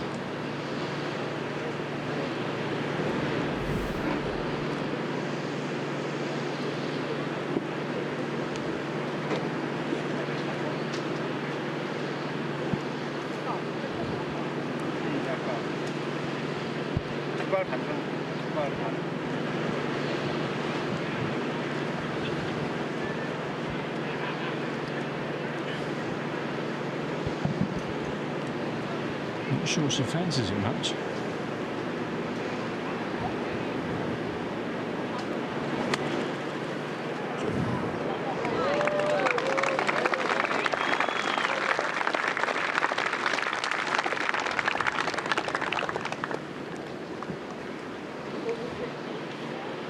Good shot there by Ji-Hyun Kim.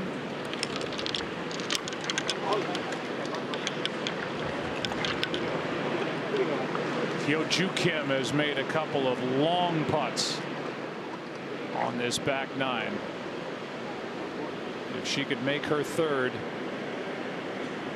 she would get to 12 under. Nobody expected this kind of drama here at 18. With the way this championship was going, with our leader, Ariya Jutanugarn, after getting through the first 9 holes. Here's the long birdie putt. It's turning from right to left throughout its path, so it's like these ones you've got to take absolute maximum break. As I say, it will turn from right to left all the way.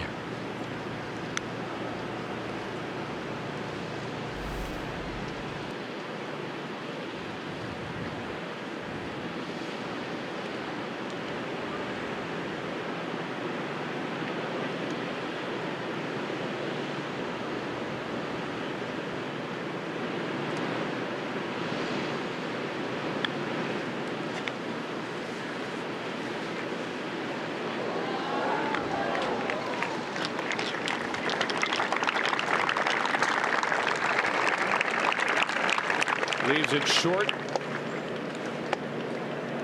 We'll have the rest of that to stay one back.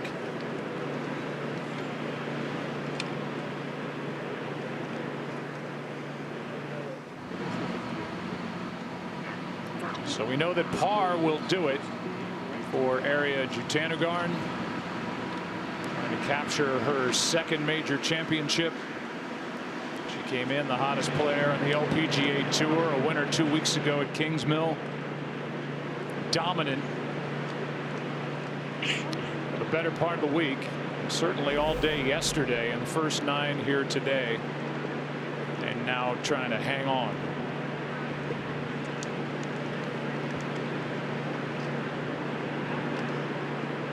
Ji Hyun Kim for par.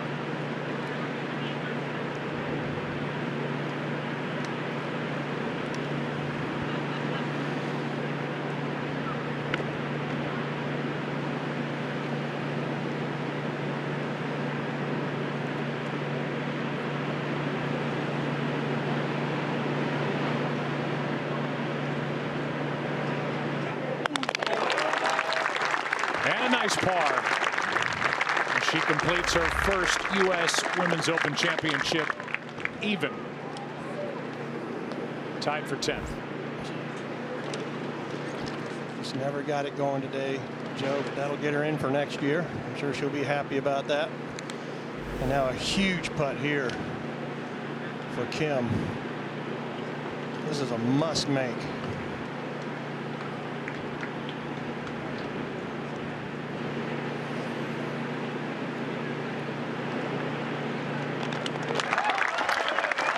Solid putt there. What a great round. A round of 67.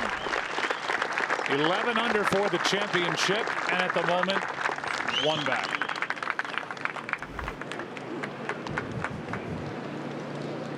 No blemishes, no bogeys, just a solid round. Only player to go bogey free today.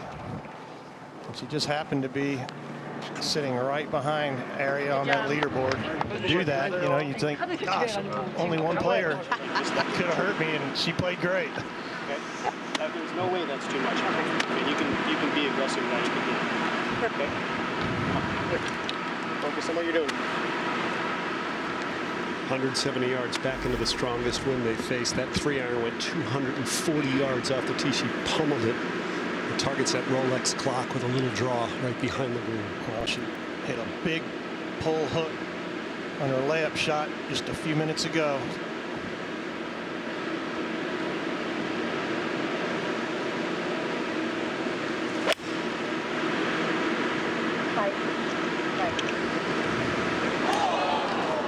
Finds the bunker.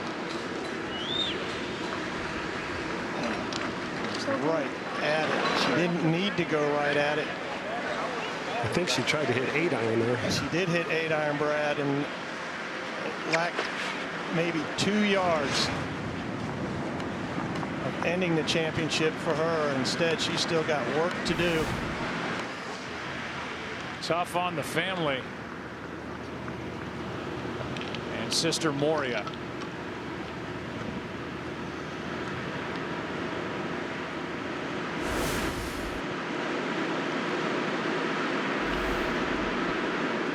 Now Sarah Jane Smith.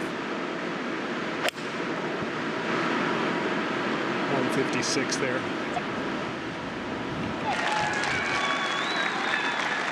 Beautiful shot.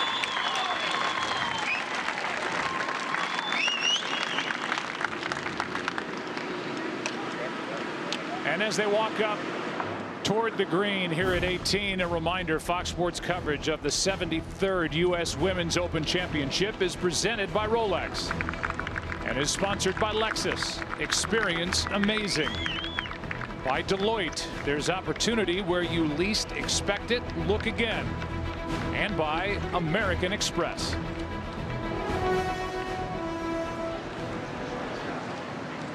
Well, I have to say, Joe, going to 10, I didn't think we were going to have any drama like this.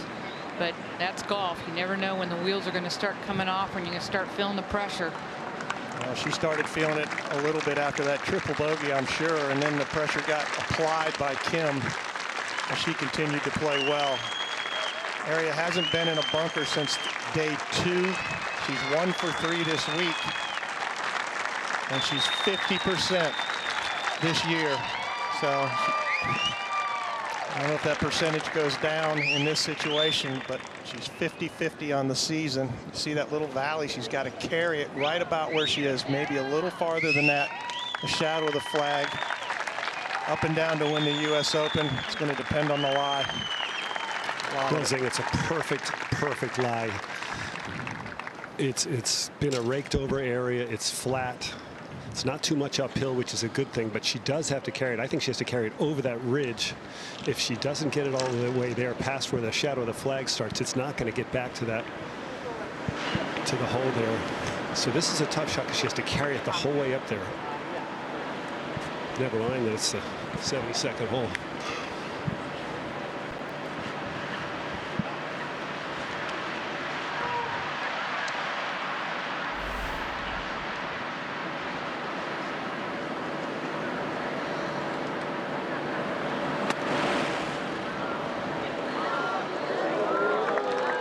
Needing to get up and down to win the U.S. Women's Open. She'll have to make that. Otherwise, we would be headed for a playoff, which would be a 2-hole aggregate playoff, and they would play 14 and 18. Wow. Totally chunked that. Again, she hasn't been in a bunker since the middle of the 2nd round.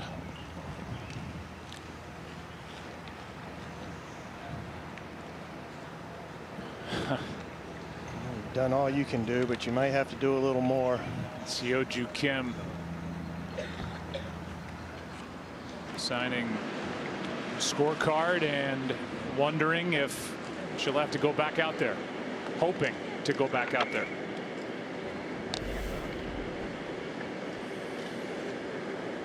Sarah Jane Smith has been a pleasure to watch all week. Led by 3 after 36 holes.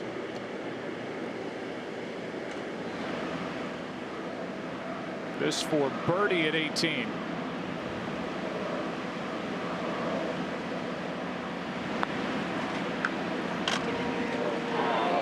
Good try, good try.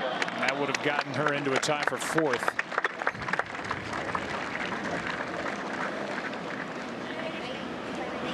Sarah Jane Smith was even through her first 8 holes today. 6 over coming in.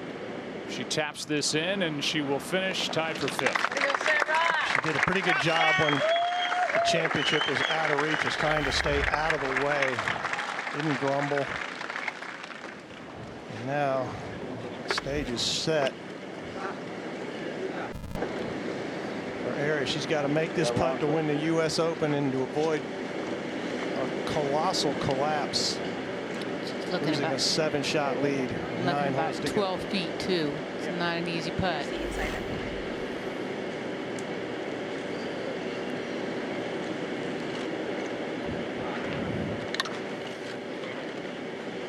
It's gonna be up.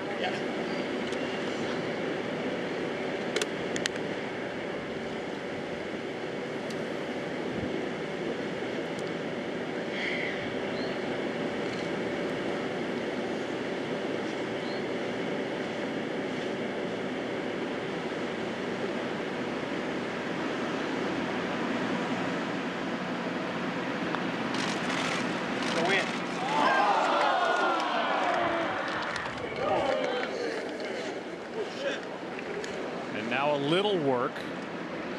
Well, it's just It's an unbelievable thing to watch. It just shows you how hard golf is, how cruel golf can be. Of course, it's not over. She's going to get to go play off.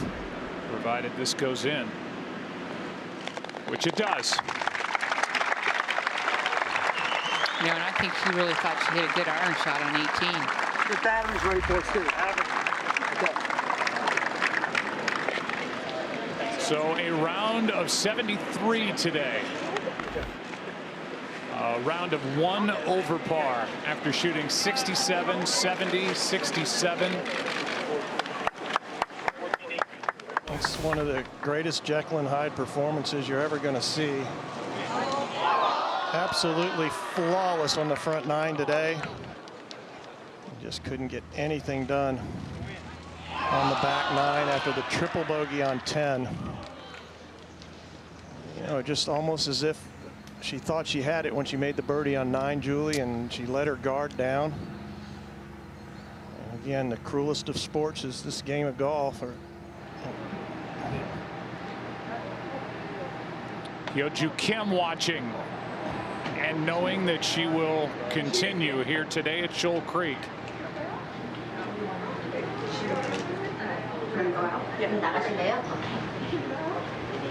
Ariya Jutanugarn just absolutely dominant for the first 63 holes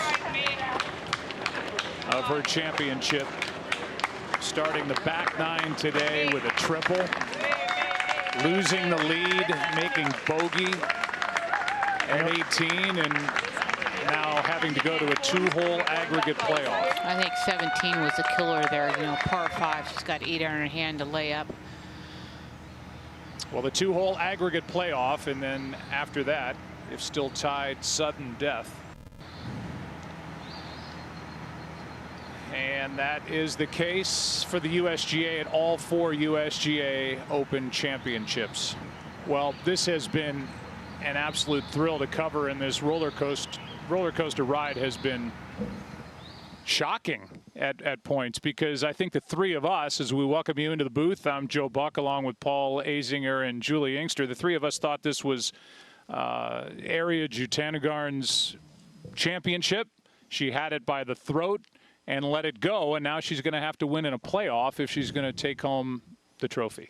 I think maybe she thought she had it too, as Paul alluded to, you know, that triple and then a bogey on 12, which is the hardest hole in the golf course. So I'm going to give her a pass on that. But I think 17 was a real turning point right there. You know, par 5, she's laying up with an 8 iron, pulls it left. You know, and Hyo-Joo Kim, she just plugged away. She had 5 birdies today, no bogeys. Yesterday she played very well. She's, you know, great putter of the golf ball, and that's really how she got here, is rolling the rock. And now the challenge is, can I collect myself? Can I regroup? Can I turn this whole thing around? I mean, you know, it's hard to watch that. It just is hard to watch that. She had it. You're right. She had both hands on the trophy, honestly. And I think maybe she felt that way when she made that long birdie putt on 9. Her feel was amazing. And, you know, when she hit that shot on 9, I looked at you and I remember mouthing to you, she's feeling it. But the shocking tee shot on 10, I think, and then to be careless on her layup there on 10, Julie, that cost her too. She made some really, maybe a couple bad decisions, but her execution just left her. And it just shows you the strength of the mind and the weakness of the mind, in my opinion. And, you know, it's not a team game. It's an individual game. And she knows that. It's not like you and your team let this get away. She's let this get away. And but she still has a chance. Thank goodness for her, to kind of right the ship here. To me, when she had to wait at 16, playing as the 4th toughest hole here today, then stepped up there, hit the shot she hit, made the putt, made birdie, you think, okay, she's got it back. But then, as you say, Julie, on 17, a par 5, she should handle. She ends up with a bogey, had to make a great putt just to make bogey. That second shot is the shot you have to circle, the layup. That didn't give her a real chance to get it close at 17. And you look at Kim. I mean, Kim had a makeable birdie putt on 17. She makes that, she's got the championship. So I don't know. This is a dogfight, these next 2 holes. I don't know what's going to happen. Well, we'll look at the leaderboard as we prepare for this playoff. And And now, for the first time in a long time, Ariya Jutanugarn's name is not at the top for this playoff. Oh, so they've already got all your stuff? Oh, yeah. They've had it since Kingsbury. Oh, really? Yeah.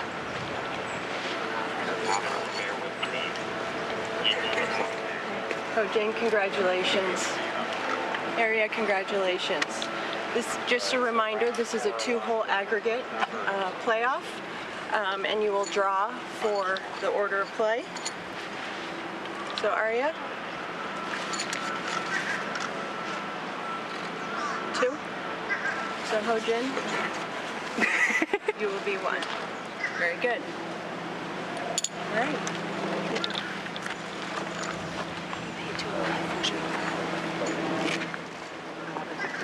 So here we go, 2-hole aggregate playoff. And Hyo-Joo Kim has gone bogey and then 3 straight pars through her 4 cracks at this 14th hole. Kim has won 15 times out here. She's just the player that Ariya doesn't want to see, I'm sure. She drives it dead straight, hasn't missed a fairway, I don't know, since early on in her round. And she's only missed 5 all week. There you go. So she's got to fit this ball between those bunkers. She gets to go first. Advantage Kim right out of the gate.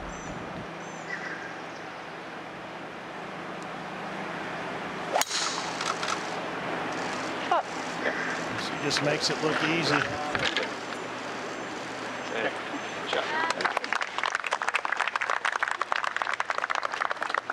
Ariya's going to have to go with that long iron again. Surprised if she pulls 3 wood.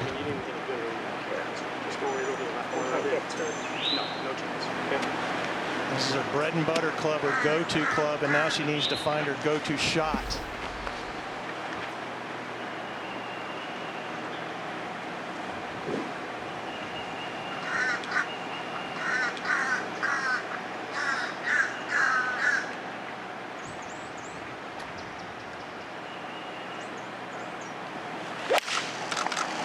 This is fairway right earlier, and that's headed for the bunkers.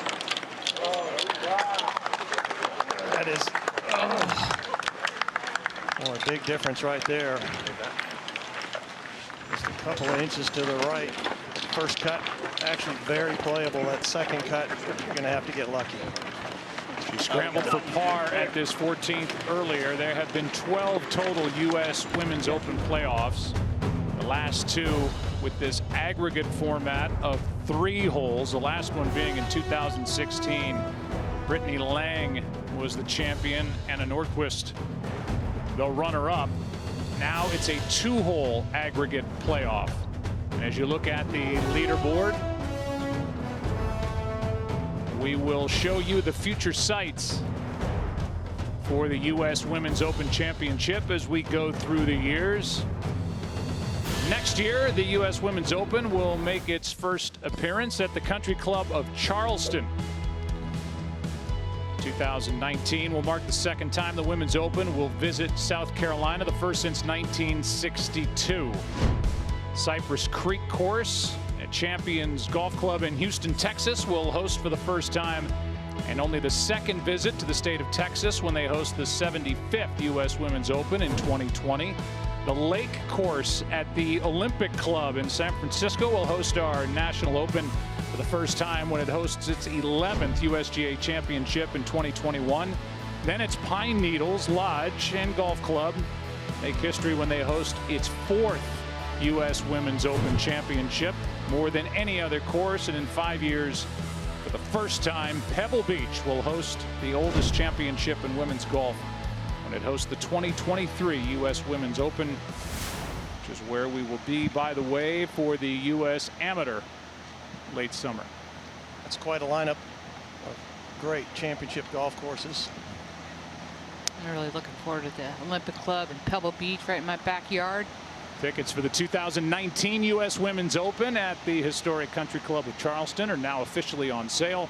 And visit usga.org and click the icon for tickets and more information.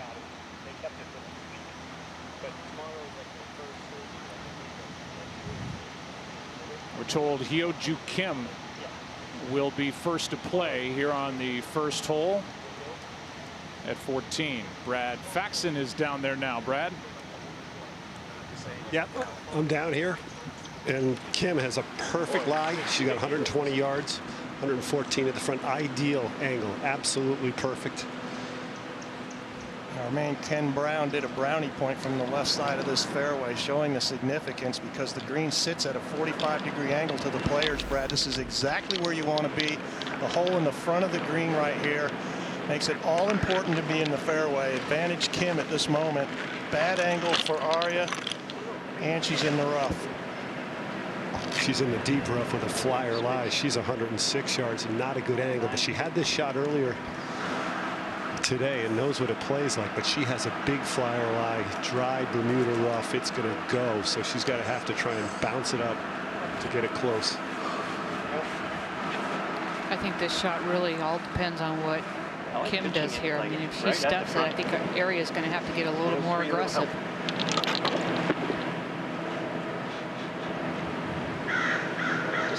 Regulation play.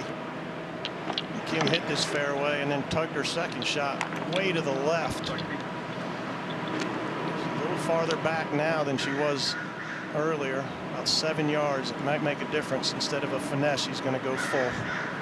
Pitching wedge.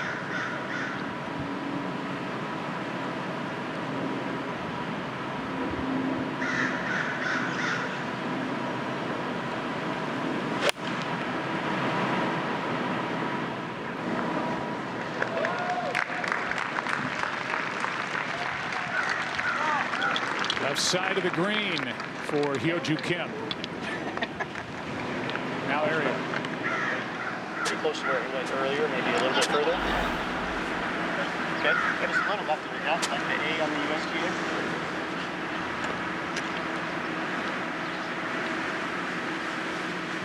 Sand wedge.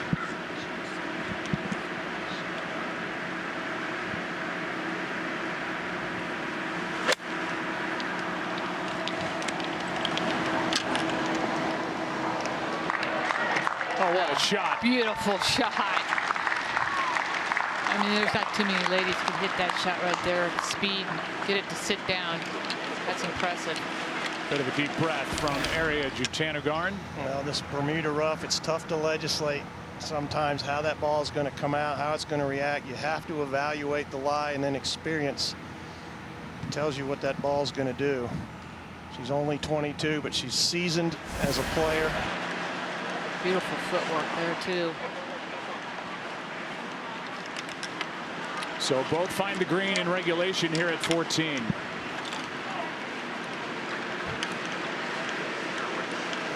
Total score for these two holes, and it's still tied on to sudden death.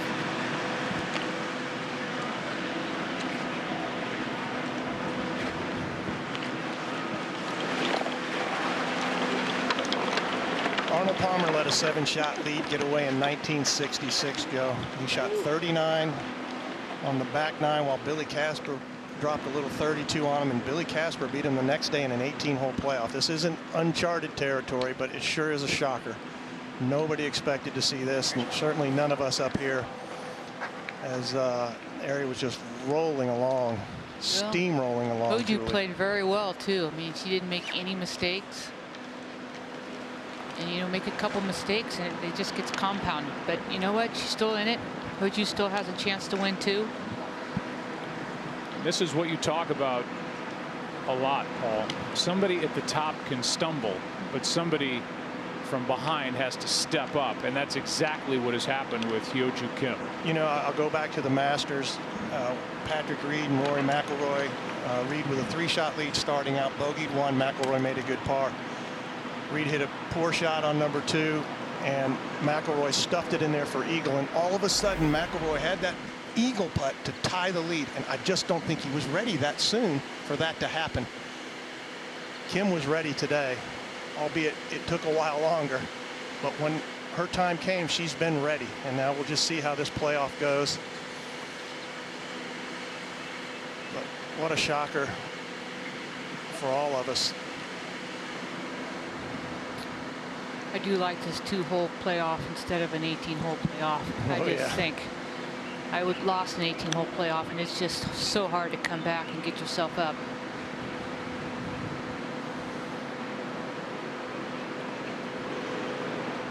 So on this first playoff hole, a birdie putt for Hyo-Joo Kim.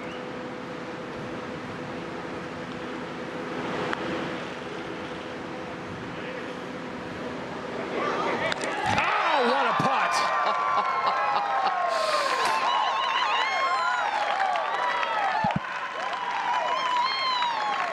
24 putts yesterday for Kim, only 25 putts today. And another bomb, a dagger.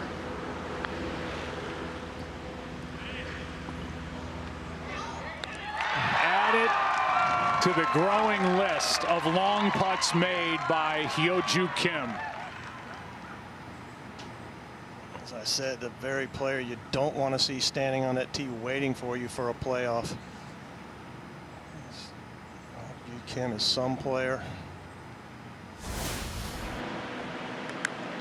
Ariya Jutanugarn applauding that putt. That's the 7th birdie here at 14 today, playing as the 8th easiest hole.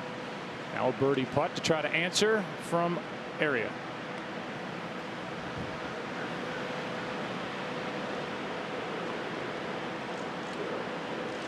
She kind of scooped that a little bit.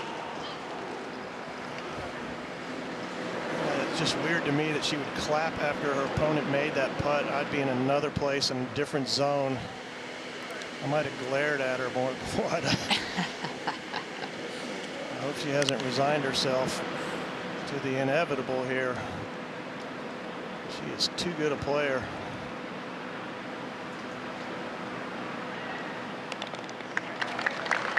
So the lead is 1 for Hyo-Joo Kim.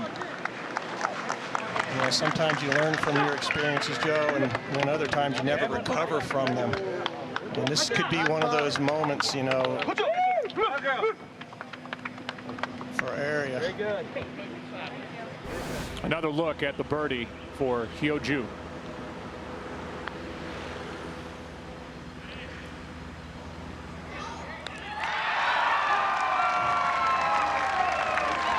Cool customer. What I say. The pressure shows up in that putter so often. And when you have the ability to make putts from anywhere on the green, it puts a ton of pressure on your opponent. Well, that's right. So now one more hole in this aggregate playoff. We go to 18, and we'll give you another look at it. Yeah, through the chute of trees, 416 yards downhill. The fairway slopes a little bit left or right. That bunker very much in play, and that is a no-go from there. And a dangerous second shot with a hole cut on the extreme left side of the green. The water's in play.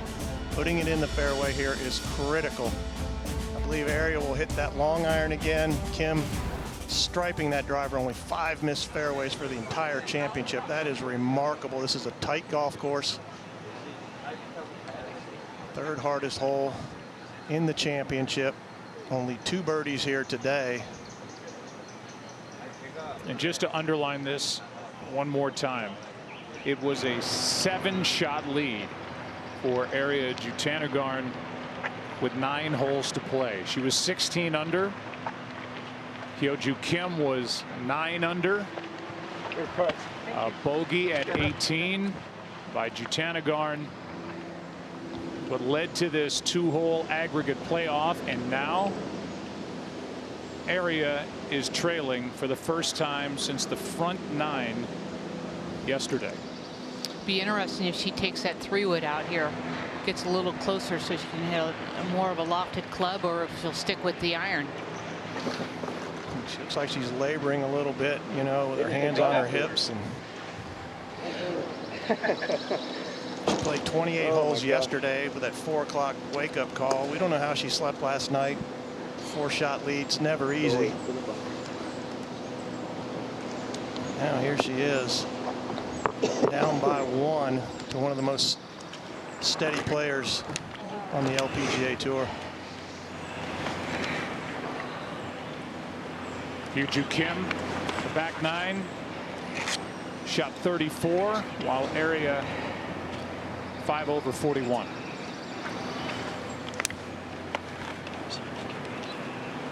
Bunker's 250 to carry. I'm not sure that Ariya can carry it or either player can carry that bunker, driver or 3-wood. Slightly downhill, just teeniest of breezes in their face.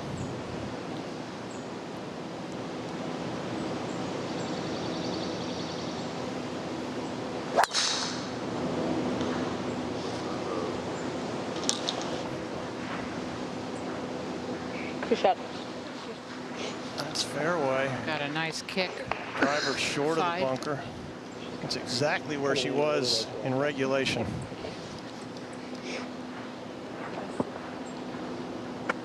And now the 22-year-old Ariya Jutanugarn.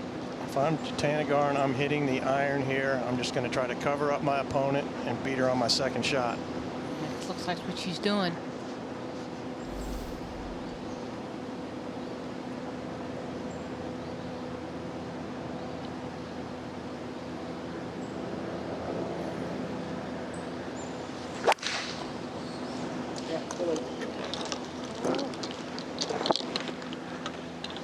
That is dreadful right there. Terrible angle from the thick rough.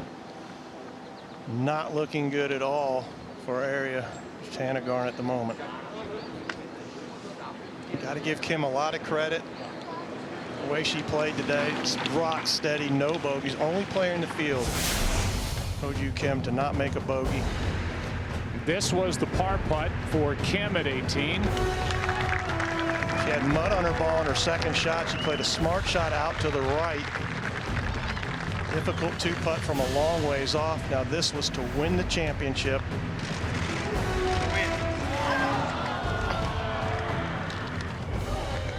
And with that miss, and then the subsequent tap in for bogey, into the playoff we went, and now the upper hand for Hyo Joo Kim. This has been some reversal. Yeah, and I think she has a huge upper hand here. She's right in the middle of the fairway. Ariya has a bad line to the pin, plus coming out of the rough, she's got no way to stop that ball.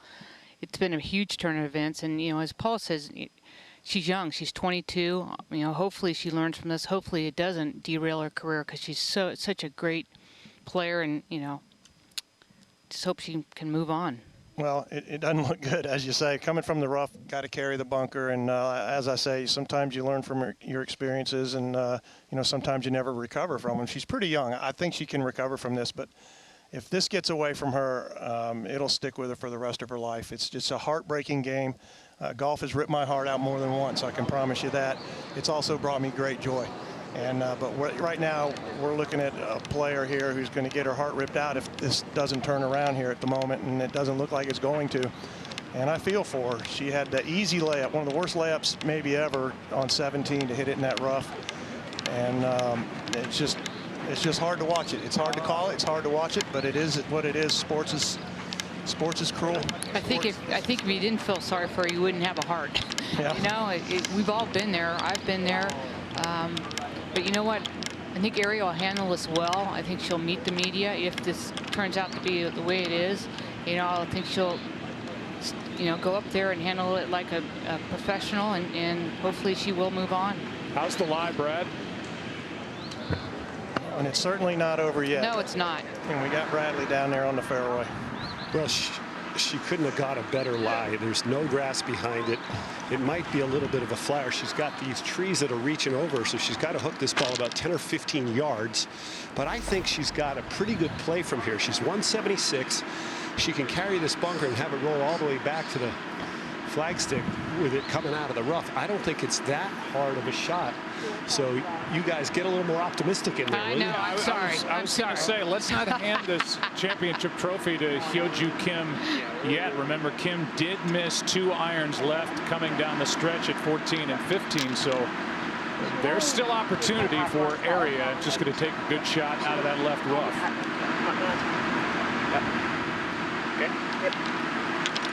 Folks, it's a lot harder to hook a ball out of the rough than it is to cut it. She's got to draw this. She's got a clean lie. Can she get enough club on this ball to hit a draw?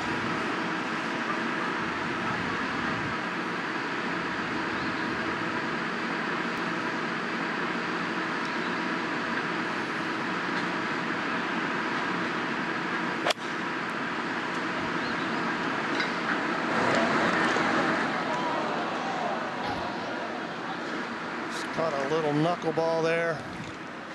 Got a little bit of a break. Unfortunately, hit off a spectator. Bounce back up.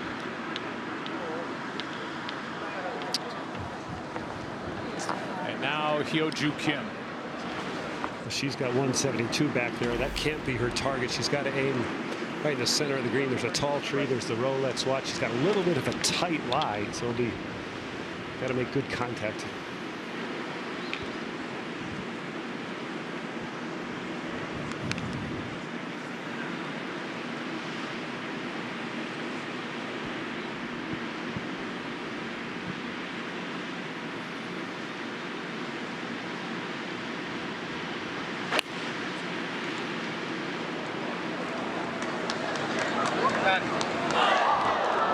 Bunker. It's not the easiest bunker shot in the world. You've got to go through a little bit of a valley to the green sitting up on a plateau. A lot of different levels on this green. It's pretty much the same shot Area had. It is. She's got the luxury of a one-shot lead. Both players missing the green. I think Area has the easier up and down here, hitting it over the green. Should be putting back up the hill a little bit. Hyo-Joo Kim has only made 2 bogeys in the last 45 holes, 1 bogey in the last 36 holes. So she's got a pretty solid bunker game. 6 of 8 in sand saves during the week. And you got to feel right now that Kim, anytime she gets on the green, she's going to have a chance to keep that putt. Talked about Area winning at Kings Mill, won in a 2-hole playoff just a couple of weeks ago. And a nice round of applause for these 2 competitors battling here in this 2-hole aggregate playoff. Hyo-Joo Kim with a 1-shot lead.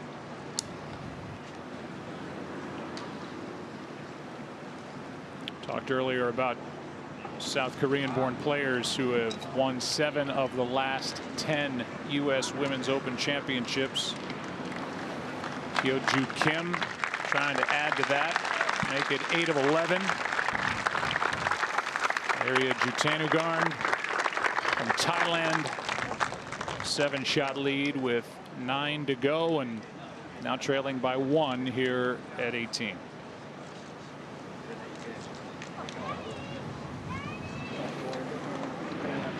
Hyo-Joo Kim will be first to play. And she's going to have to thank Les, Aria's caddy. It's in the exact same spot where she was. The rake job is perfect. It's a great lie. But Paul, it's the same shot. She's got to choose whether she's going to hit a low running shot, see if she can run it up to that ledge, or if she has to fly it all the way back there. And that's a scary shot to make that full of a swing. Well, she's been the best around the greens this week. Only 4 times has she failed to get it up and in, which is remarkable around here. Don't you think that has a lot to do with her putting? Yes, I do. It always does. Yeah, she can. It just seems like she can make it from anywhere. And it's not only, I mean, she's plowing them right in the middle of the heart. You know, this is either you're going to clip it, which, you know, it forces you to get close to the ball, or you're going to hit some kind of a chunk and run through the valley and up the slope. It's all going to depend on how you feel.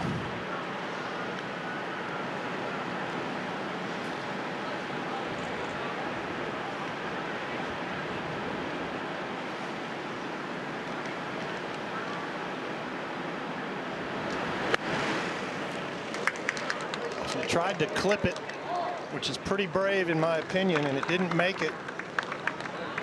So it's going to roll back down and maybe all the way down into that valley, and it has. So an opportunity for Arya to get this thing up and down and extend this playoff, if of course Kim misses.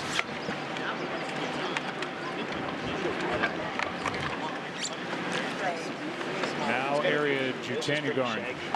It's a pretty clean line. The ball's a little bit below her feet, but the distance she has to fly this, I don't think she can really get it high enough to land it on the green. It kind of runs away from her right to left. Yeah, I think you just try to land it regular as rough against the shorter grass. go this way? Yes. Guys, just perfect if you don't move, okay?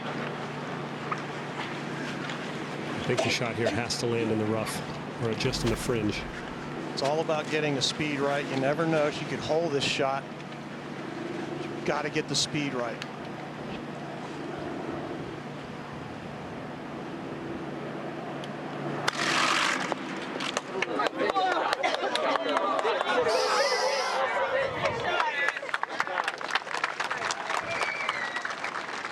It's a pretty good shot under the circumstances.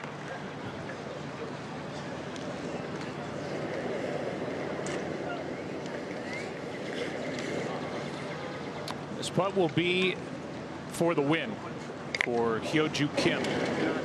Three-time winner on the LPGA Tour, including the 2014 Evian Championship, a major.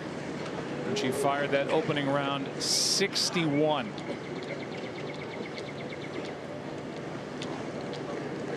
Final round 67 has put her in this position. That long birdie putt at 14 has her one up.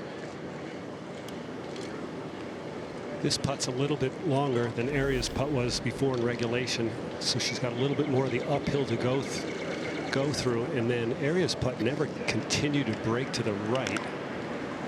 But Kim smoked the field in strokes gained today. Almost gained 6 shots just on the putting green.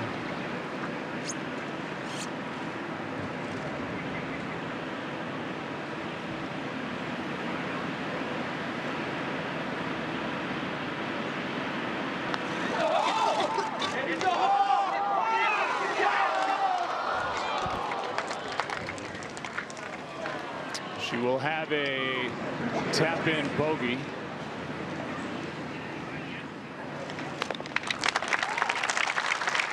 And opportunity for Aria. I think she felt like had she hit it a little harder, she had it. A little bit of a teach there. Jutanugarn. She's got to make this to extend the playoff and force sudden death, which would pick up back at 14.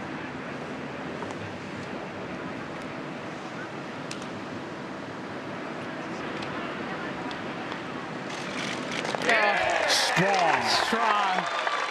That's heart right there.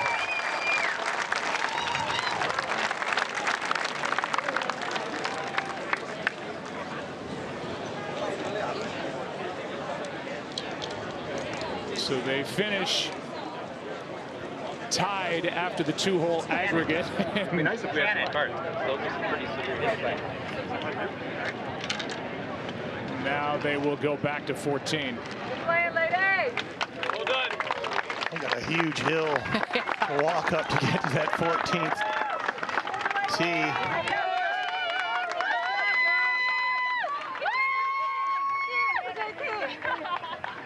So I gave the resume for Hyo-Joo Kim. Jutanugarn is a major champion. She has 8 career wins. She is also 22 from Thailand. Her and her sister, who have shown, Moria, inspiring a generation of female golfers, a couple of whom we saw during this championship this week. I can't believe they're making him walk. I know. They asked. I'll give them that. Well, here's David Fay. David? They were offered the ride. Oh, they were? Yes, they were. And, you know, throughout the championship, going from 9 to 10, they were given a ride. So, but no, they were offered a ride. Well, you folks at that USGA aren't that heartless after all. I felt like you were pretty heartless when I was trying to slay some of those courses back in the day. Well, maybe they didn't like the taxi fare. Well, for Aria, she has been a USGA champion, won the 2011 U.S. Junior Girls at Olympia Fields. And these two are trading shots and now in sudden death. As we've had during the course of the week, uninterrupted coverage of the USGA championships on Fox is presented by Rolex. You know, Joe, I think this is the 14th hole is a more difficult tee shot for Aria than it is for Kim.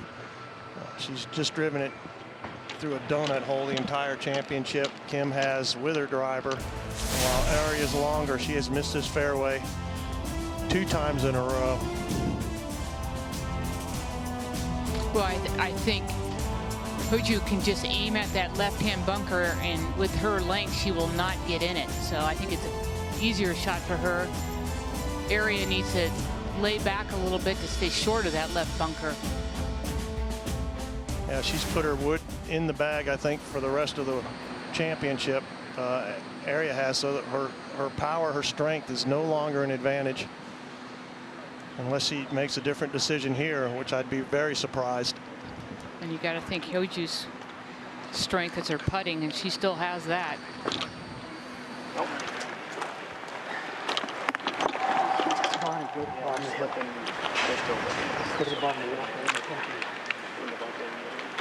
Jutanugarn keeps a cover on her long iron.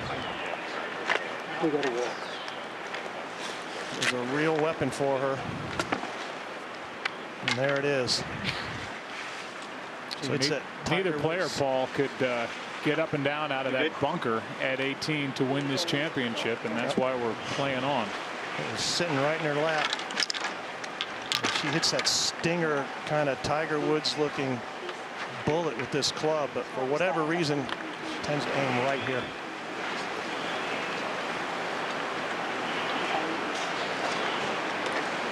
Beautiful hole, elevated tee shot. The water on the left not in play, but all the bunkers are in play.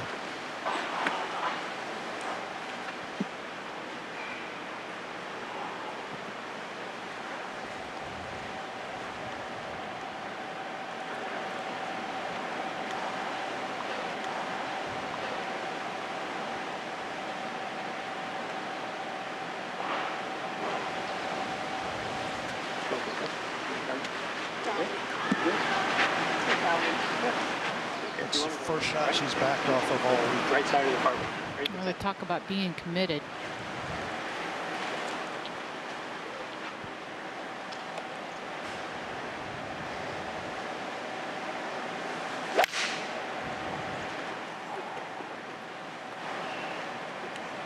She smothered it. She smothered a bunch of shots coming in. Brad alluded to that earlier, that she lost her trajectory control with her fairway wood and with her long iron.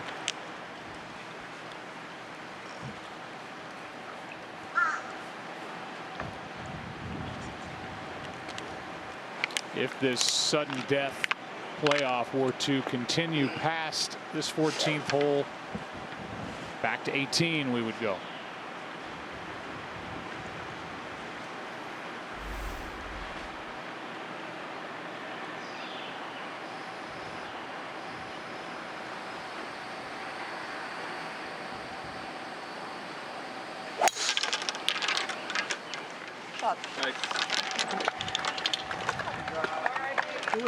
Another fairway found for Hyo-Joo Kim. For that great championship, Julie. Yes. I got to play it a couple years ago, and it's definitely in my top 5. Loved the course.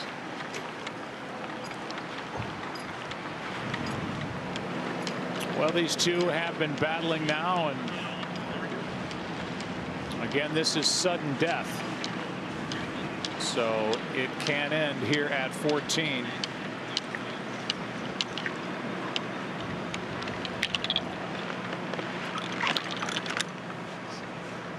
There have been 7 birdies here at 14 today, if you count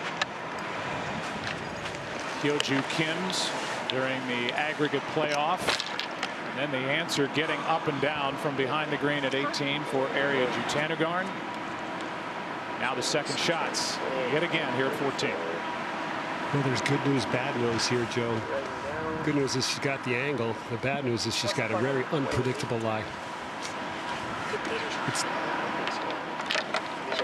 like 25. I think you hit the exact same shot you've been hitting, just with that club. Yep. What shot to the pin?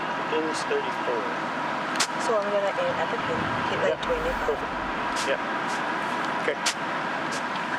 The ball's down here. I think the shot to play here has got to be a lower trajectory shot if you're going to hope to try to hit this high. I think it could come out fluffy and stay well short of the green. It's some of the most unpredictable rough in all of golf, this Bermuda grass. It's common Bermuda. Let's see if she gets this right.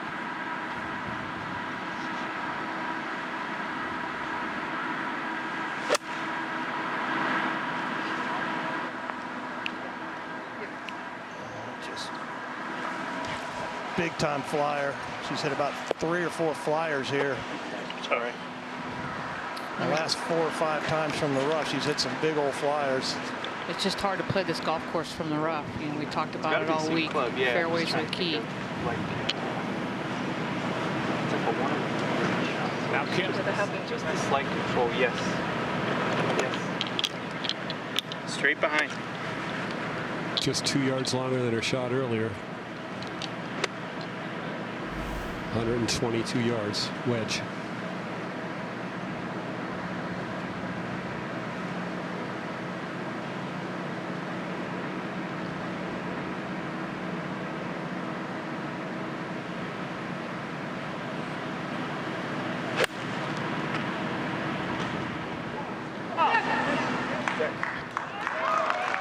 Exactly what she needed to do. She knows that putt. Maybe a little longer moments ago, but in good position on the green in 2 with area off the green in that back bunker. She's only been in 1 bunker since Friday, Joe, and that was on 18 in regulation with a chance to get up and down to win this championship. She wasn't able to do it. She's 50% on the year. It's kind of like a weather report. They give you that 50-50 chance. That's like the big cop-out. So who knows how she's going to hit this. She is 34th on tour in sand saves. She needs 1 here. With Hyo-Joo Kim. Good look at birdie.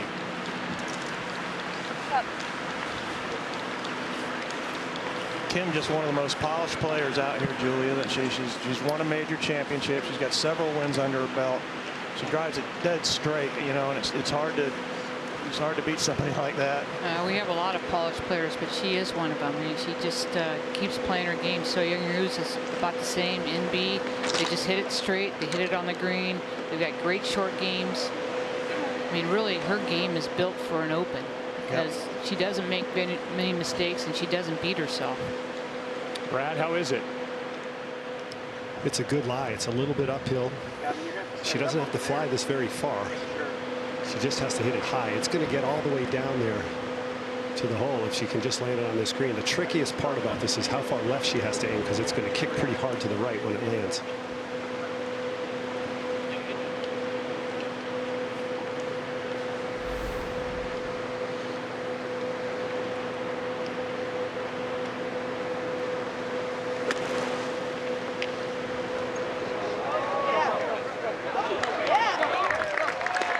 There's your 50-50 right there. That's a real touch of class right there. She slipped that club right past that ball. Very brave.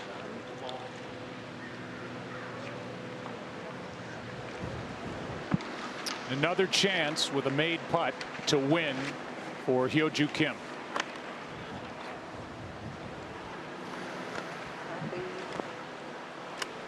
This putt is almost on the identical line as where she holed her birdie putt from before. It's a little bit closer. The difference is the shadowing right now. There's no sun on her line. She should know this putt, but that last putt she made, she hit that pretty hard.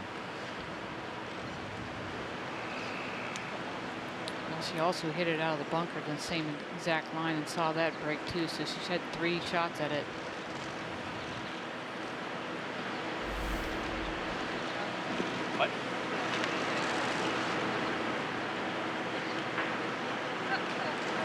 Dirty golf ball at the end of a week's worth of dirty golf balls here at Shoal Creek with all the rain.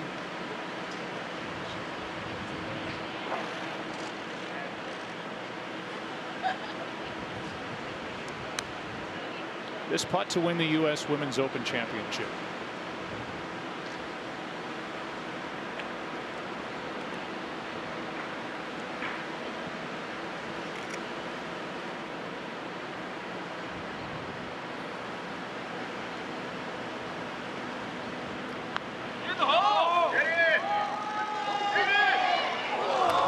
just slides by. A great effort. What an effort that was. Please straight. Now it's down to this.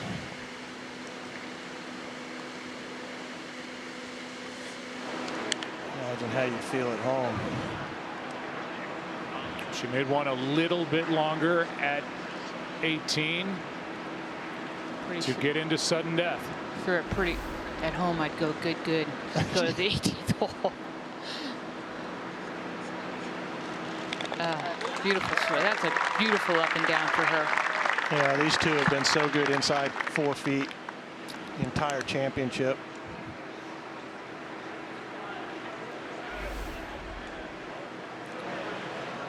This to extend.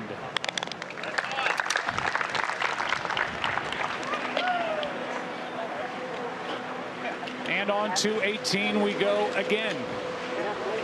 What a battle. Look how good this looked and for how long it looked good. Oh.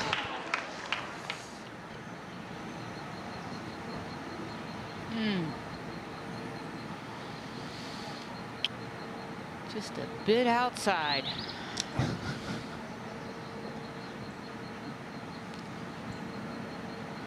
So back to 18 we go. Kim has had no issues finding the fairway. That has not been the case for Jutanugarn. She's What smothered. will it be this time around? She smothered her last 2 long irons, Joe. You know, this may be a time for the caddy to step in and say, let's go ahead and rock and roll that 3-wood and try to get an advantage on this girl. Kim, she's got a lot of distance in that 3-wood. She probably hit it 20 or 30 yards farther than she's hitting that long iron, and she hasn't exactly striped the long iron. So she's got a decision to make here. She's going to go first, and that's an enviable place to be in a playoff like this.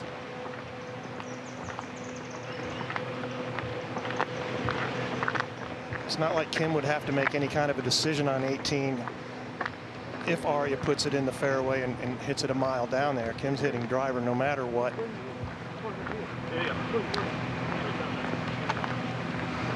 Remarkable to go around Shoal Creek and only miss 5 fairways for the championship. There's several intimidating looking tee shots here on this tree line golf course, Julie, and the rough comes in quite a ways on a lot of these holes. You know, good thing about Hee-Jeon, her driver only hits 245, you know, 230 to 245, so she's going to lay back all those bunkers, so she can just go ahead and rip at them. Aria has a little different game plan here. I'm sure they're wishing they were playing a hole that was downhill instead of having to walk up to these tees. Well, really, the only one with a decision to make is Aria Jutanugarn, and we'll just see what she does. It's going to be a team decision, I think. Her and her caddy, but it may have already been made. So we're in sudden death, second hole of sudden death.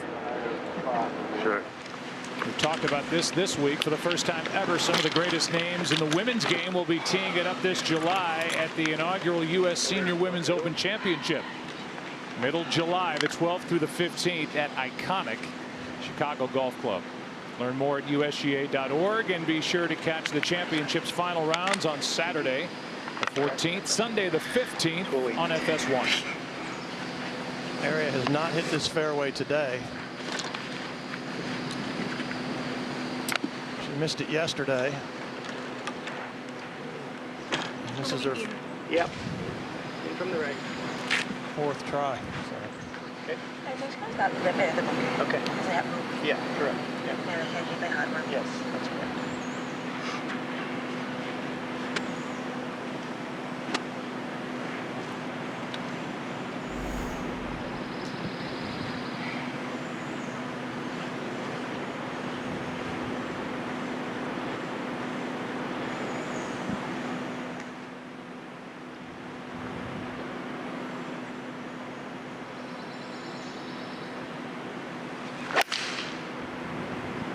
Shot. And that's how it's done right there. My mistake, she did hit this in regulation. Missed the green with 8-iron and made bogey today. She's gone birdie, par, bogey, and then parred it. First time around in the playoff, and now Kim, who has gone par, birdie, par, bogey during the playoff, and here we are again.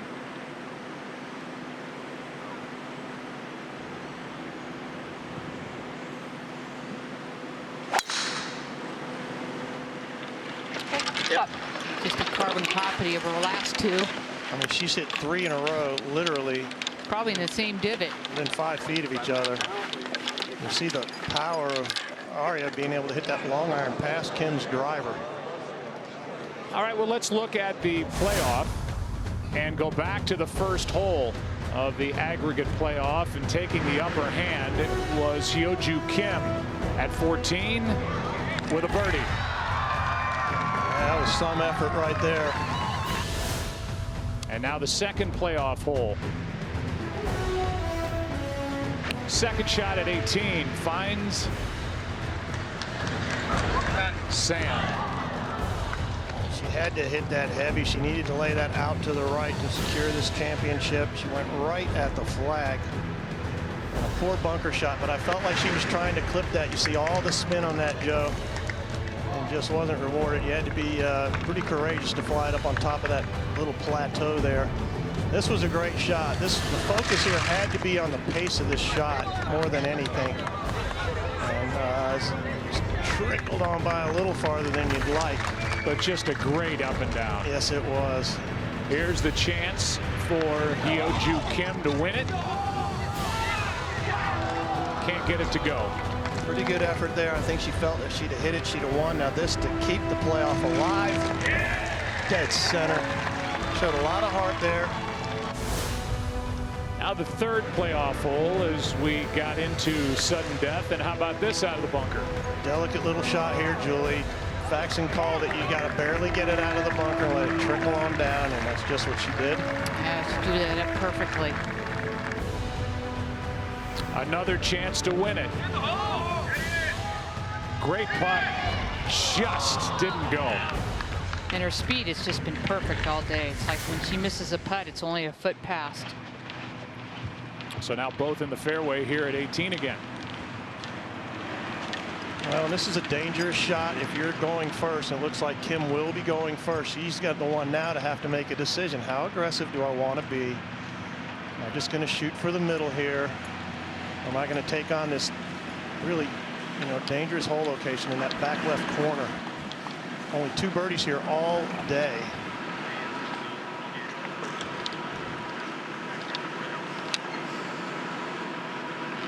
Kim will be first to play. Well, she's driven it in the fairway, but it's 13 yards farther from the hole than it was in the first go around here. She does have a much better lie. I really think that tight lie she had caused that iron shot to come up a little bit short. Now from 185, she's got to carry it another 15 yards from the front of the green, which is 143. So she's got to carry it almost 160 to get it over the bunker into the wind. She's got to be looking outside of that right side of that left bunker. I think if you can put the pressure on, just get the ball on the green, put the pressure back on area, especially from 185. That's okay. Probably wants to fly this thing 170. I think, yeah. Both players hit a lovely little draw as their natural shot. From the right.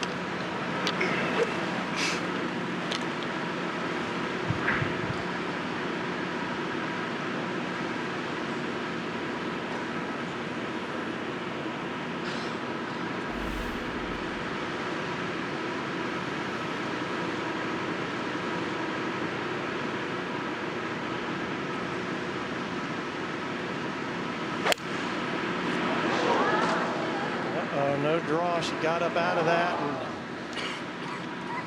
not a good place to be right there. Advantage now for Aria. And she draws the ball a little more than Kim does naturally, Julie. Yeah, I think she got a little bit aggressive on that first play on the regulation in the 18. She's just got to be looking just to the right at that Rolex sign and just let it draw in her natural draw. I remember Jatanagarn probably got an 8 or 9 iron. I would think it has to be 7 here to carry the bunker today, right now into the wind. Big deep breath. She's missed this green twice today.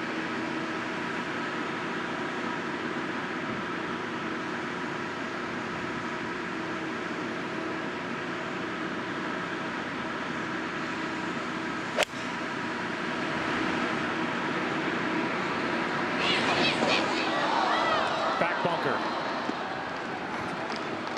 Boy, that adrenaline's a real thing. She just flushed that.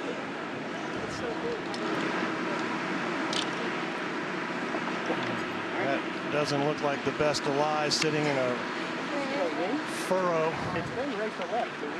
As long as that furrow's going towards the hole, and it is, it won't be terrible.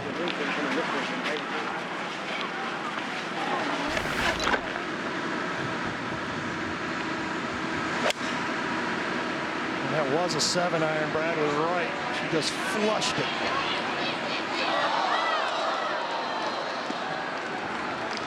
And was surprised at the result. Let's remember where we've been.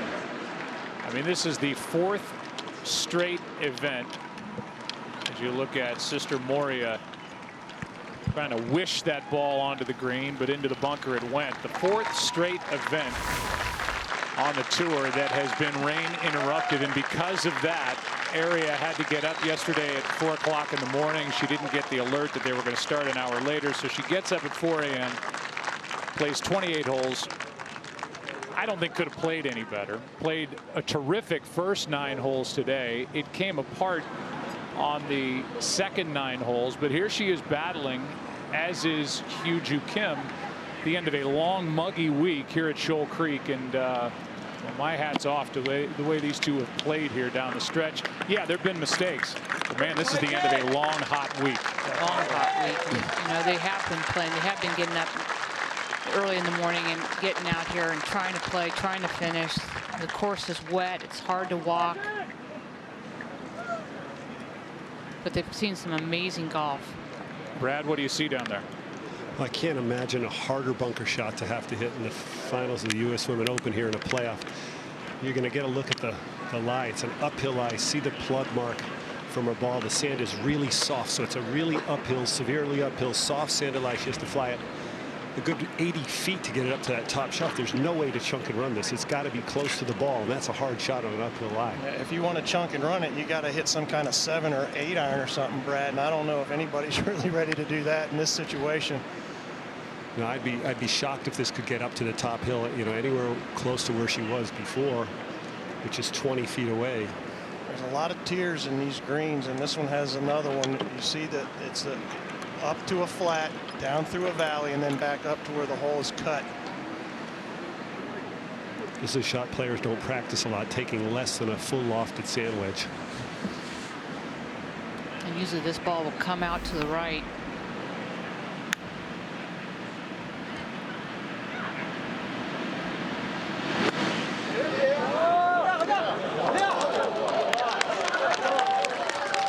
Pretty darn good. Taking everything into consideration. Pretty darn good.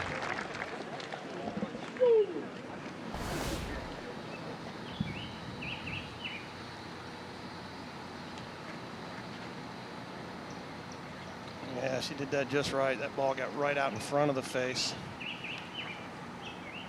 I don't understand the clapping for your opponent, but it's a different world. This whole Twitter world and the social media, it changes everything, hasn't it? Now, Brad, these furrows look like they're going pretty much at the hole here. Well, you know, the bad part for Aria, she's got a downhill lie here in the ball. You can only, about a quarter of the ball's, you know, underneath the level of the sand. So this ball is not going to have any spin. So she's going to have to play the ball forward, I think, weight forward and really just fly it like the last shot, just a short distance. Even on the fringe, you'll get it there. It won't spin. Oh, so good. What a shot.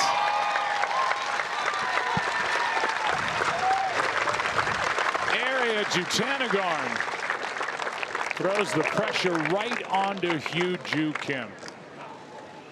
Wow, that is the real deal right there.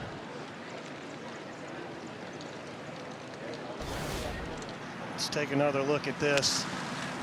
What a shot. She clipped that thing as well as you could possibly ask for. I'm not sure you could go up there and place it there and hit it any better. Take another look. And you heard it. Just slap that sand.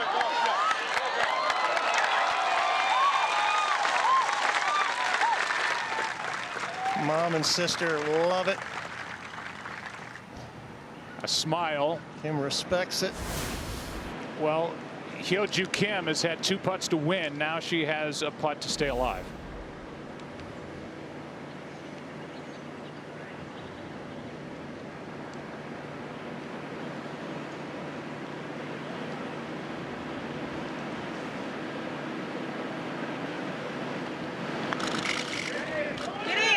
Left all the way, Joe.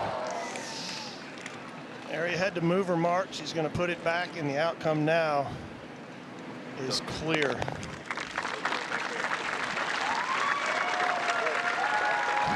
Hyo Joo Kim gave it everything she had. And Ariya Jutanugarn lost the lead. Made a bogey at 18 in regulation, but with this has won the U.S. Women's Open Championship.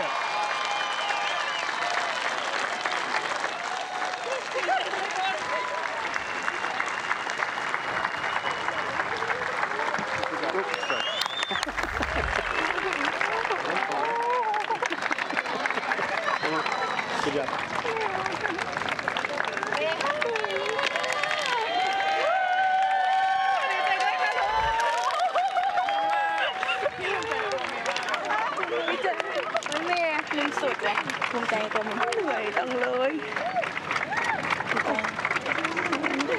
With her older sister, Moria, there to celebrate with her. What a moment, and what a fight.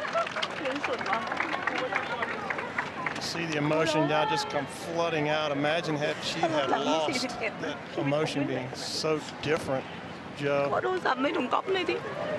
But you know, she handles herself with class. She handles herself with poise. At 22 years old, I mean, she could have gotten mad. She could have gotten thrown the towel in. She did the same thing. She made a lot of great shots out of the rough just to make pars, and a lot of great scrambling. And how about the sportsmanship? Applauding her opponent's greatness. Ariya, yes. Tears are falling. So happy for you. She's got her second major championship. First player from Thailand to win a U.S. Open. Well, I'll tell you what, that's as great a bunker shot as you'll ever see a player hit in a situation like that, Joe. And I mean that from the bottom of my heart. There's a lot of pressure here. Not a great lie.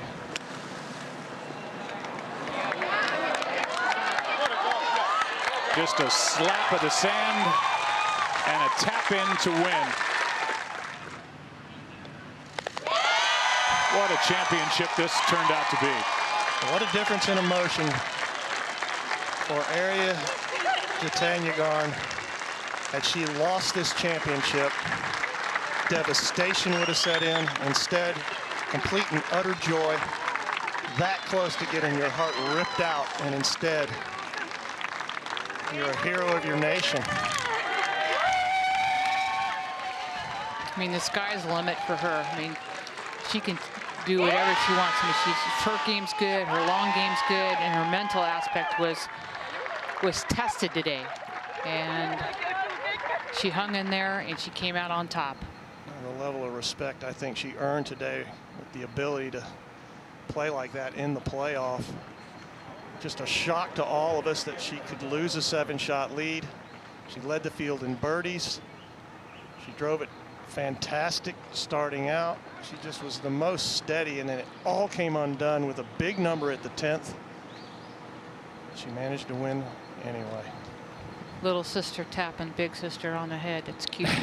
In 1998, Se-Ri Pak won a playoff to win the U.S. Women's Open Championship at 20 years old and inspired an entire generation of young Korean women to play this game. And boy, it has been a major shift in the game because of Se-Ri Pak and what she has meant to young Korean-born players. And now Ariya Jutanugarn is inspiring an entire generation, already has, but even more so with a win here. First from Thailand to win a U.S. Open championship. Let's go to Shane Bacon. Thanks, Joe.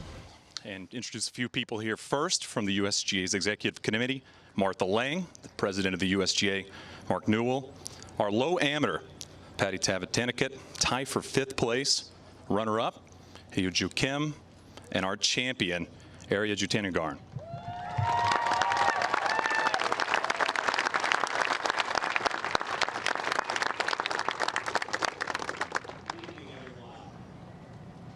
What a spectacular finish. Truly one for the ages. Let's give a round of applause for these fantastic players.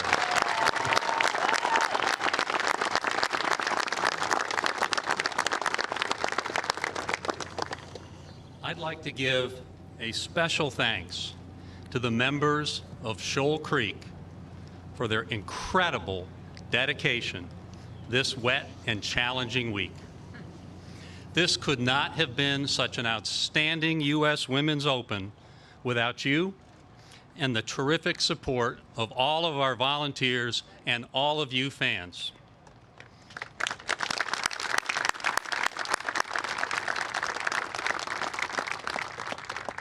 And now it is my honor to present the medal for low amateur in the 73rd U.S. Women's Open Championship.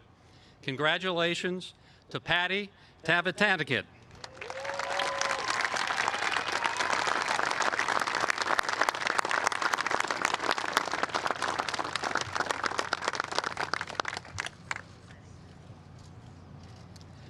And for a great week of play from our runner-up, we are honored to present the silver medal to Hyunju Kim.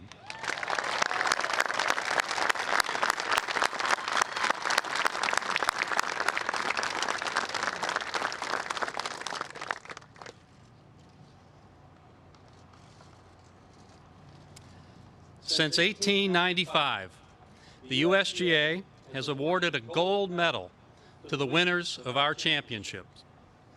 The U.S. Women's Open champion also receives a trophy named in honor of former USGA President Harton S. Semple. It is now my honor to present the gold medal and this magnificent trophy to the champion of the 73rd U.S. Women's Open, Ariya Jutanugarn.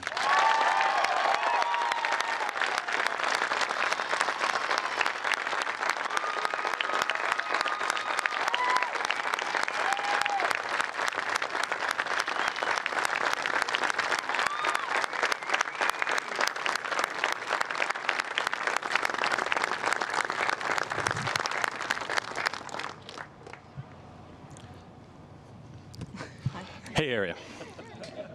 Well, that had to be one of the craziest emotional roller coasters that you've ever gone through in your career. Just take us through the last 5 minutes of your life. You hit the best bunker shot of this entire championship to win this trophy and win this championship. You know, like, it's pretty good for me to have chance to play off because I didn't have good back nine, but, you know, I didn't hit real good in my playoff, but ended up, hit pretty good bunker shots, so it's pretty good for me. Yeah, and people have talked a lot about how your attitude this season has changed. You've really stepped it up, and your confidence has gone up a lot this year in 2018. How are you able to keep yourself in the game, keep yourself mentally focused when it seemed to be slipping away? Actually, it's pretty tough for me because, you know, it's always up and down in my life. And, you know, for me, it's just don't put too much expectation and just make sure I do the thing under my control. Don't think about the outcome. It was an interesting week. You lost your golf clubs to start the week. In the airlines, you only got to play 9 holes in a practice round, and then you go through 27 holes yesterday and then this long day today. How tired are you after all this? Right now, not really. You know, I end up pretty good, so I'm okay now. Well, congrats. Great play, and congratulations on the trophy. Back to you, Joe. Shane, thank you. This was just such a fun championship to cover. And in the end, it's Ariya Jutanugarn holding the trophy. He thought it was hers halfway through this final round.